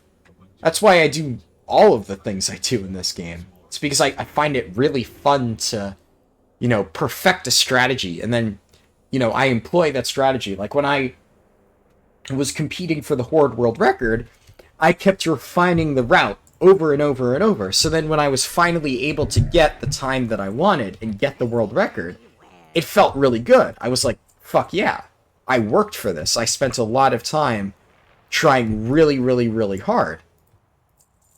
So I was happy about it. Good fortune to our friends. And then as you can see there, I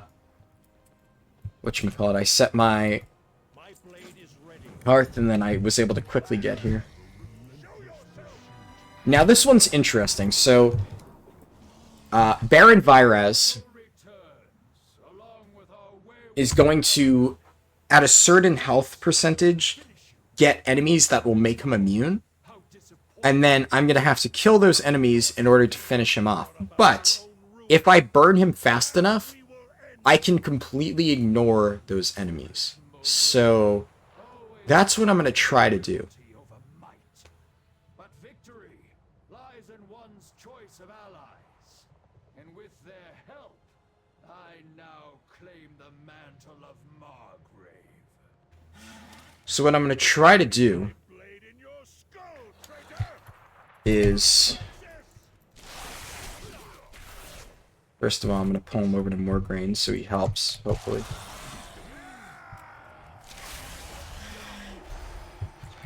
Slowly whittle him down. Little by little.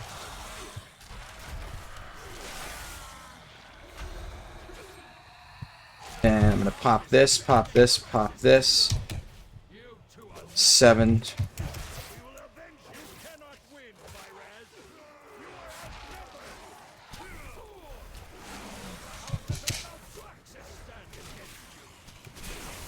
Oh no! I did it! Oh my god! My dots ticked him through the immune shield. That's supposed to be an immune shield. I forgot to even use my adaptive swarm. Not that it matters. That ability sucks balls. Whew. Alright, I met the damage check. Generally, that's much easier to do when I have gear. I wasn't sure if I'd make it on time. Alright.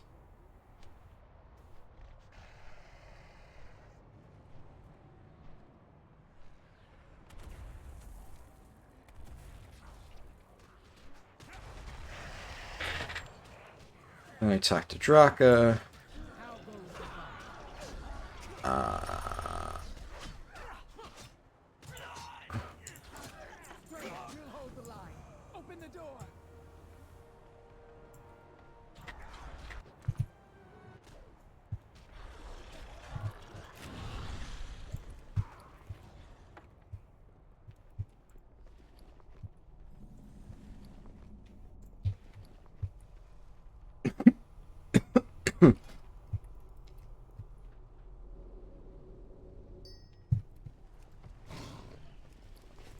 So here's a little fun fact. This is one of my favorite skips. I mentioned it before, but it was shown to me by Polly Hayes, the guy who makes PolyQuest, that add-on I mentioned earlier. You turn off war mode here and it skips all the RP. Ah, it's so good. And then I just take the Dalhearth. Return to Oracles. Inform them that Maldraxxus will not strike at the other realms again. Our war lies within. He was bound within the inescapable. So that's like 2 minutes of RP just skipped.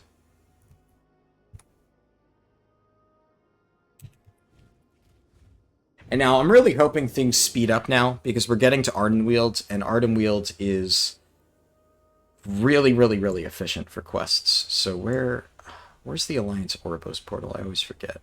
Yeah, it's this way. Right. For the Alliance.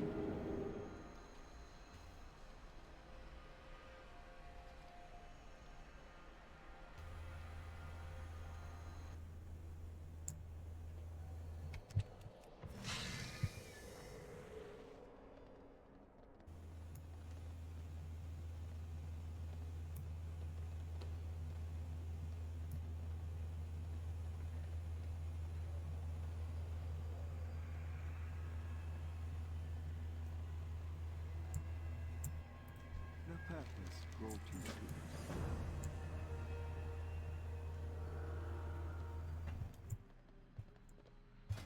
to Do-de-do. Please, Father. We need to can still be safe. Having duty. Broken helm still resonates with the power of the Lich. That is Yeah, I think I've officially run out of things that I too dangerous. wanted to talk about. I could make out I'm trying to think of topics, but I am drawing a blank. their cries. Oh, they chilled me to the bone. And I think I need to give my voice a rest, so I'm going to, for the rest of this run, try to just focus on Cannot try again. finishing this thing out. If something comes to mind, I'll talk about it. But overall, I am just starting to, obviously, lose my ability to talk, and I'm getting into coughing fits by straining myself a bit too much. There's an urgent warning So- from the Primus of Maldraxxus. Yeah. They must see it delivered to the other realms. It's hard to really properly talk when I'm not feeling super great. I talk with the others. We I do wish that I could have done this at a better time, or I don't know.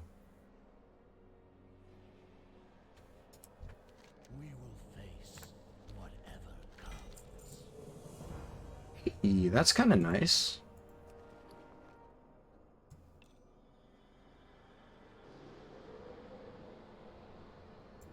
Let's go with that one.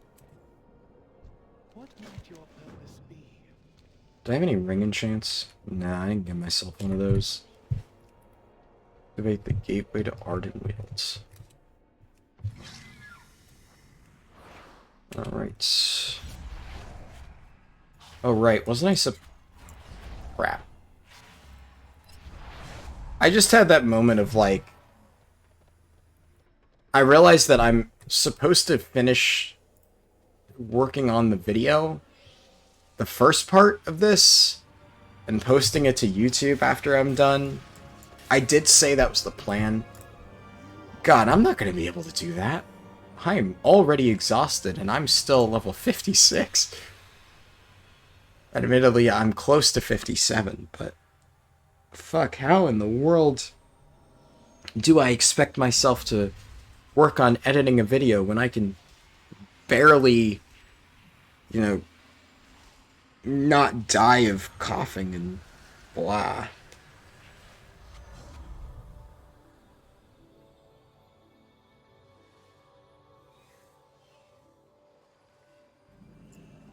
Definitely not a fun scenario. This will be a prank to remember. The message is magically sealed. Well, that's no fun.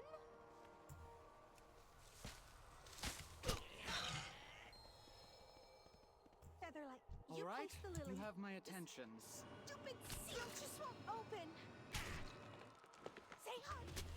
Wake up! My slumber recedes. A beard, a hat, kiss of time and What do we mirth have? of hate. This way. Come along. Sadly, the Winter Queen cannot grant you an audience.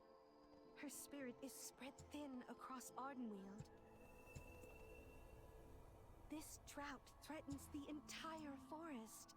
Your voice is but one bird singing in the night. The Queen's magic protects every branch, every leaf. If not for her... I will say one other game that I've been playing recently, just in my own fun free time, that's been pretty fun. Not an MMO, nothing super special. It's just a game called Luck Be a Landlord. It's like a little slot machine roguelike game. And that game has actually been surprisingly fun. I saw a few videos about it, and then I was like, this looks like, you know, basically like Slay the Spire if it was based on like a slot machine. So that like premise interested me. So I checked it out and I played it quite a bit, and I've really been liking it. I really don't have anything else to pitch for it besides that. I know like I tend to really like, you know, sell games that I've been super like enjoying, but I don't know. Like, it's just something that I think I've been having fun.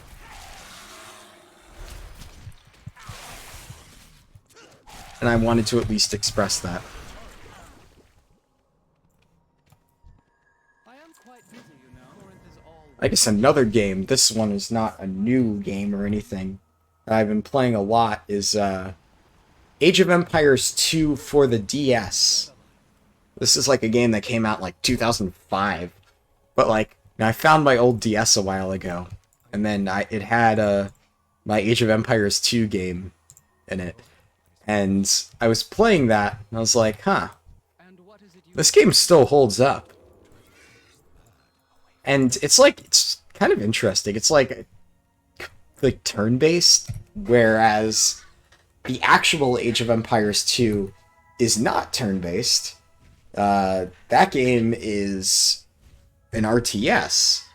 So they kind of adapted it into a different genre, which, understandable, probably wouldn't translate well to the DS, but it's surprisingly, like, it has a lot of depth, and the strategy and stuff to it is pretty cool.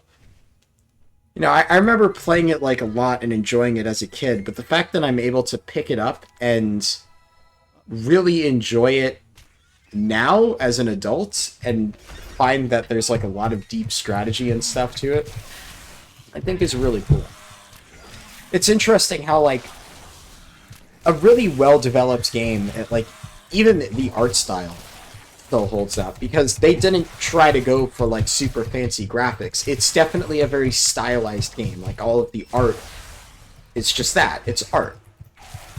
And because of that, it still looks good today because it's drawn well. And as far as I can tell, it's not meant to look realistic. It just, you know, each piece signifies what it's supposed to.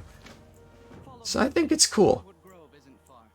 That's just something that I've been enjoying in my free time. Every once in a while, you know, when I'm going to sleep, I'll just pull out my DS and play a game or two of Age of Empires for the DS. And it's just like, you know, brings me back to when I was a kid. I would be glad. This way. We were attacked by starving wildlife. There are souls in danger.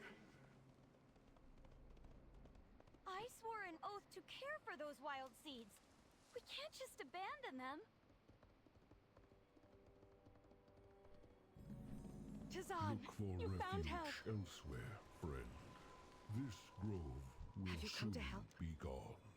Please save those poor souls.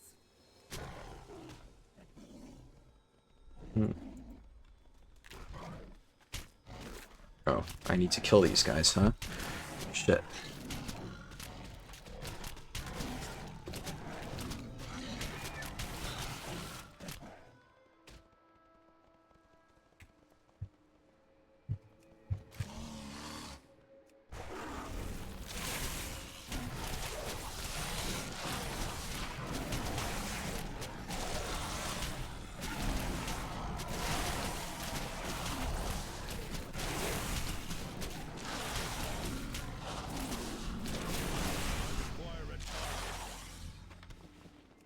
Alright, we're 3 levels away.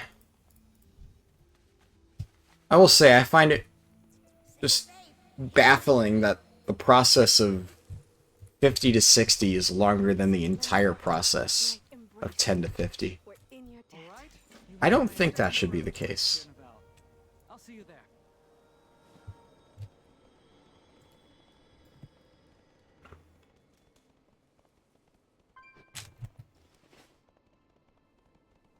Help! Won't anyone please help me? What shall I craft next? Oh, thank you, stranger. It's so hard to find someone you can trust.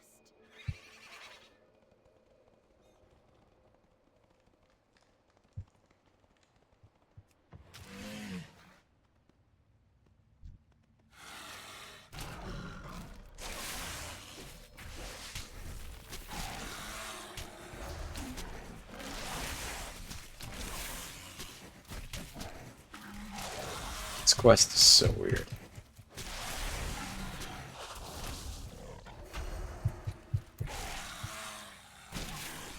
With any luck, this last Darkmoon top hat should carry me through nearly to the end of the run. I serve the queen. Now we play for Aha, it's 3 Spriggan in a trench coat. You should have.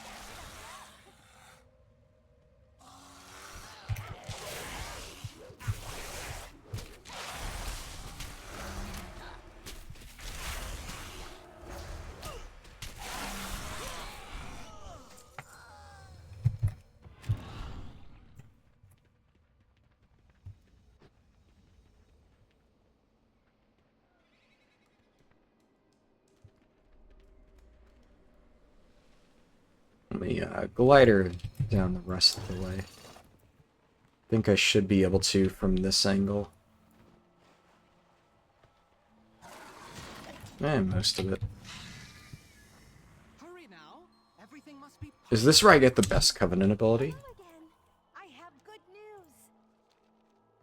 So nice to see you.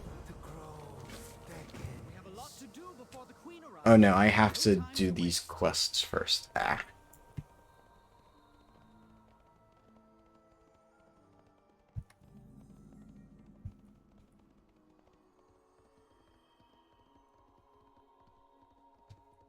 Personally, I like doing this bottom quest thing first. I don't know if there's like a specifically better order. Wild seeds need caretakers to give them anima. Without it, the spirits inside can't be reborn.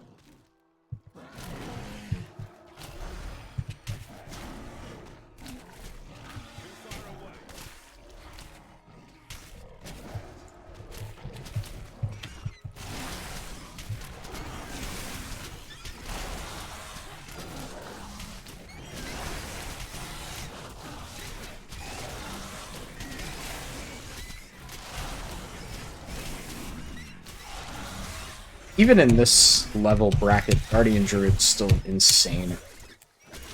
Large groups and mobs. Kind of silly. Since the drought started, there hasn't been enough anima to go around. We've had to make some hard choices. Good. You finish up here, I'll look for the missing caretakers.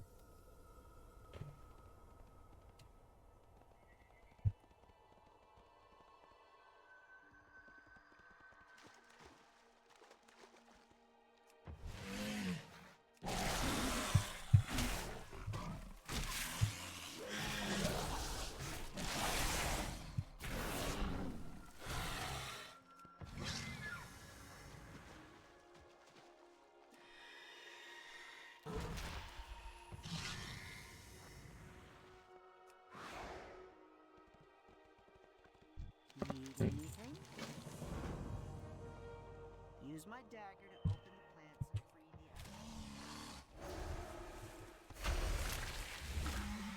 others. I'm out of range.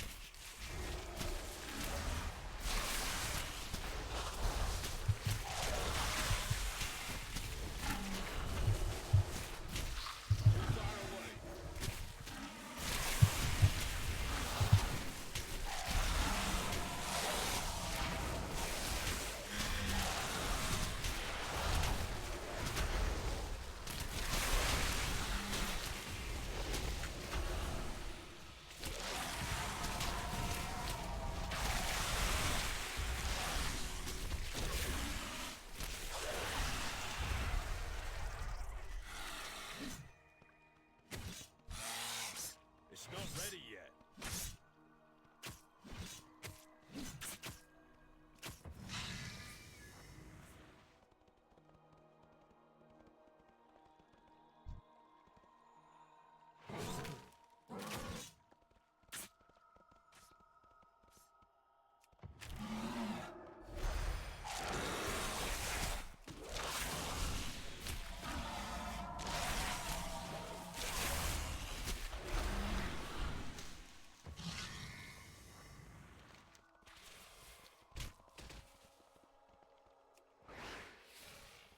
Alright, that's that set of quests complete.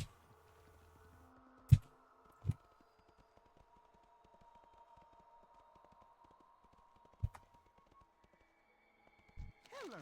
We've all been eaten by plants before. We'll show you how to care for a wild seed and watch its spirit dream. Let's start with a younger one. It arrived just before the drought and needs a little extra attention. The wind lifts your wings once more, Dreamweaver. While Dreamweaver does his little RP shenanigans, I'm gonna head up here and start this quest line.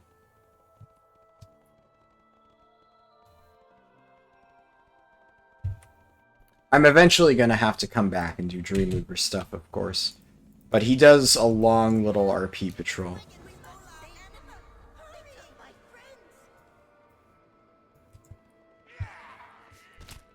By just going straight here, I kind of ignore that, almost.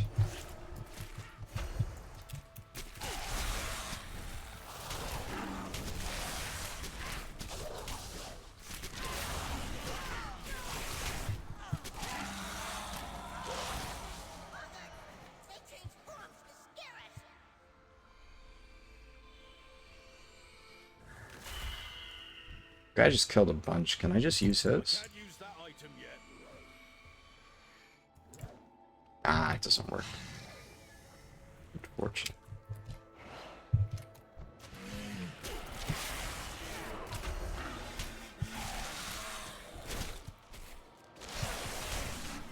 I must get closer.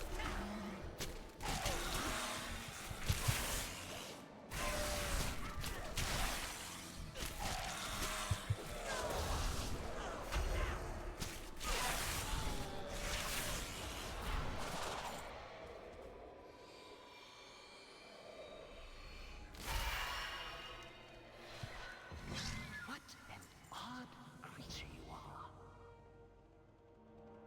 They're helping us with it.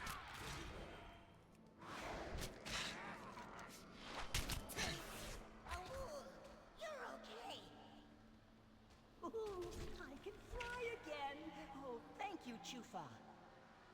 I've never really paid attention to this dialogue, but what the fuck is going on?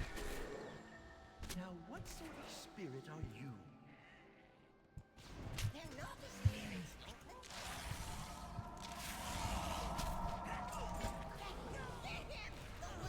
I'm out of range.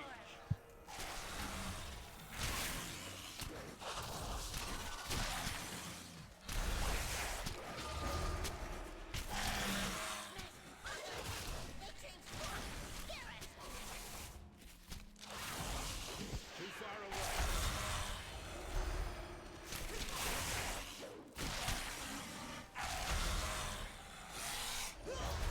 The ancient one promised.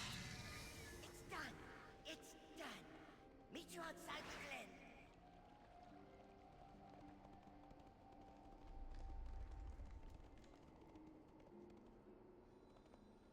What is to the tree? To the tree! We'll all be safe at the tree.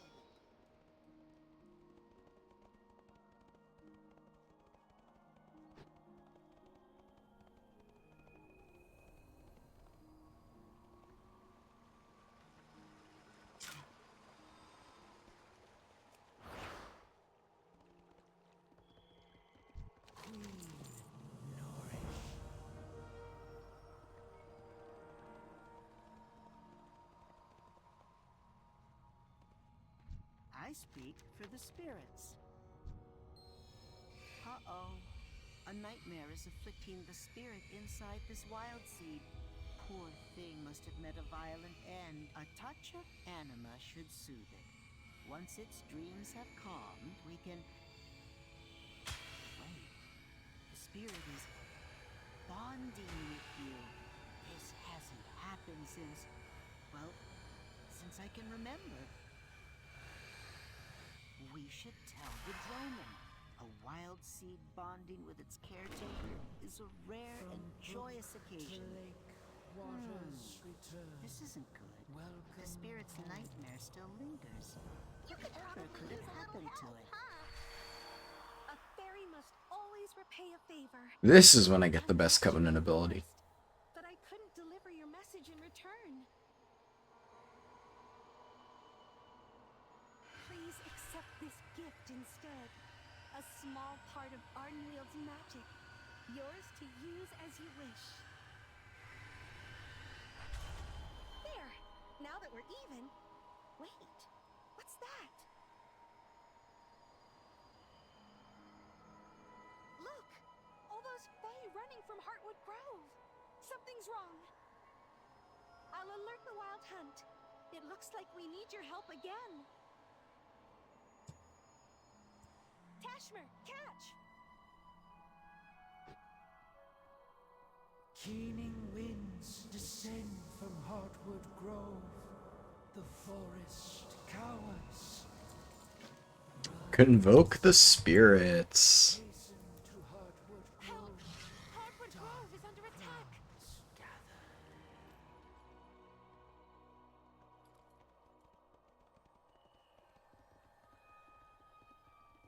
Well, this should be interesting.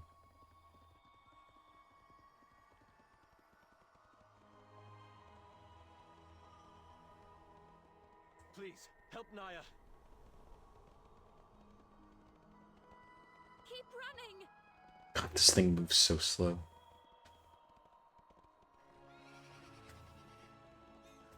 Naya is still back there.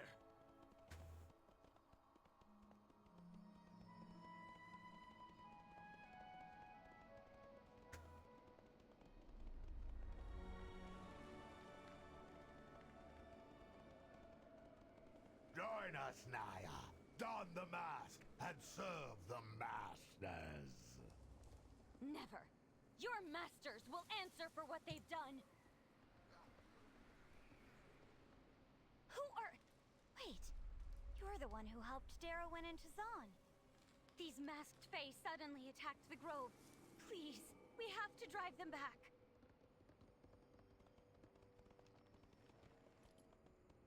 There's no time to lose. I'll look for survivors. Meet me further into the grove. I must get closer. I'm out of date. Perish.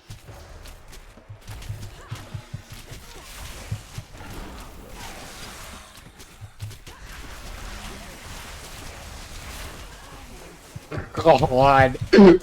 Oh my god.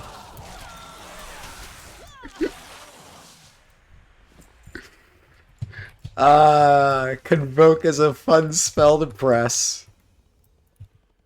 God damn, that just killed everything. Heartwood Grove has fallen.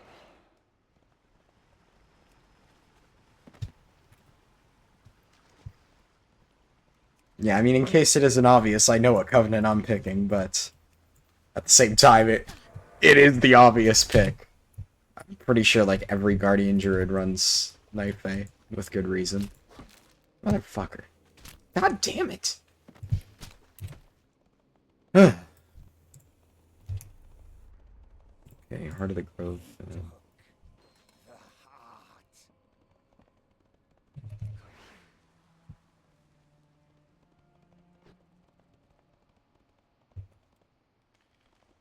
We must save who we can. Corin! Where are you? We'll take back the heart of the grove. I swear it. I think for single target, I shift into cat form with the Heart of the Wild. When you're here. I just go to town with my Convoke on that.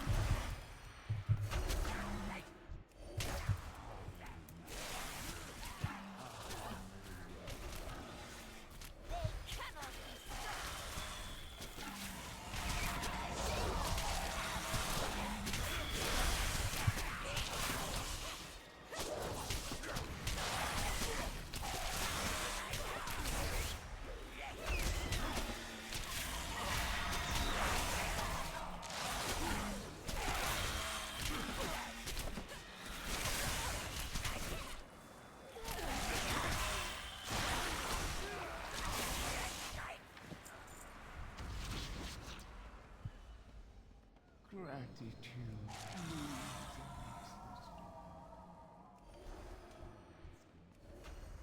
I must get closer. Too far away. Must be the meanest thing I've ever met.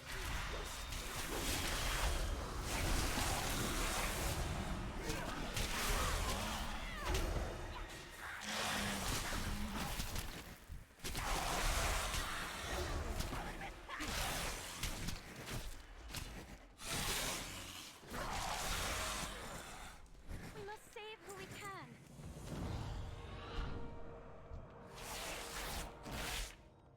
Thanks. I'll run ahead. I'm guessing you could use some help. So dark. Why would they attack us? Too late. No. The anima is for the wild seeds. Corin is gone. I can't lose you too. The cycle goes on. And so must you.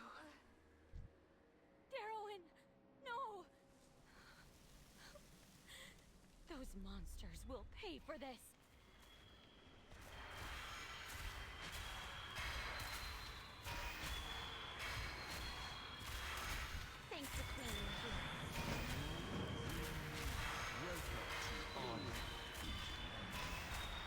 Hmm. Why can't the ancient Tiernan do it? Where is this?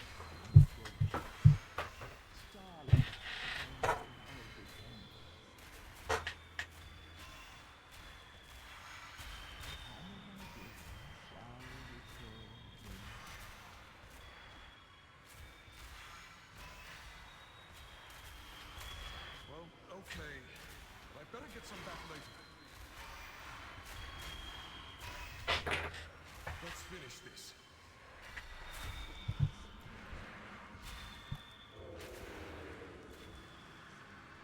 I'm at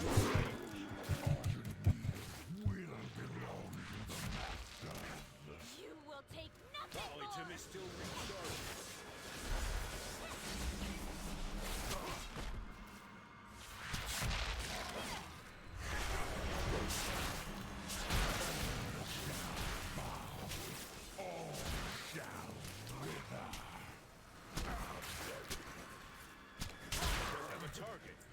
All right.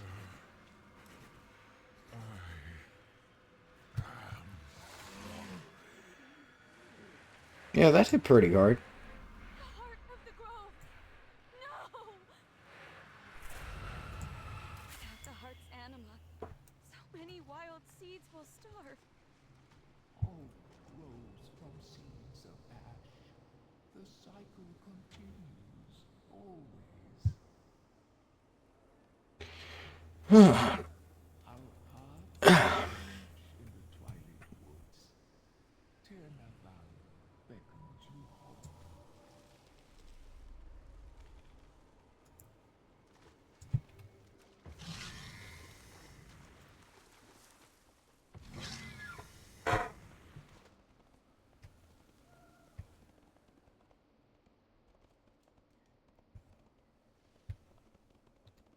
Slowly but surely, I'm making progress towards 58.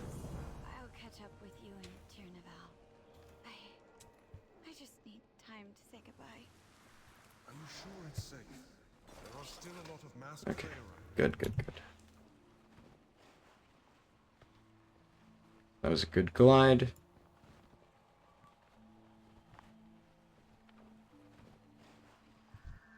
There you are! The queen is about to arrive! You're a special one, aren't you? I'm sorry. The Wild Hunt protects Ardenweald in the Queen's name. Helping them might ease her burden. I trust your hunt goes well. So, for side quests, we do this chain. This is where we heavily do side quest lines to make up for lost experience. It's very, very, very efficient in this zone. And I'm going to use my last Eternal Skirmish on this. The wheel welcomes you. Okay, so I get this thing, Depleted Wild Seed. Too far away. Now, this quest initially might seem really slow, and it kind of is.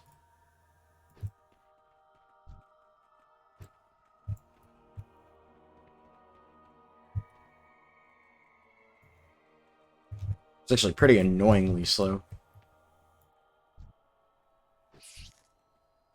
But the quests after it are efficient. So we do these. Motherfuckers. Okay, I was about to say, if that would have been super annoying.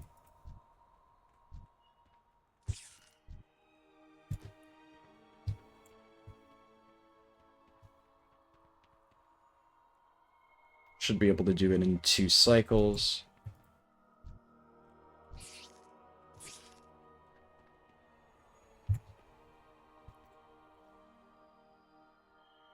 Come on. No. Close enough.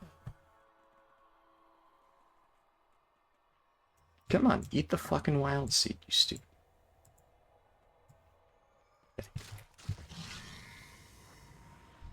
What shall I craft next? Hey, test this on Bloober.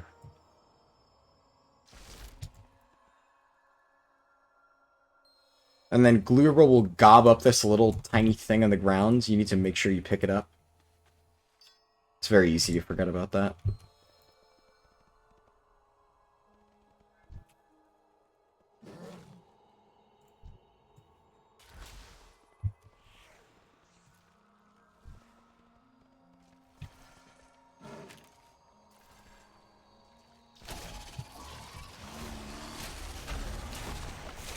So it's also very important that you get those two up at once. Obviously, killing two at the same time is very efficient. But you need to be very careful with the timing. Because the cast obviously can be interrupted.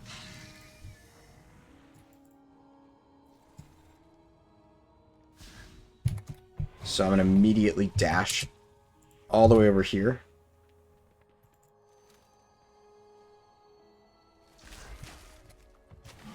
And because of the burrow, it can be hard to reliably do sometimes.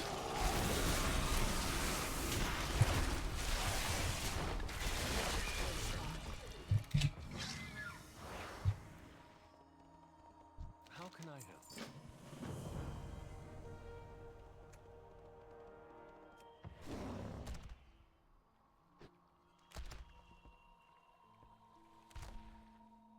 Arden-wheeled paws. The hunt.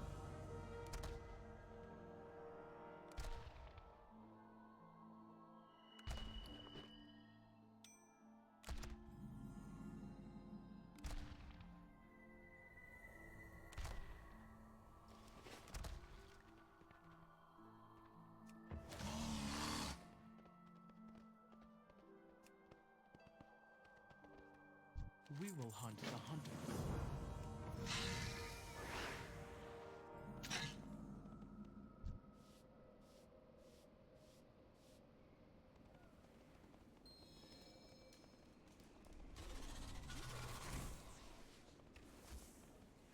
Alright, so you have these Gorm burrows. So this quest line is kind of weird. You have to, like, make sure that you use the, like, items on them before you kill them. Kind of annoying, honestly.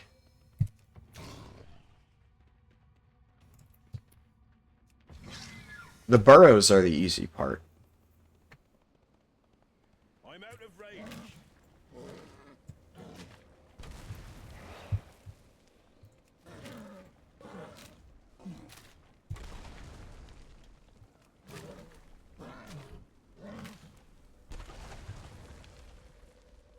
Alright, so we're gonna bop you. And then we're gonna bop you. Then Y. Then bop you.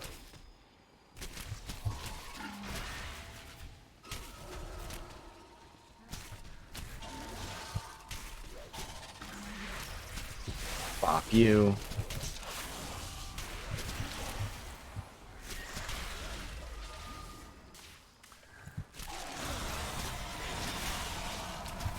Excuse me, sir, can you not? Alright, 5 out of 10. Nice. I'll need to target something first.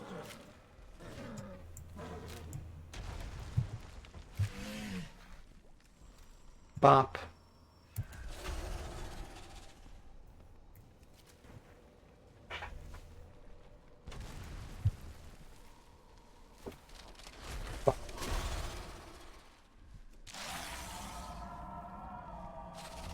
And bop. We need one more. So we're gonna bop it, twist it, pull it, yeah.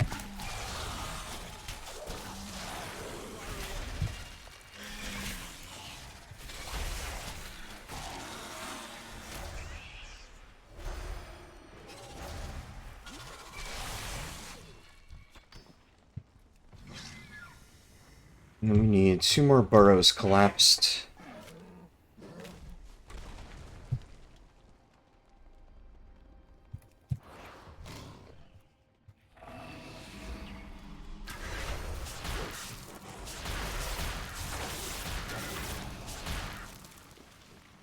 Huh.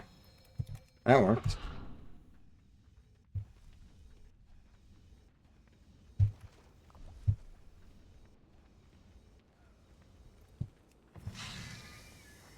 Burrows, burrows, burrows. Right here.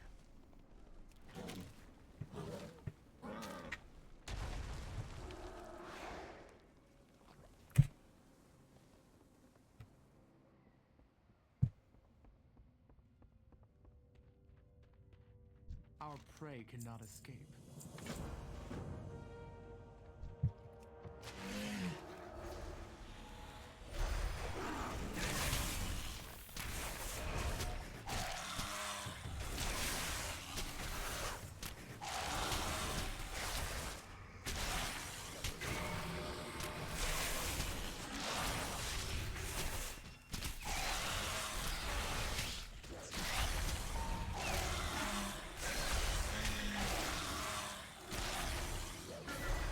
Maybe I should have saved the burst for this thing. Maybe that would have been smarter. Oh well. No point in crying over spilled gorm. Foes of the forest beware.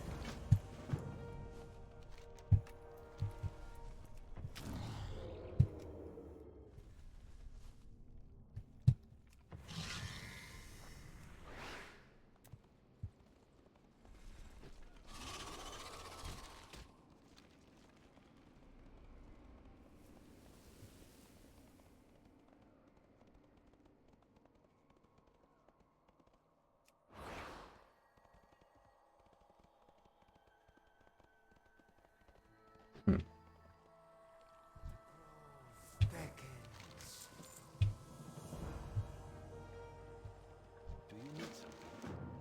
The queen watches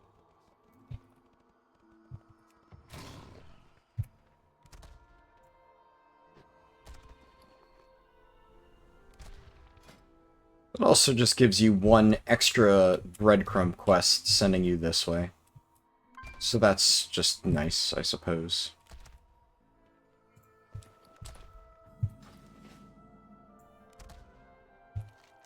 Doesn't give a ton of experience, but, you know, adds up.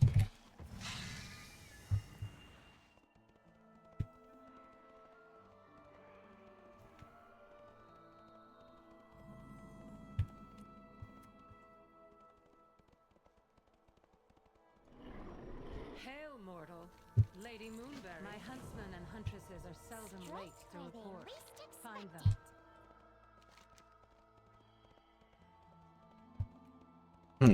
Actually, I like to do this chain first.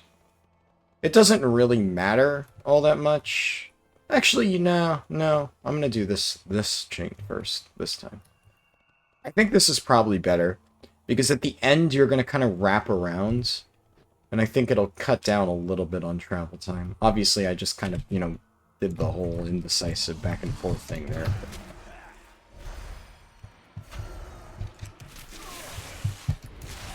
In general, I actually think this is probably better. Sometimes I just get into a habit. Ah, yeah, it's the fastest, but then when I actually think about it, I'm like, no, I'm probably doing it wrong.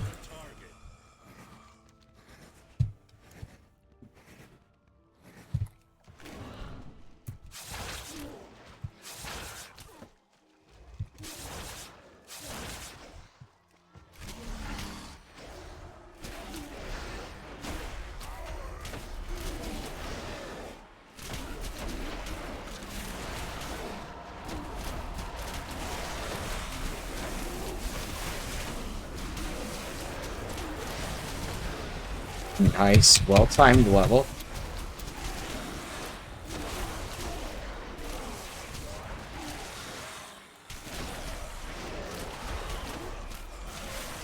I did have a spiritual healing potion, so I was covered either way, but that was still pretty nice.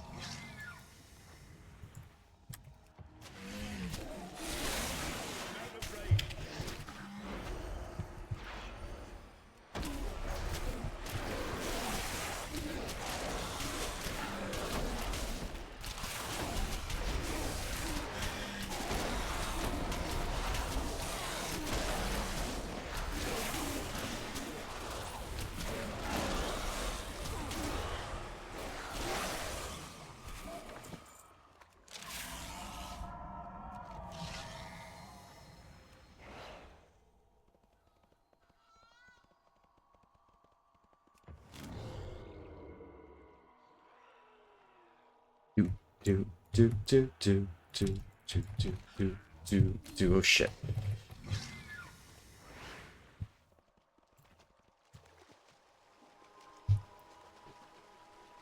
Over here, before you are seen. Oh, I've already been seen, dude. The falls are overrun. I think we are being hunted. We will return to the grove as soon as we are able. Thank you, friend.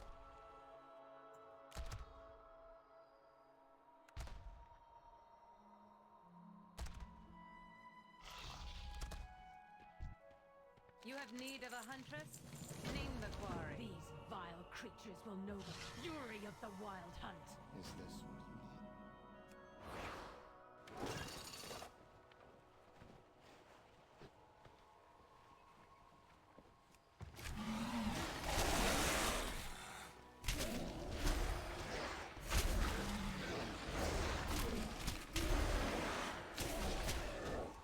you need?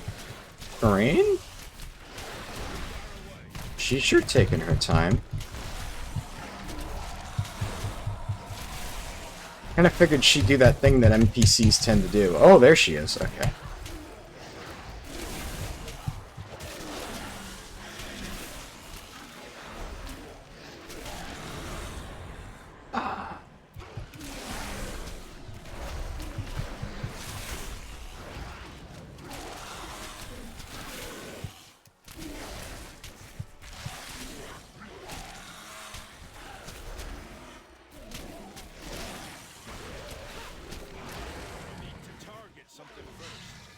Alright. Boing.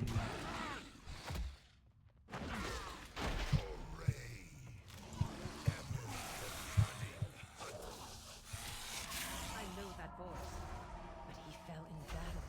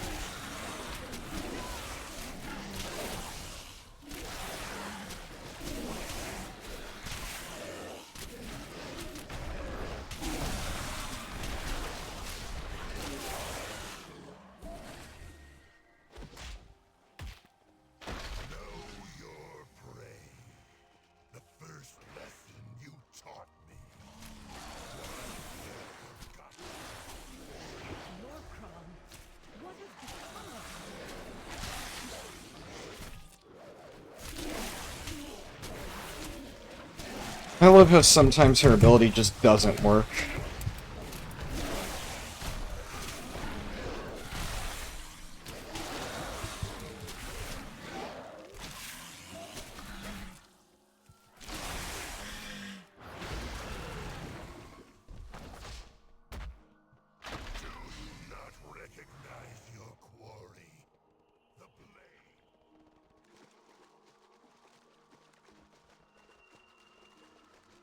The masked Fae. This is the fate that awaits them?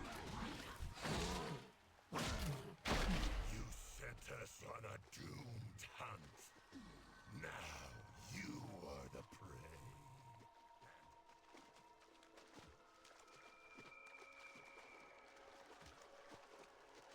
I fight for Ardenweir.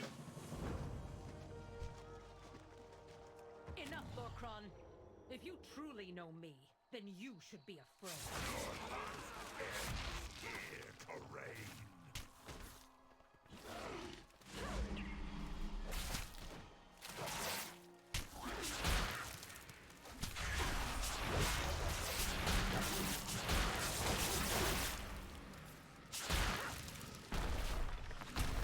Too far away.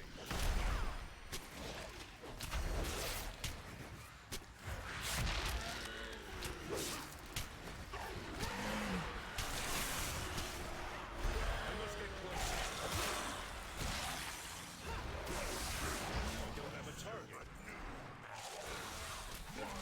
Oh yeah, I forgot her ability. Then you are a huntsman no longer. I'm out of range. I will not fall to my prey again. Beware the What the fuck is wrong with his hair?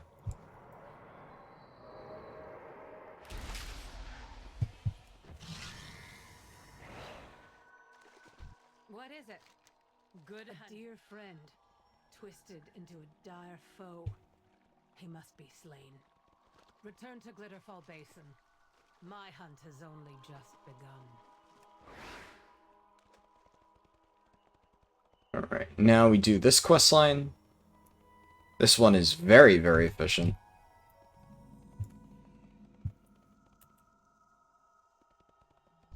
I would be glad to assist you.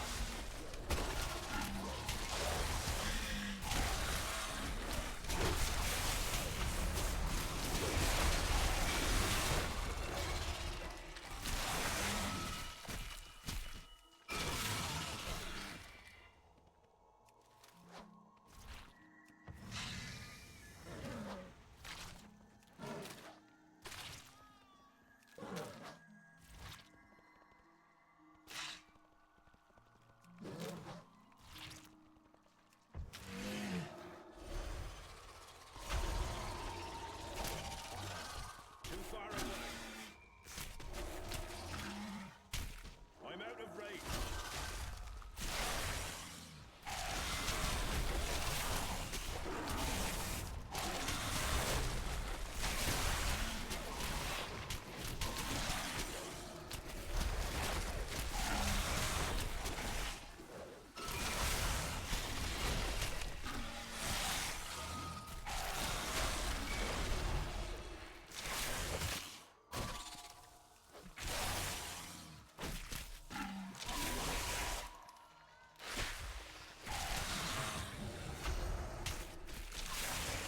Too much health.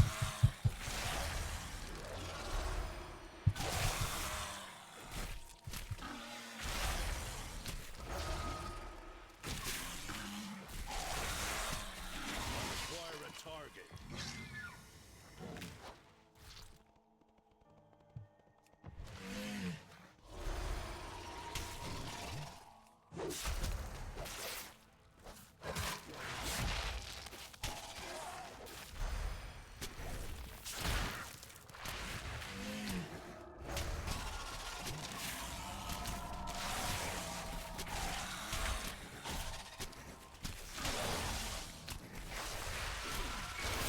Target something first.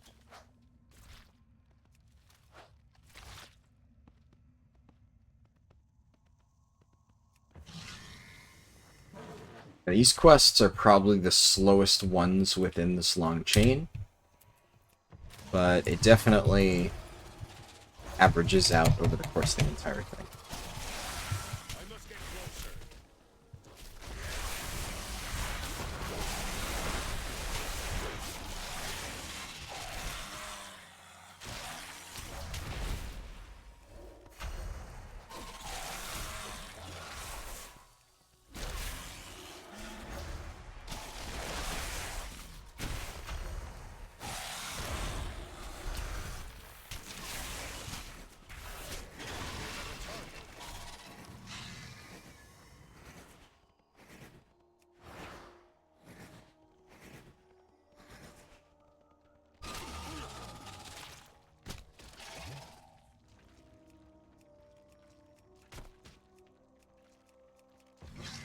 The delay on mounting up is sometimes very frustrating. Yeah, that's why if anybody ever says don't run Malorn's Swiftness or like don't take it the moment you can, I don't get it. On to the next task. Malorn's Swiftness is so good. The ability to just instantly mount up at full mount speed while in combat. I mean, how is that not just the most broken thing ever? How can I help? God damn it.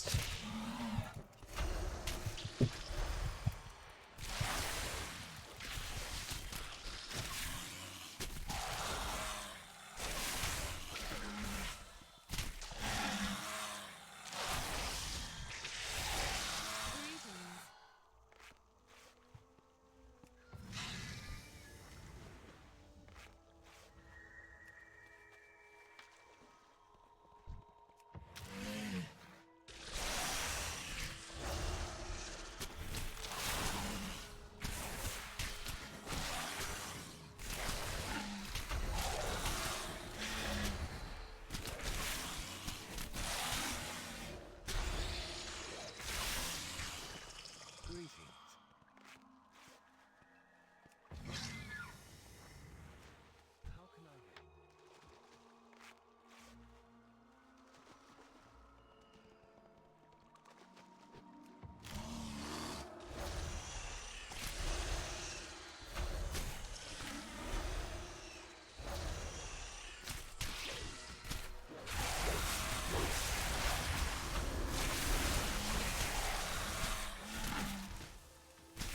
Well used. Every single time I press it, I just go, yes!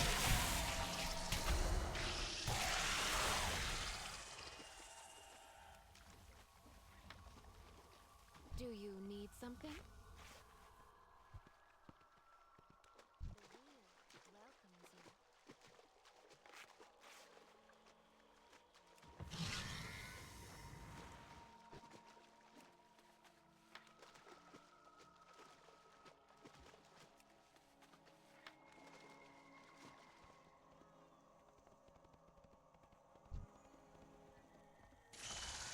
I would be glad to assist you. Haha! Greetings.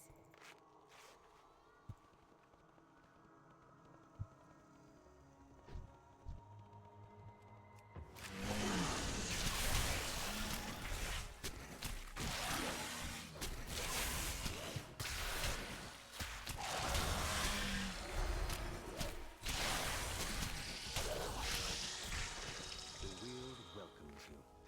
What shall I craft next? That item is still recharging. That item is still recharging.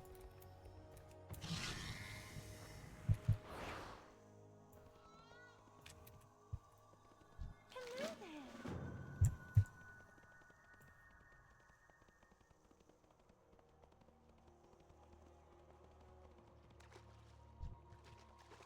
Too far away.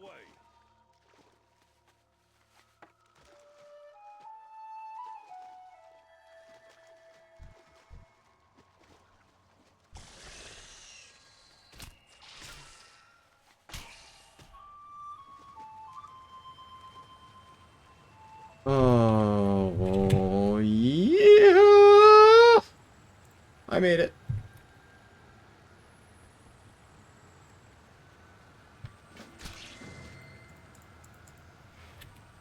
Fuck off, boss. Fuck off. Oh god, I hate that treasure. Ooh.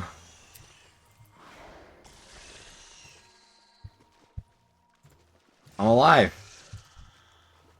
Hell yeah.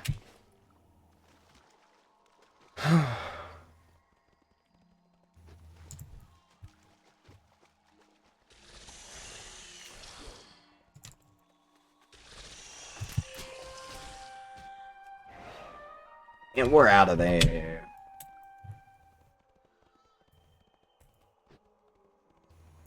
Need some help?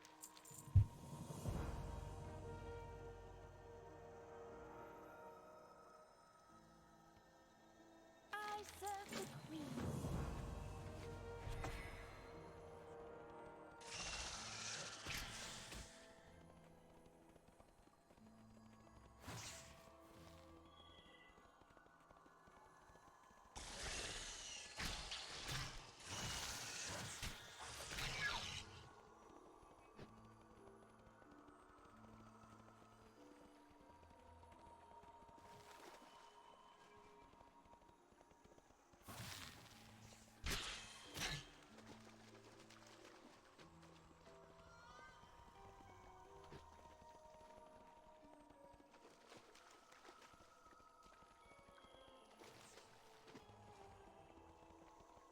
Alright. I would be glad to assist you. That chain's over and done with.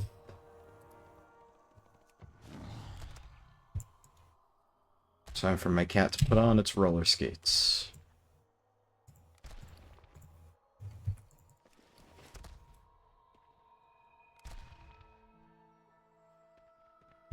I serve the queen.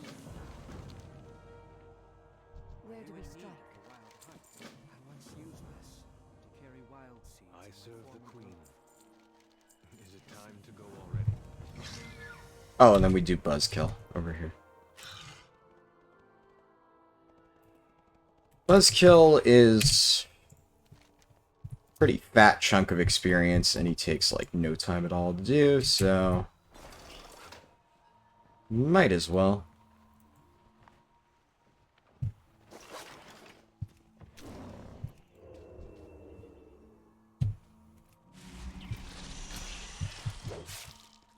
Okay, take this. And 6. Pew, pew, pew, pew, pew, pew, pew, pew, pew. Boom.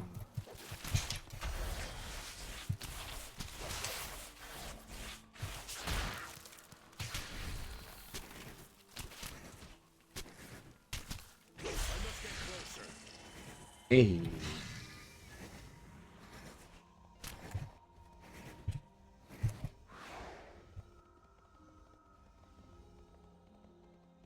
Invoke is a fun spell.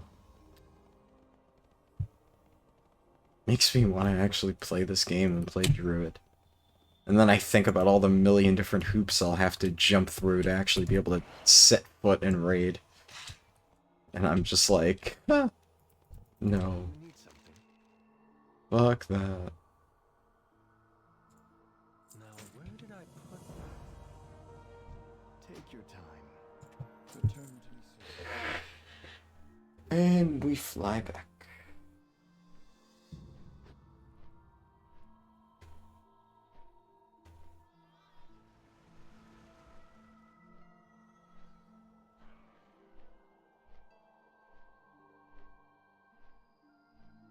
Yeah, I'm definitely starting to feel pretty tired now. We're already getting well past the normal time that a speedrun would take me. Not to mention, I don't know, I just... Thank the queen you're here. Nothing Something about Shadowlands leveling is just so draining to me. I do not enjoy it. Many deals for a friend of the Grumbles, like you. I wish I could, I just can't. I don't know why.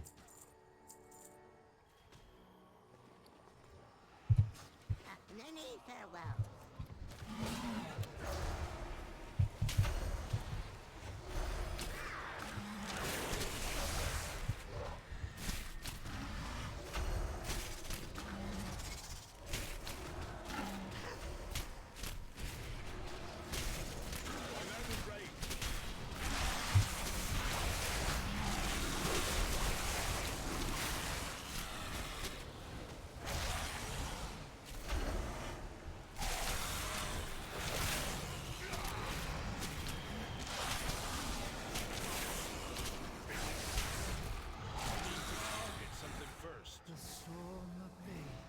Too far away.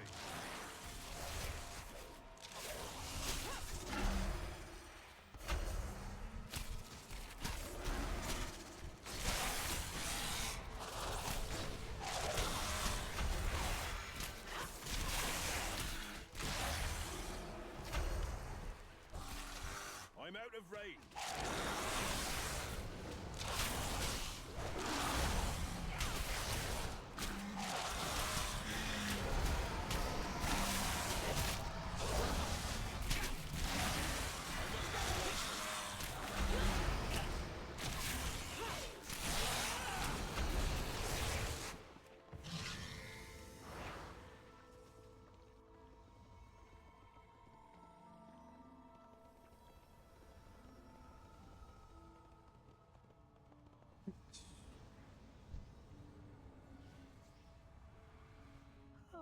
Looks like the spirit is calm again.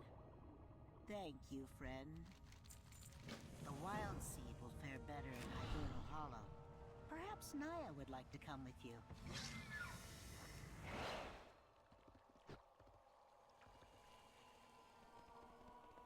Where shall we go next? Ardenweald will endure.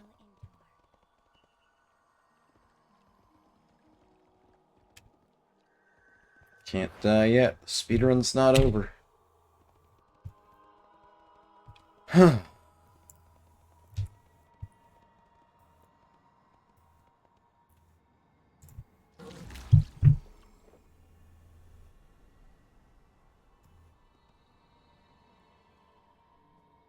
Any horde in any of the Shadowlands, please post their location. Huh. How can I help? How can I help? Some guys are really thirsty to kill some horde. Take my harp. Its music can help soothe the wild seed. I'll meet you in Hibernal Hollow. Safe journey, you three. Thank you for bringing me along. I'm sorry you couldn't speak to the Queen. I'll do whatever I can to help you meet with her, just like you helped me.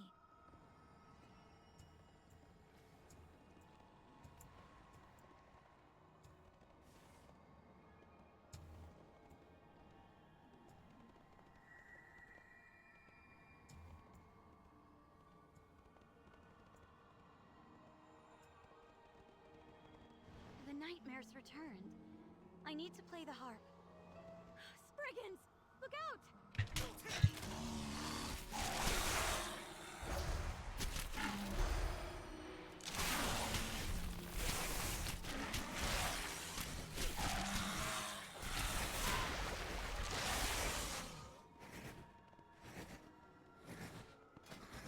This thing's actually not bad.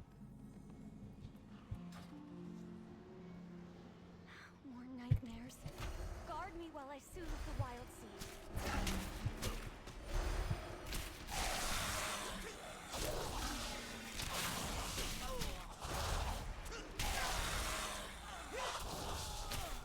Every wild seed is precious. We've lost so many. I wish the Winter Queen could save them all.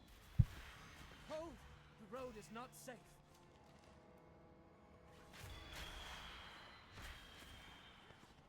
Wait. You're the one who helped us at Glitterfall Heights. Perhaps you can do so again. What do you fight for? Come. Okay, so 13 minutes on this quest.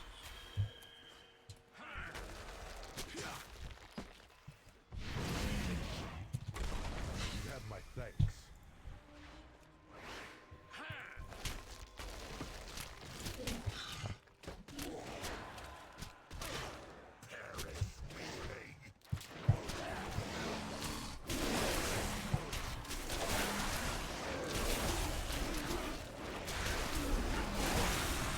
Fuck you, game. Kinda knew that was gonna happen.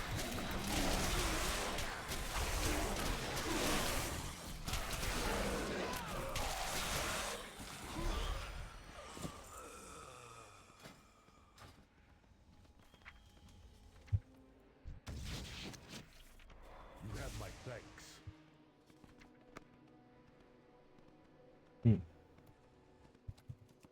Isn't there supposed to be like an objective here or something? You have my thanks.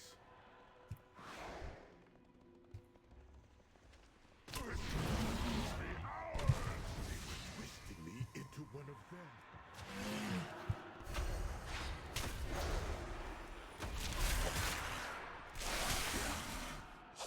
Damn it. No.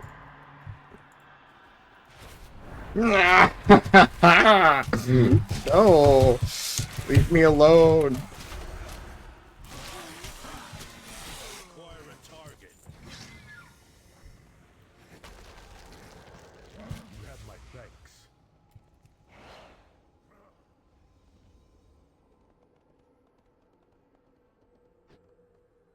Are you in need? Take a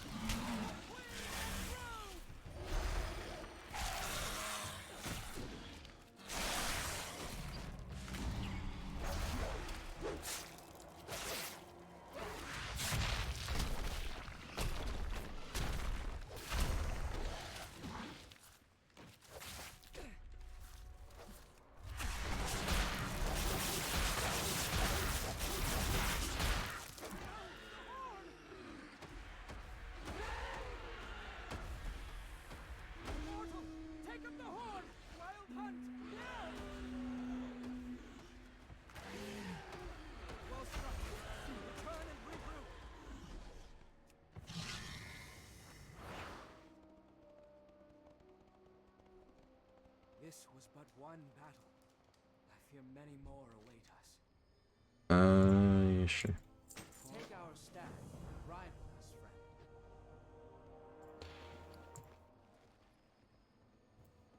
The blighted stand in our path.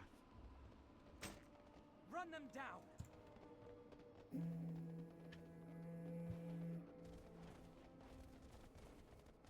The Wild Hunt will cull you from Ardenweald!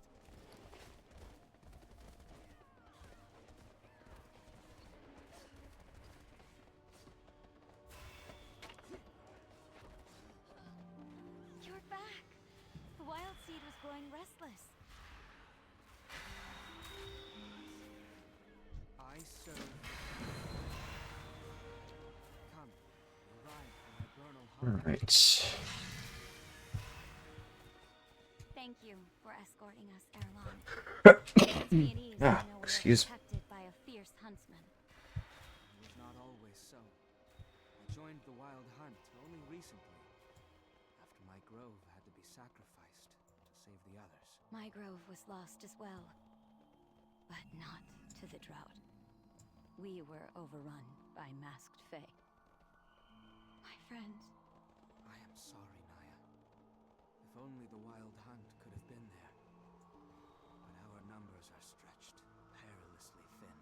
And so is the Winter Queen. She bears the greatest burden. That's not what she said. She said, and so is the Winter Queen, not as is the Winter Queen.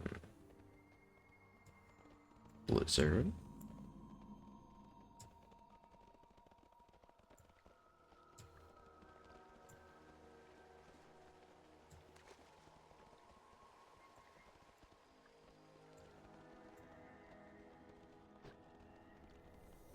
Please, Alio, help us end this spirit's nightmare.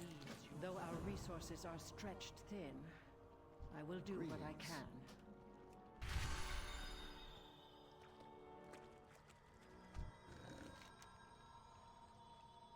We'll prepare the ritual.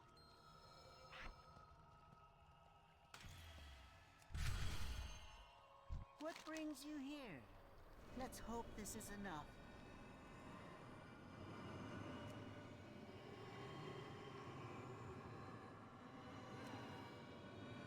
Did it work?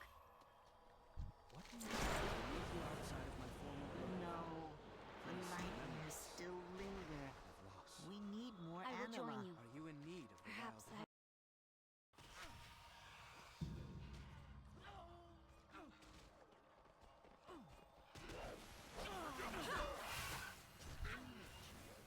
All are one.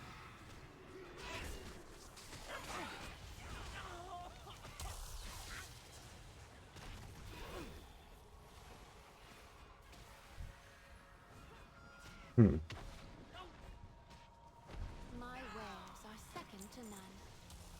Take pride in your work.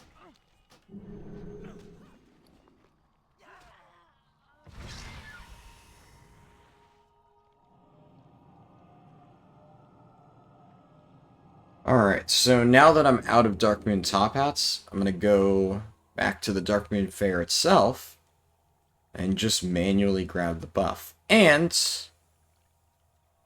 if all goes well, this should be the last Darkmoon Fair buff I have to grab. Within the next hour, I should be able to ding 60. It would make sense, after all. I mean, it's about a level and a half per hour, so...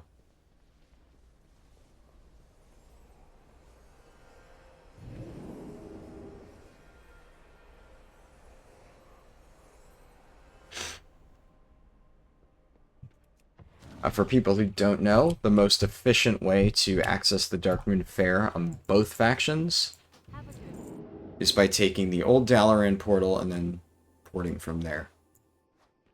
From the portal room, I should say.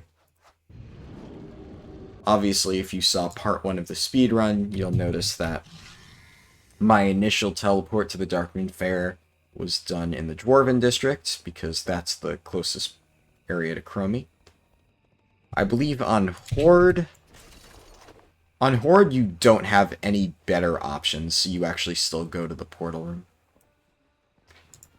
Technically, if you get really lucky with the... whatchamacallit? If you get really, really lucky with the little elevators, they can be slightly faster. But they can also be much slower, assuming you get bad RNG. So I usually opt to just play it safe and go to the old Dalaran portal.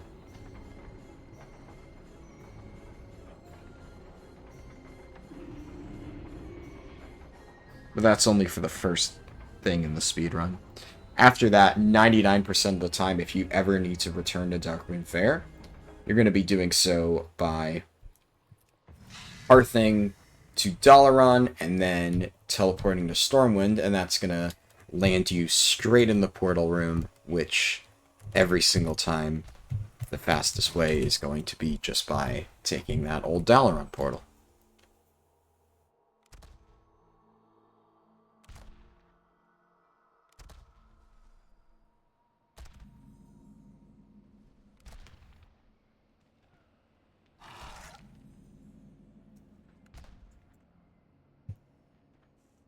What do you fight for? Do what you must. I'm so glad you're here.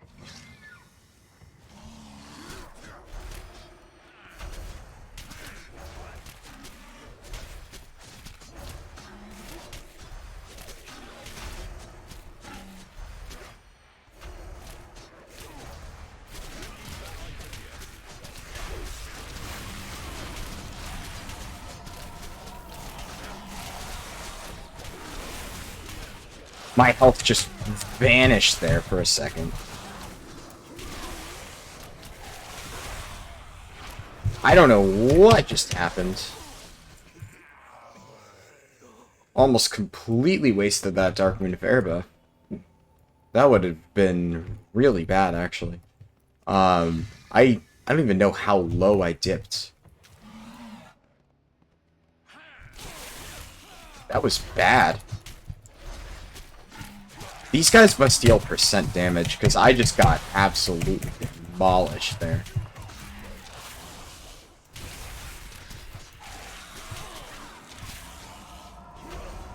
Okay, that Deathblow thing really hurts. So I must have had multiple casts of that immediately applied to me, and that just destroyed my health bar. Wow. Alright.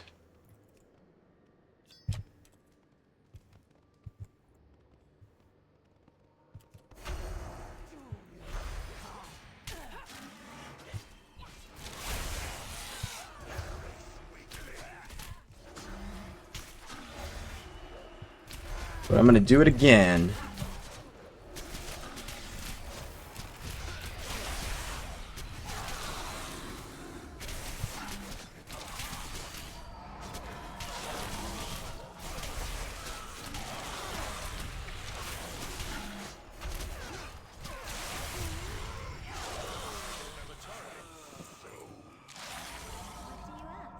Whew. That hurts.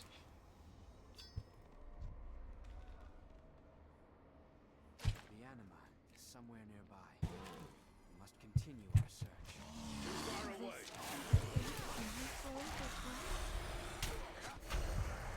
So that's my top hat expiring, but that's fine. We already knew that. Okay, Frenzy Rejuve.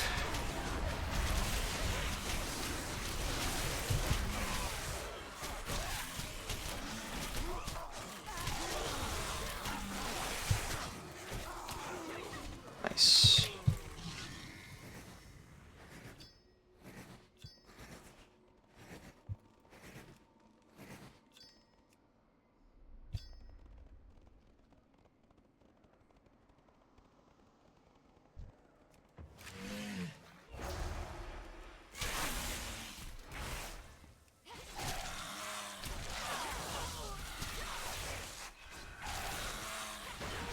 Nice. Encounters are actually kind of getting quite difficult. Having to really min-max my health.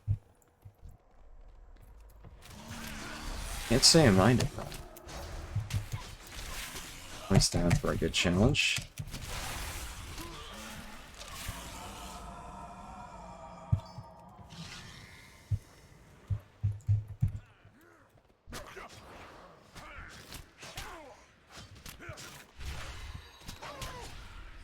This. Nice. They must be gathering it for some dark purpose.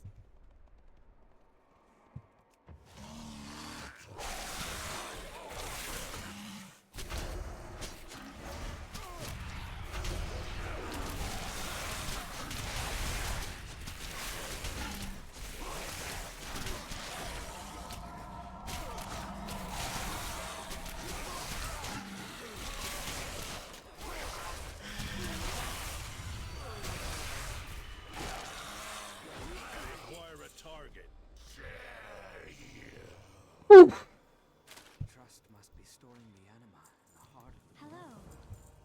But it withered so long ago. Perhaps the decaying groves are what drew them Whew, to our... that was a good jump. What is that? One of the trust. A large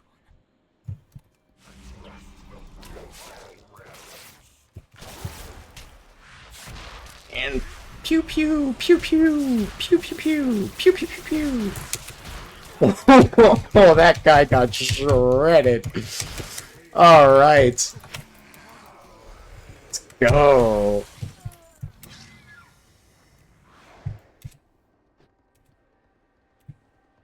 I serve.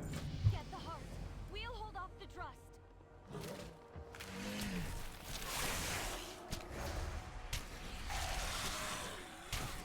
So much anima.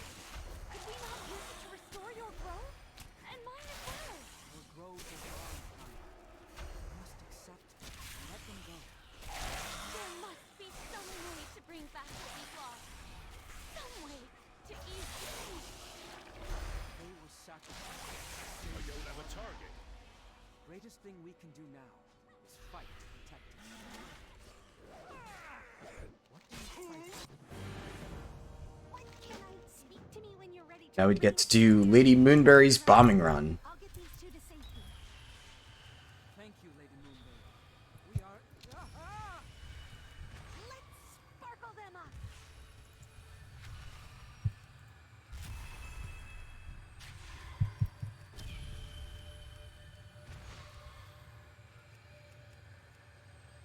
What?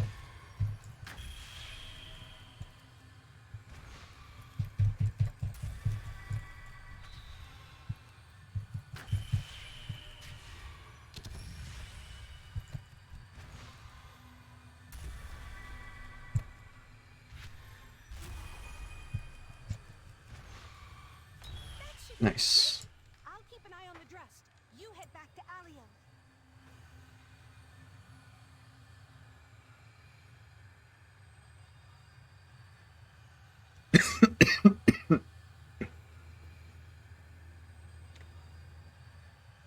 God damn it.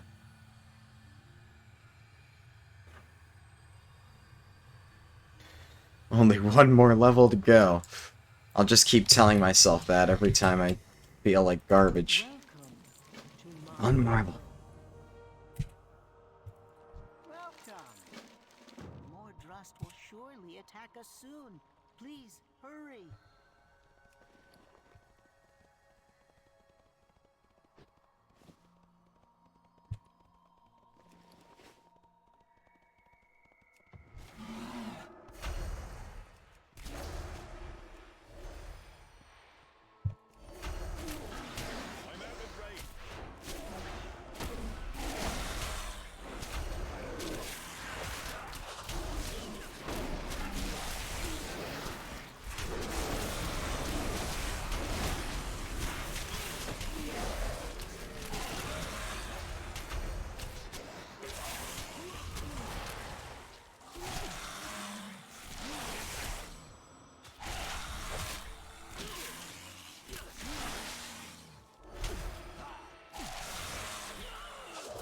Nice.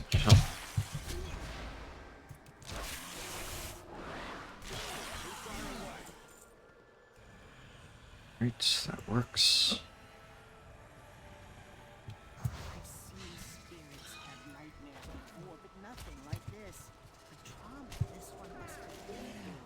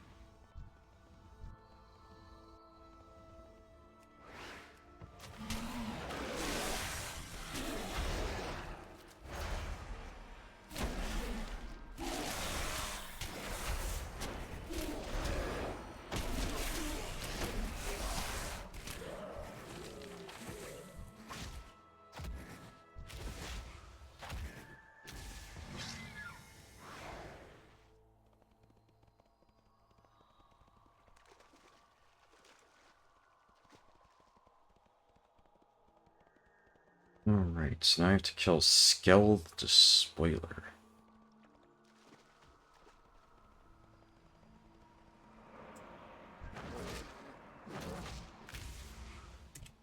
That's this chick, right? Yeah.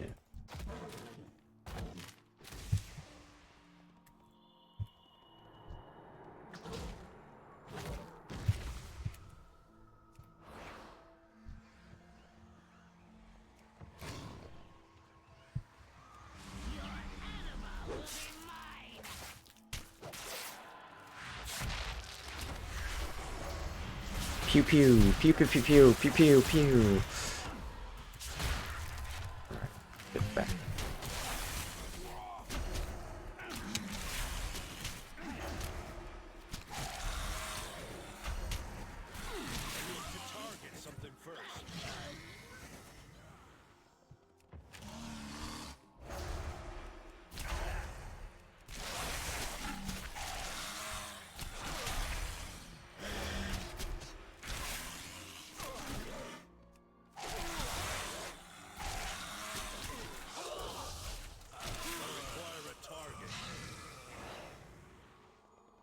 Nice, then this.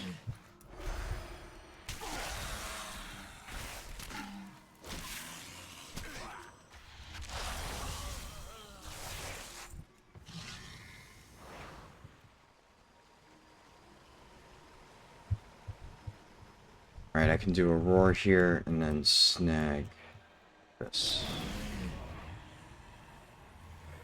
Or can I?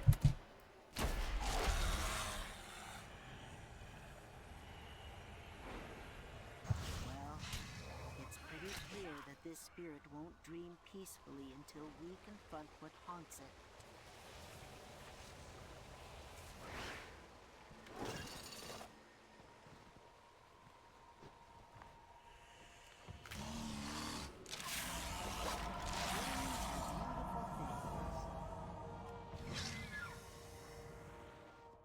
Arden wield me.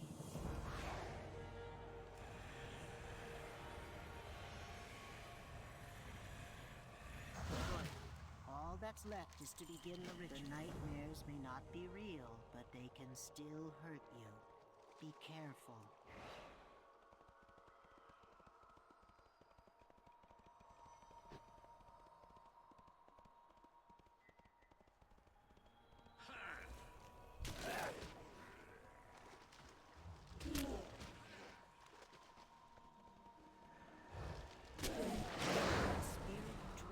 Of her past, of the events that shaped all others to come.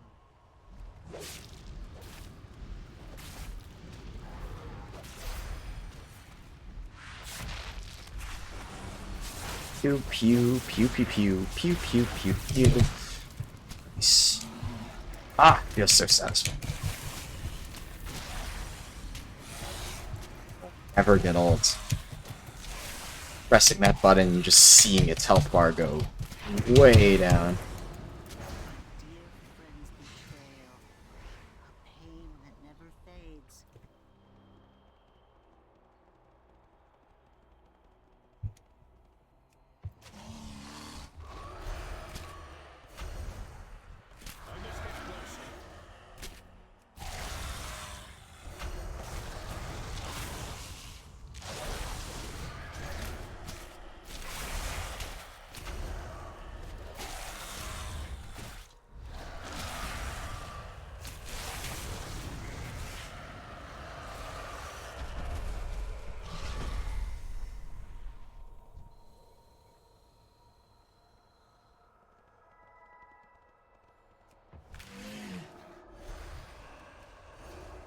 I'm out of range.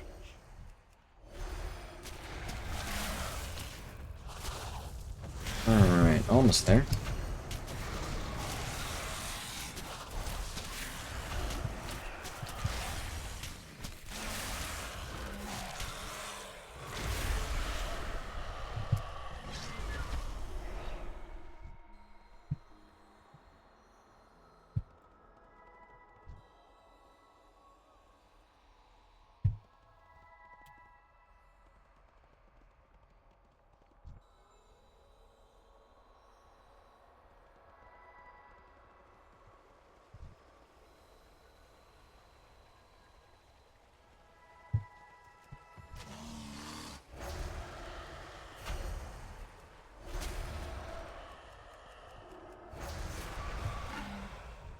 I must get closer. I'm out of range. I wonder what a dragon that's supposed to be, come to think of it. Azeroth's Demise. I mean, it's not Deathwing. Unless we're just saying that she's afraid of Azeroth's potential inevitable demise, and that's the gigantic nightmare that she has. Finished. So much remorse and regret. Because the other ones are like emotions.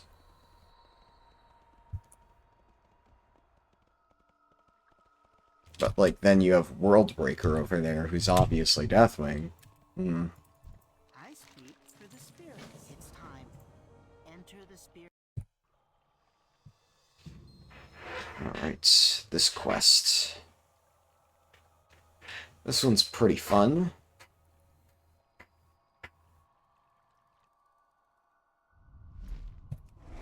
Begins again. The pain and agony. The madness beyond measure.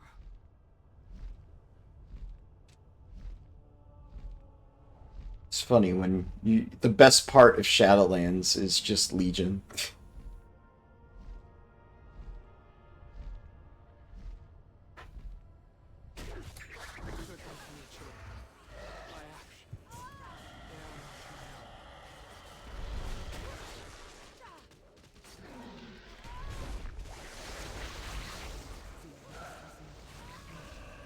I must abandon my beloved and subdue the most beautiful creature I have ever known. This is your end, mortals. Your dream is undone. Not while I still draw breath.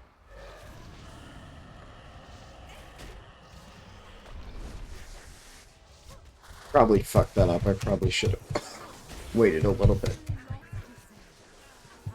I can do a breath here. Take out a big group of people. Oh, that's good. Do this. Nice. So, if you aren't fully aware, obviously, the idea with that is you need to die as Ysera. Every time you kill an enemy, it lowers your health. So, effectively, you need to kill a certain amount of enemies as Ysera. Even though that's not exactly how the quest is phrased. Listen, we're not the only ones. So you still need to be very efficient. The Drust are approaching as we speak. Welcome. Take the horn. Sound the call and summon the hunt. Could probably use a little help, huh? The masters will not be denied.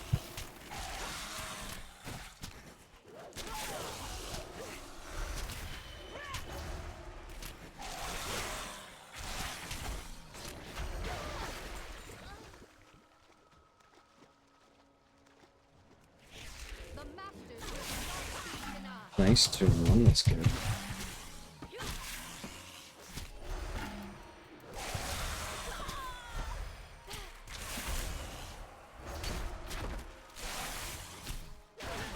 Target something first.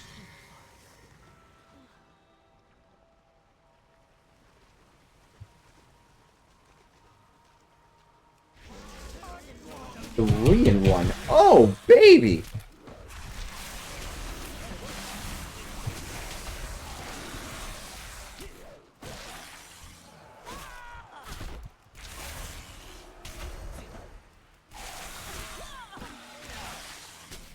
I require a target. Alright, so we do this.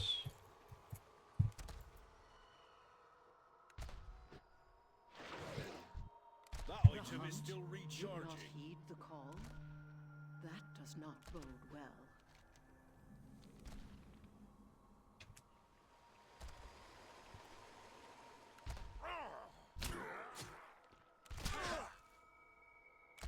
I can't use that item yet.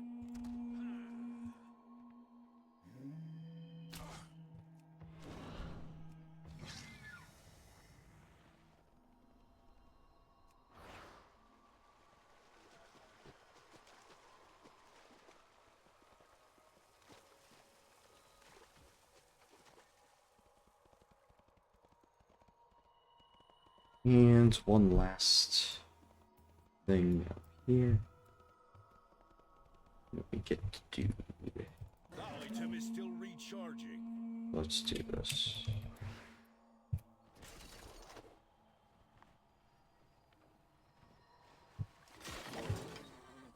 In nature, all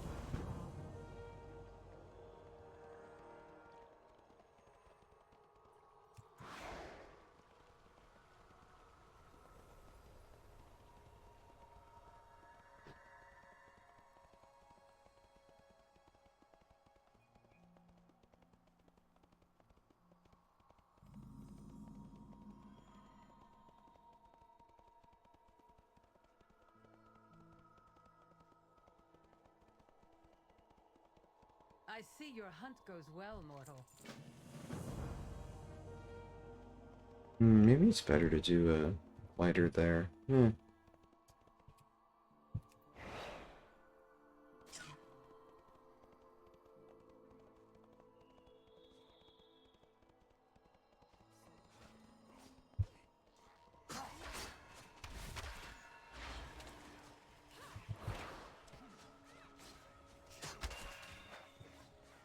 welcome to my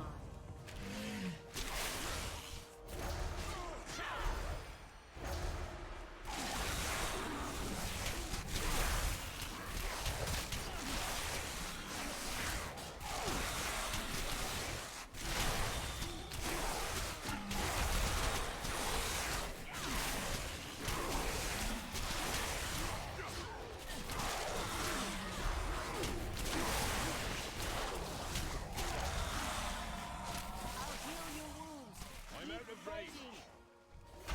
Too far away. I'm out of range. I must get closer.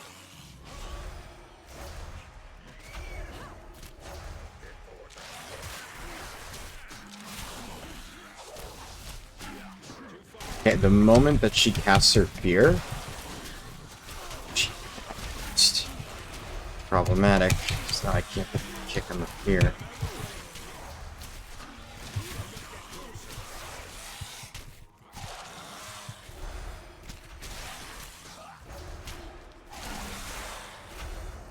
far away. I must get closer. I don't have a target.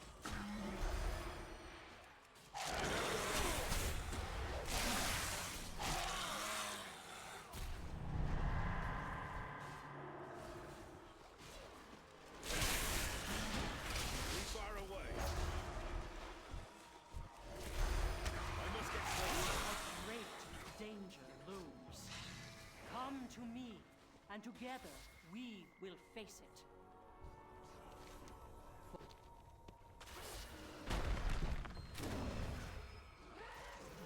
Hey, where is Locron? Oh, all the way over here. The fuck?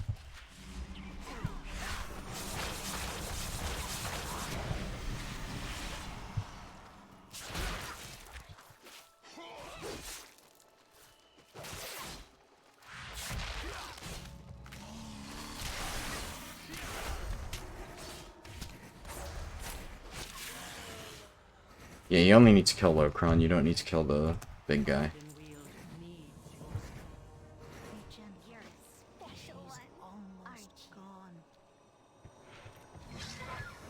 Alright, so we are actually going to hit Revendreth.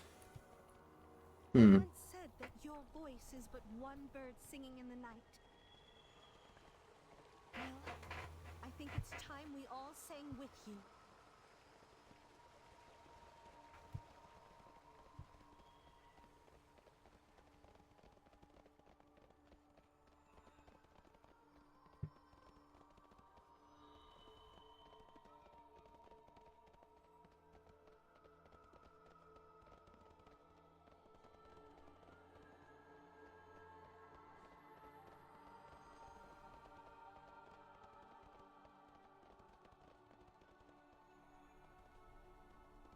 I will say, this quest may be nice and all in in story-wise stuff, but god.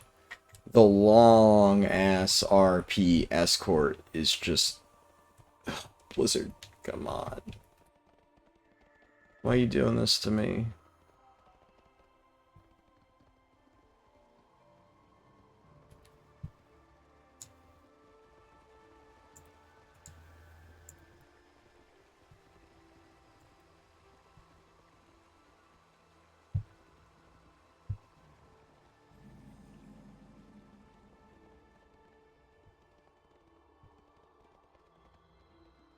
Definitely is weird that I did this on Horde. I don't really feel like, even with the warm-up bonus and the Darkmoon Fair bonus, it doesn't feel that significantly faster. Like, I'm gonna ding probably when I hit the Dreadmire in Revendreth. And that's just not that much better than Horde. So I don't know.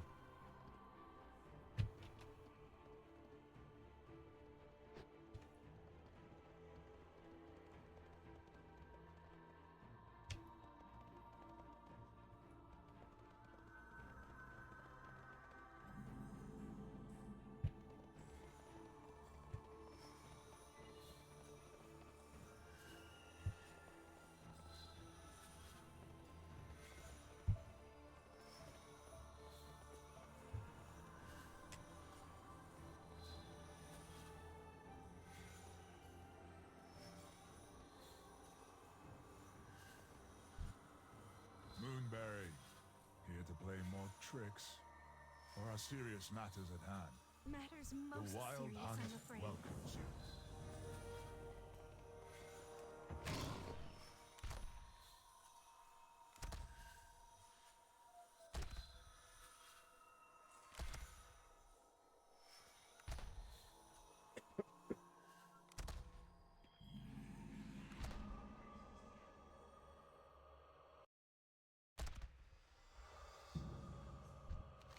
I could once again, but in a world not my own. You are reborn in Ardenweald, child of dreams.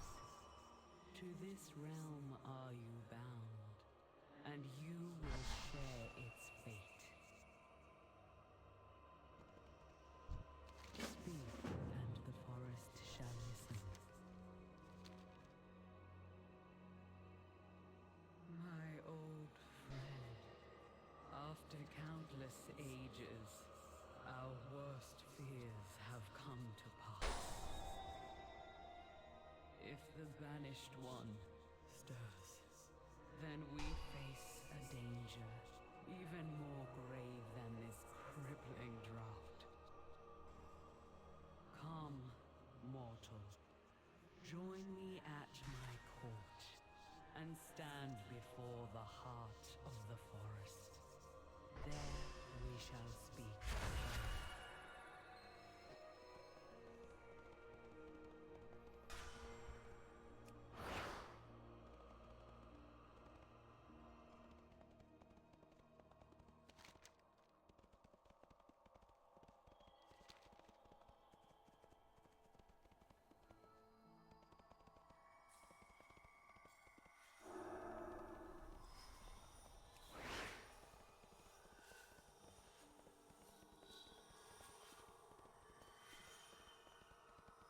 Only half a level to go.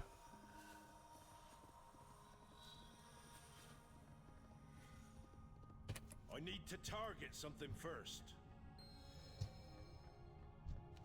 The drought beleaguered. The heart of the forest is vital to Ardenweald, and to the protection of the realms beyond. Long ago, we drew upon its magic to ensure the maw would be inescapable, that the banished one would remain forever bound. Your path, the drought, has caused the heart to wither. Its strength must be bolstered. Though we have precious little anima to save our waning groves. An impossible choice. Yet one that must be made for the good of the cycle. We bring the gift. Alright, now we go back to Oribus.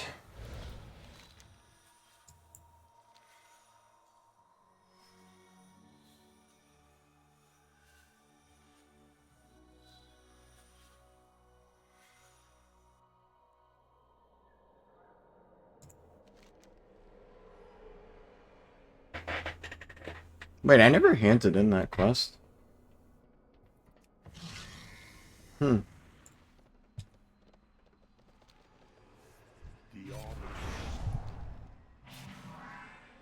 Seems strange that I only just noticed, but like, I don't know. I guess I did a quest and just completely forgot to take it and turn it in. So...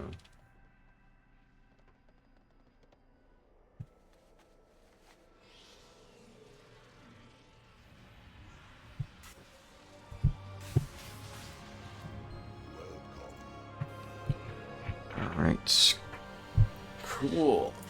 We're almost done. Last zone.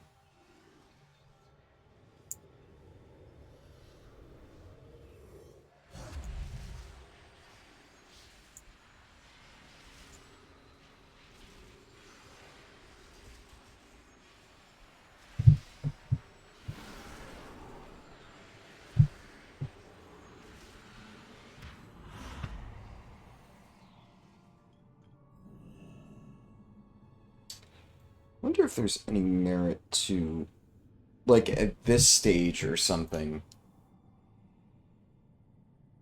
turning on Threads of Fate. Like, the main issue that I find with Threads of Fate is, A, you can't swap back, so it's not like you can weave it into the quest, into the questing experience, and if you run out of quests too early, you're kind of fucked. But it is possible that, like, maybe right towards the end there,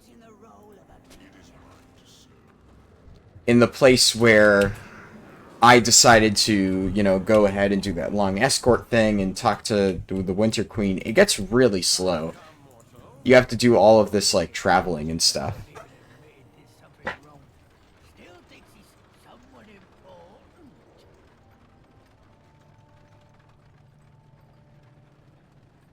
doubt by now you have heard of the anima drought plaguing our reality. We face this challenge with dignity and remain united behind the Master. Revendreth remains resolute.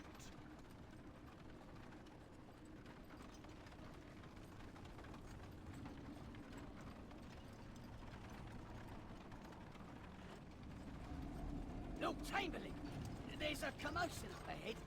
Looks like a fight. Rebels. Just drive either over or through them. They would not dare to...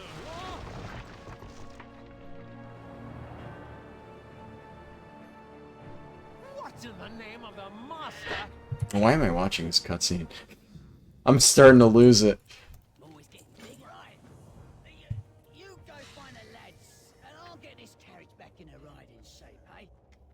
And try not to Mortal, get over here. What adventure do you need?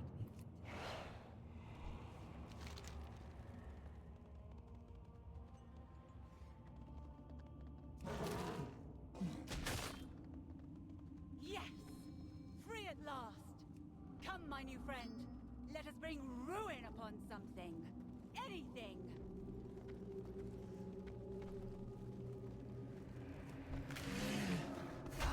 I don't want to get I'm out of range.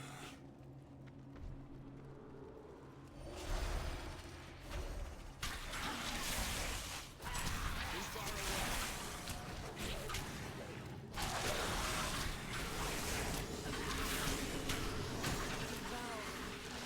They are chewing at the foundation of our realm. I have never seen so many.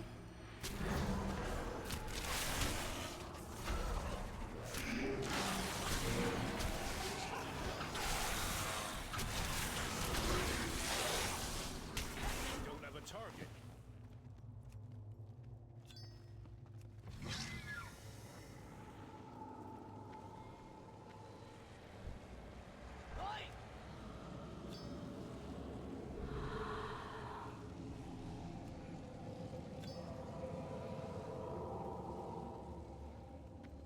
The Mistblade graces us with her presence.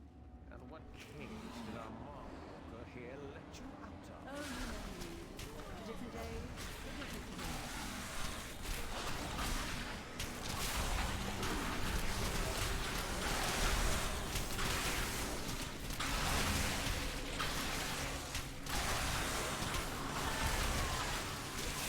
Nice.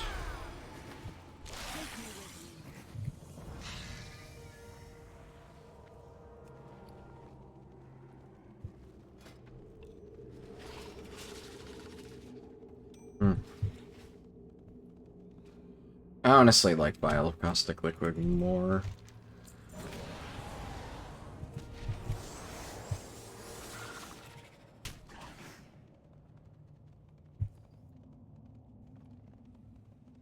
Stick with me. You have Be on your guard. Draven and his Alright. may still be lurking nearby. Draven is one of the few remaining leaders of a failed rebellion. There are those Damn it. Vendir and Stonewood who believe the Master is responsible for the anima drought. Such heresy.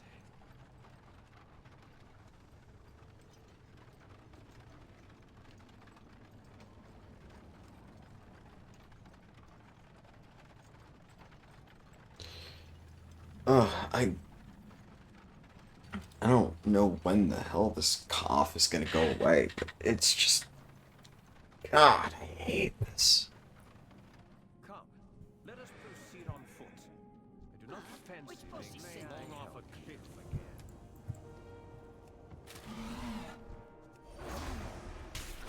You, with the ugly face, ride the carriage off in a different direction as a distraction. I'm out of range. We should split up to avoid being an easier target. Try not to die.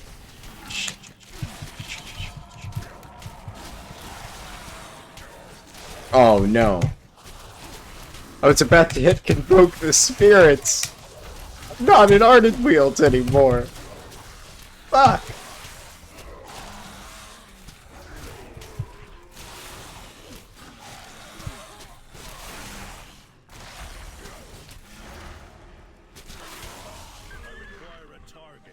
I miss it already.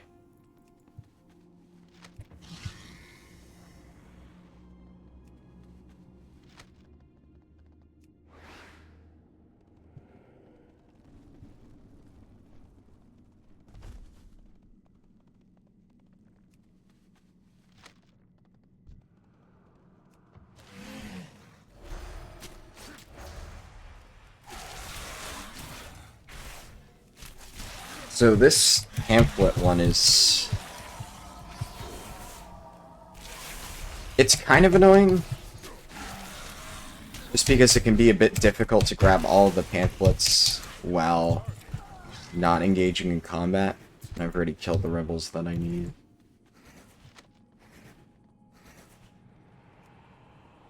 You don't need to fight the bat that spawns from that.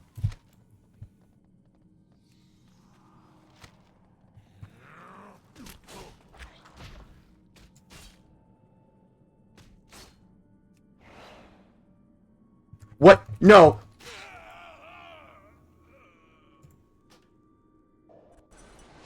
Why did I not keep the slow fall, Blizzard? Why does that disable the slow fall? Oh, fuck me. Whatever. Whatever. It's 10%. 10% experience. This process will take 10% longer, but on the plus side, it's almost over, so that's a thing.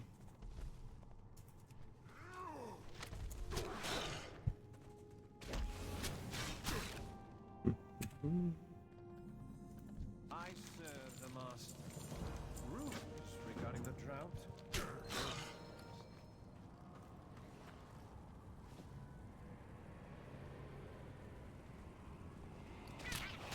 You also don't need to kill anything here, just cross the bridge.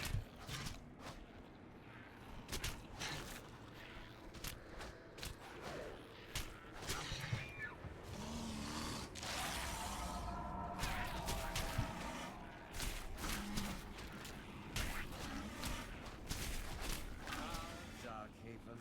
They welcome anyone here. No sin, propriety. At least up in the castle, there is an order as to who is permitted. Stoneborn are fanatically loyal defenders, typically. The rebels have been swayed by pretty Okay.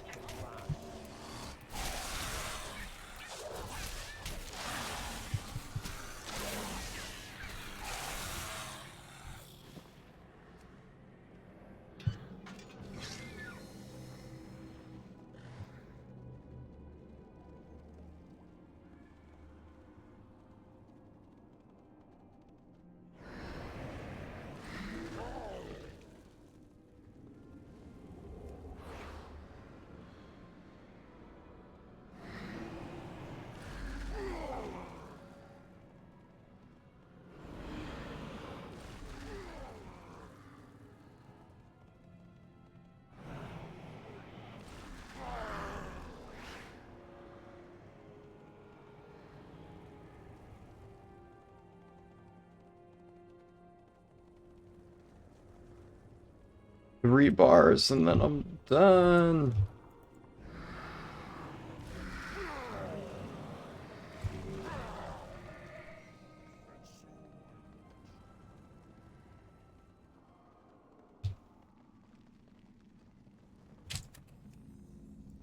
I must get closer.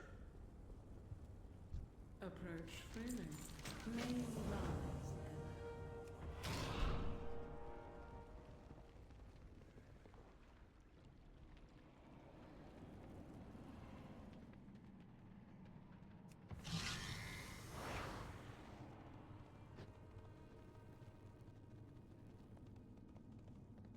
Welcome to Revenant. You walk in the domain of the Master. Tread carefully.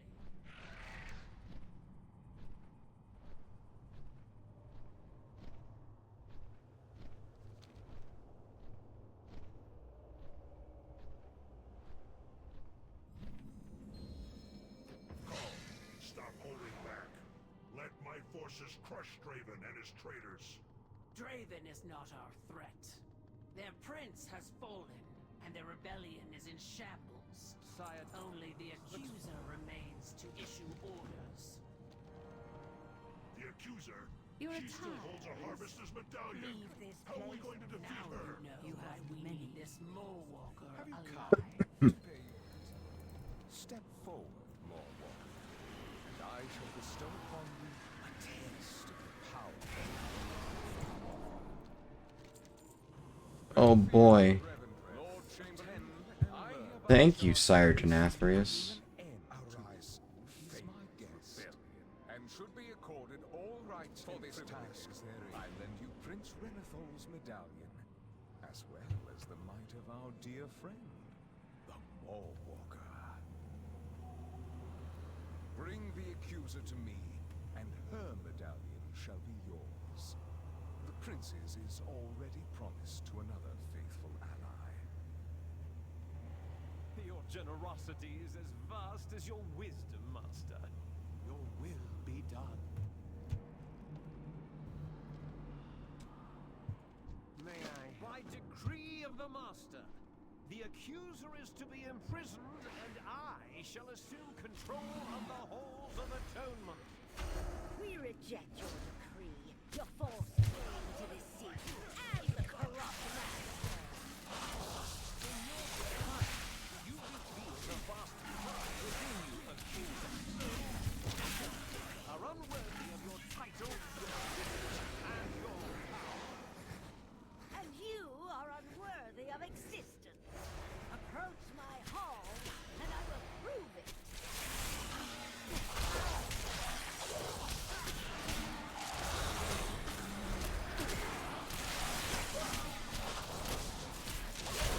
Look how easily the defiant fall. Their souls have been hollowed by arrogance. You are the most hollow of all, Lord Chamberlain.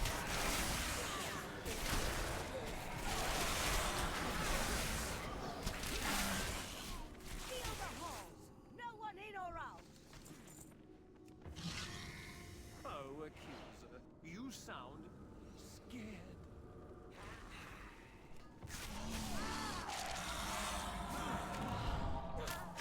I stand with the accuser.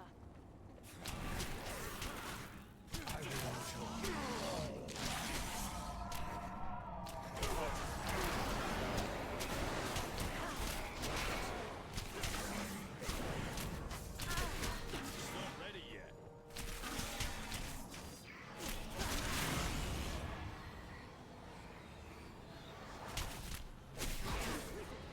Board my Sinstone and fly to safety among our people.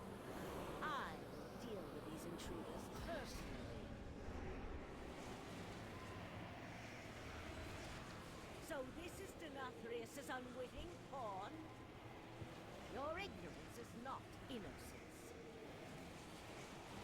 I will spare you this one time. Do not return. Do try to stay on your feet, Mole-Walker. You are embarrassing yourself, and by proxy, me. Welcome to I shall keep the accuser busy. Find and destroy those inquisitors. And despised weapons and breath. When everyone is running from their past, the worst thing that you can do is shove their faces in it. I will locate the Inquisitor. You find her Sinstone. Expropriate Temple as well. He knows how to best exploit Sinstones. Like all the rest.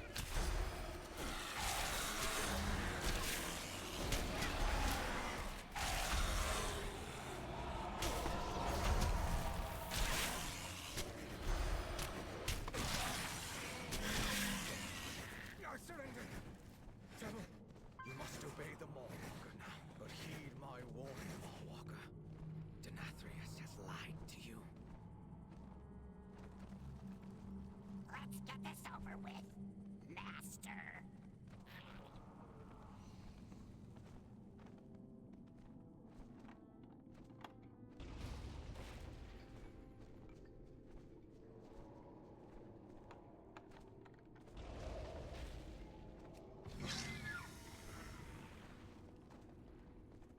I'm out of range. I will never be forgotten.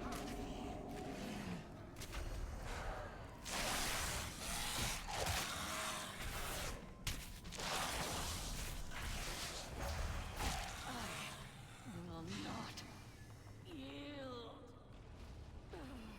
Here we go. And with any luck, this should ding me.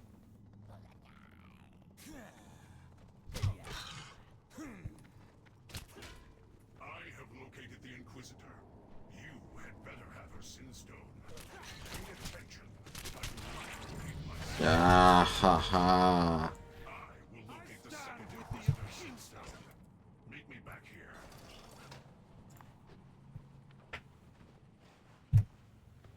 There we are. Well, that was pretty much exactly what I expected. 6 hours, slightly over. I was also playing like garbage towards the end there. I mean, yeah. I think in total this was about a little over 11 hours.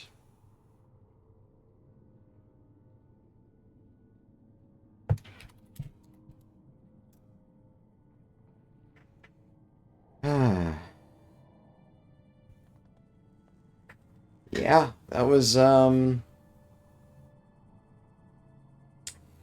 exhausting. That was definitely one of the longer runs I've had to do. Obviously, you know, I did a 10-hour run one time, but that was... Whew. Yeah, that one was miserable for some reasons. I don't think I've ever done a run this long while being sick and barely being able to talk. That makes it really difficult. Oh well. Ah. Well, I'm not gonna, you know, dilly-dally around any longer. So one thing, just so, you know, everybody knows if you're watching, even though it's in story mode now, what I can do here is scoot on back to Oribus and then enable Threads of Fate at level 60, and basically that just lets you skip to the end game. But that's not part of the speedrun, but figured I'd show it because I think it's at least an important part of, you know, hitting max level.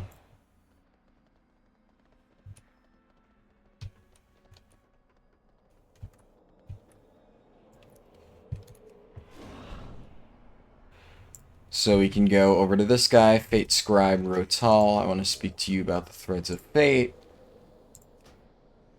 Fate. What do you see? Coolio. Now, it is worth noting, if this is your first time ever leveling through Shadowlands, that whole thing won't be an option. I'm sure you probably realized that when you didn't get the whole Zawarudo effect when you stepped into Oribos. But you have to play through the story at least once, the entire way through. Revendreth is quite a bit longer after that point. And it's not exactly my favorite zone.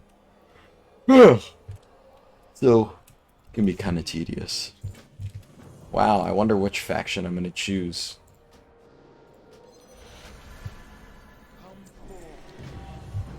Hey.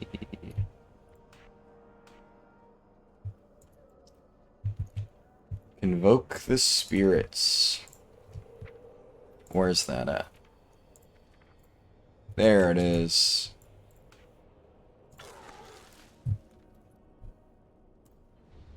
Must be in bear form. What am I doing?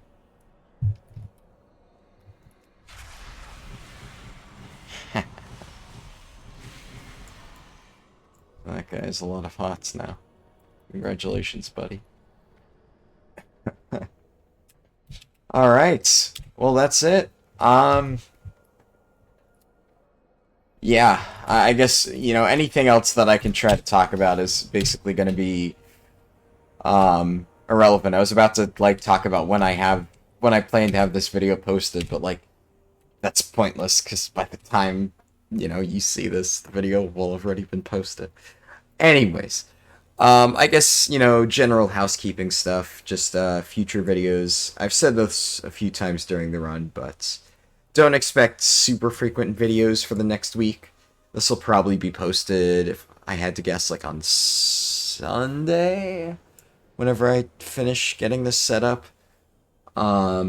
So if this is posted on Sunday, then you can assume that I probably either won't do any videos for the next week, or I might do my very first Guild Wars 2 speedrun. I'll have to see. I'm not really sure exactly how long that's going to take. So I'll have to, do a little bit of setup and see exactly what I'm thinking in that regard. But either way, thank you for watching. This is definitely, if we're combining the two parts of the speedrun, it's the longest speedrun I've had to do. It was 11 hours in total. It was a lot of work to set up, and definitely very exhausting to execute while sick. Tried to do it a few times now over the past month or two, and well, I'm just glad that I can finally get this out here. I know I said a few times stuff that I wanted to do in the future. If you have ideas for content that you would want to see, let me know. Can't guarantee I'll do it, but I'm always open to suggestions. So, if you watch this video, I'm glad that you're, still enjoying the speedruns, even though, I did take quite a bit of a break then. But yeah, that's it from me now. Have a nice day, everybody. And I hope that you will tune in to whatever I do next, even if it's not World of Warcraft related.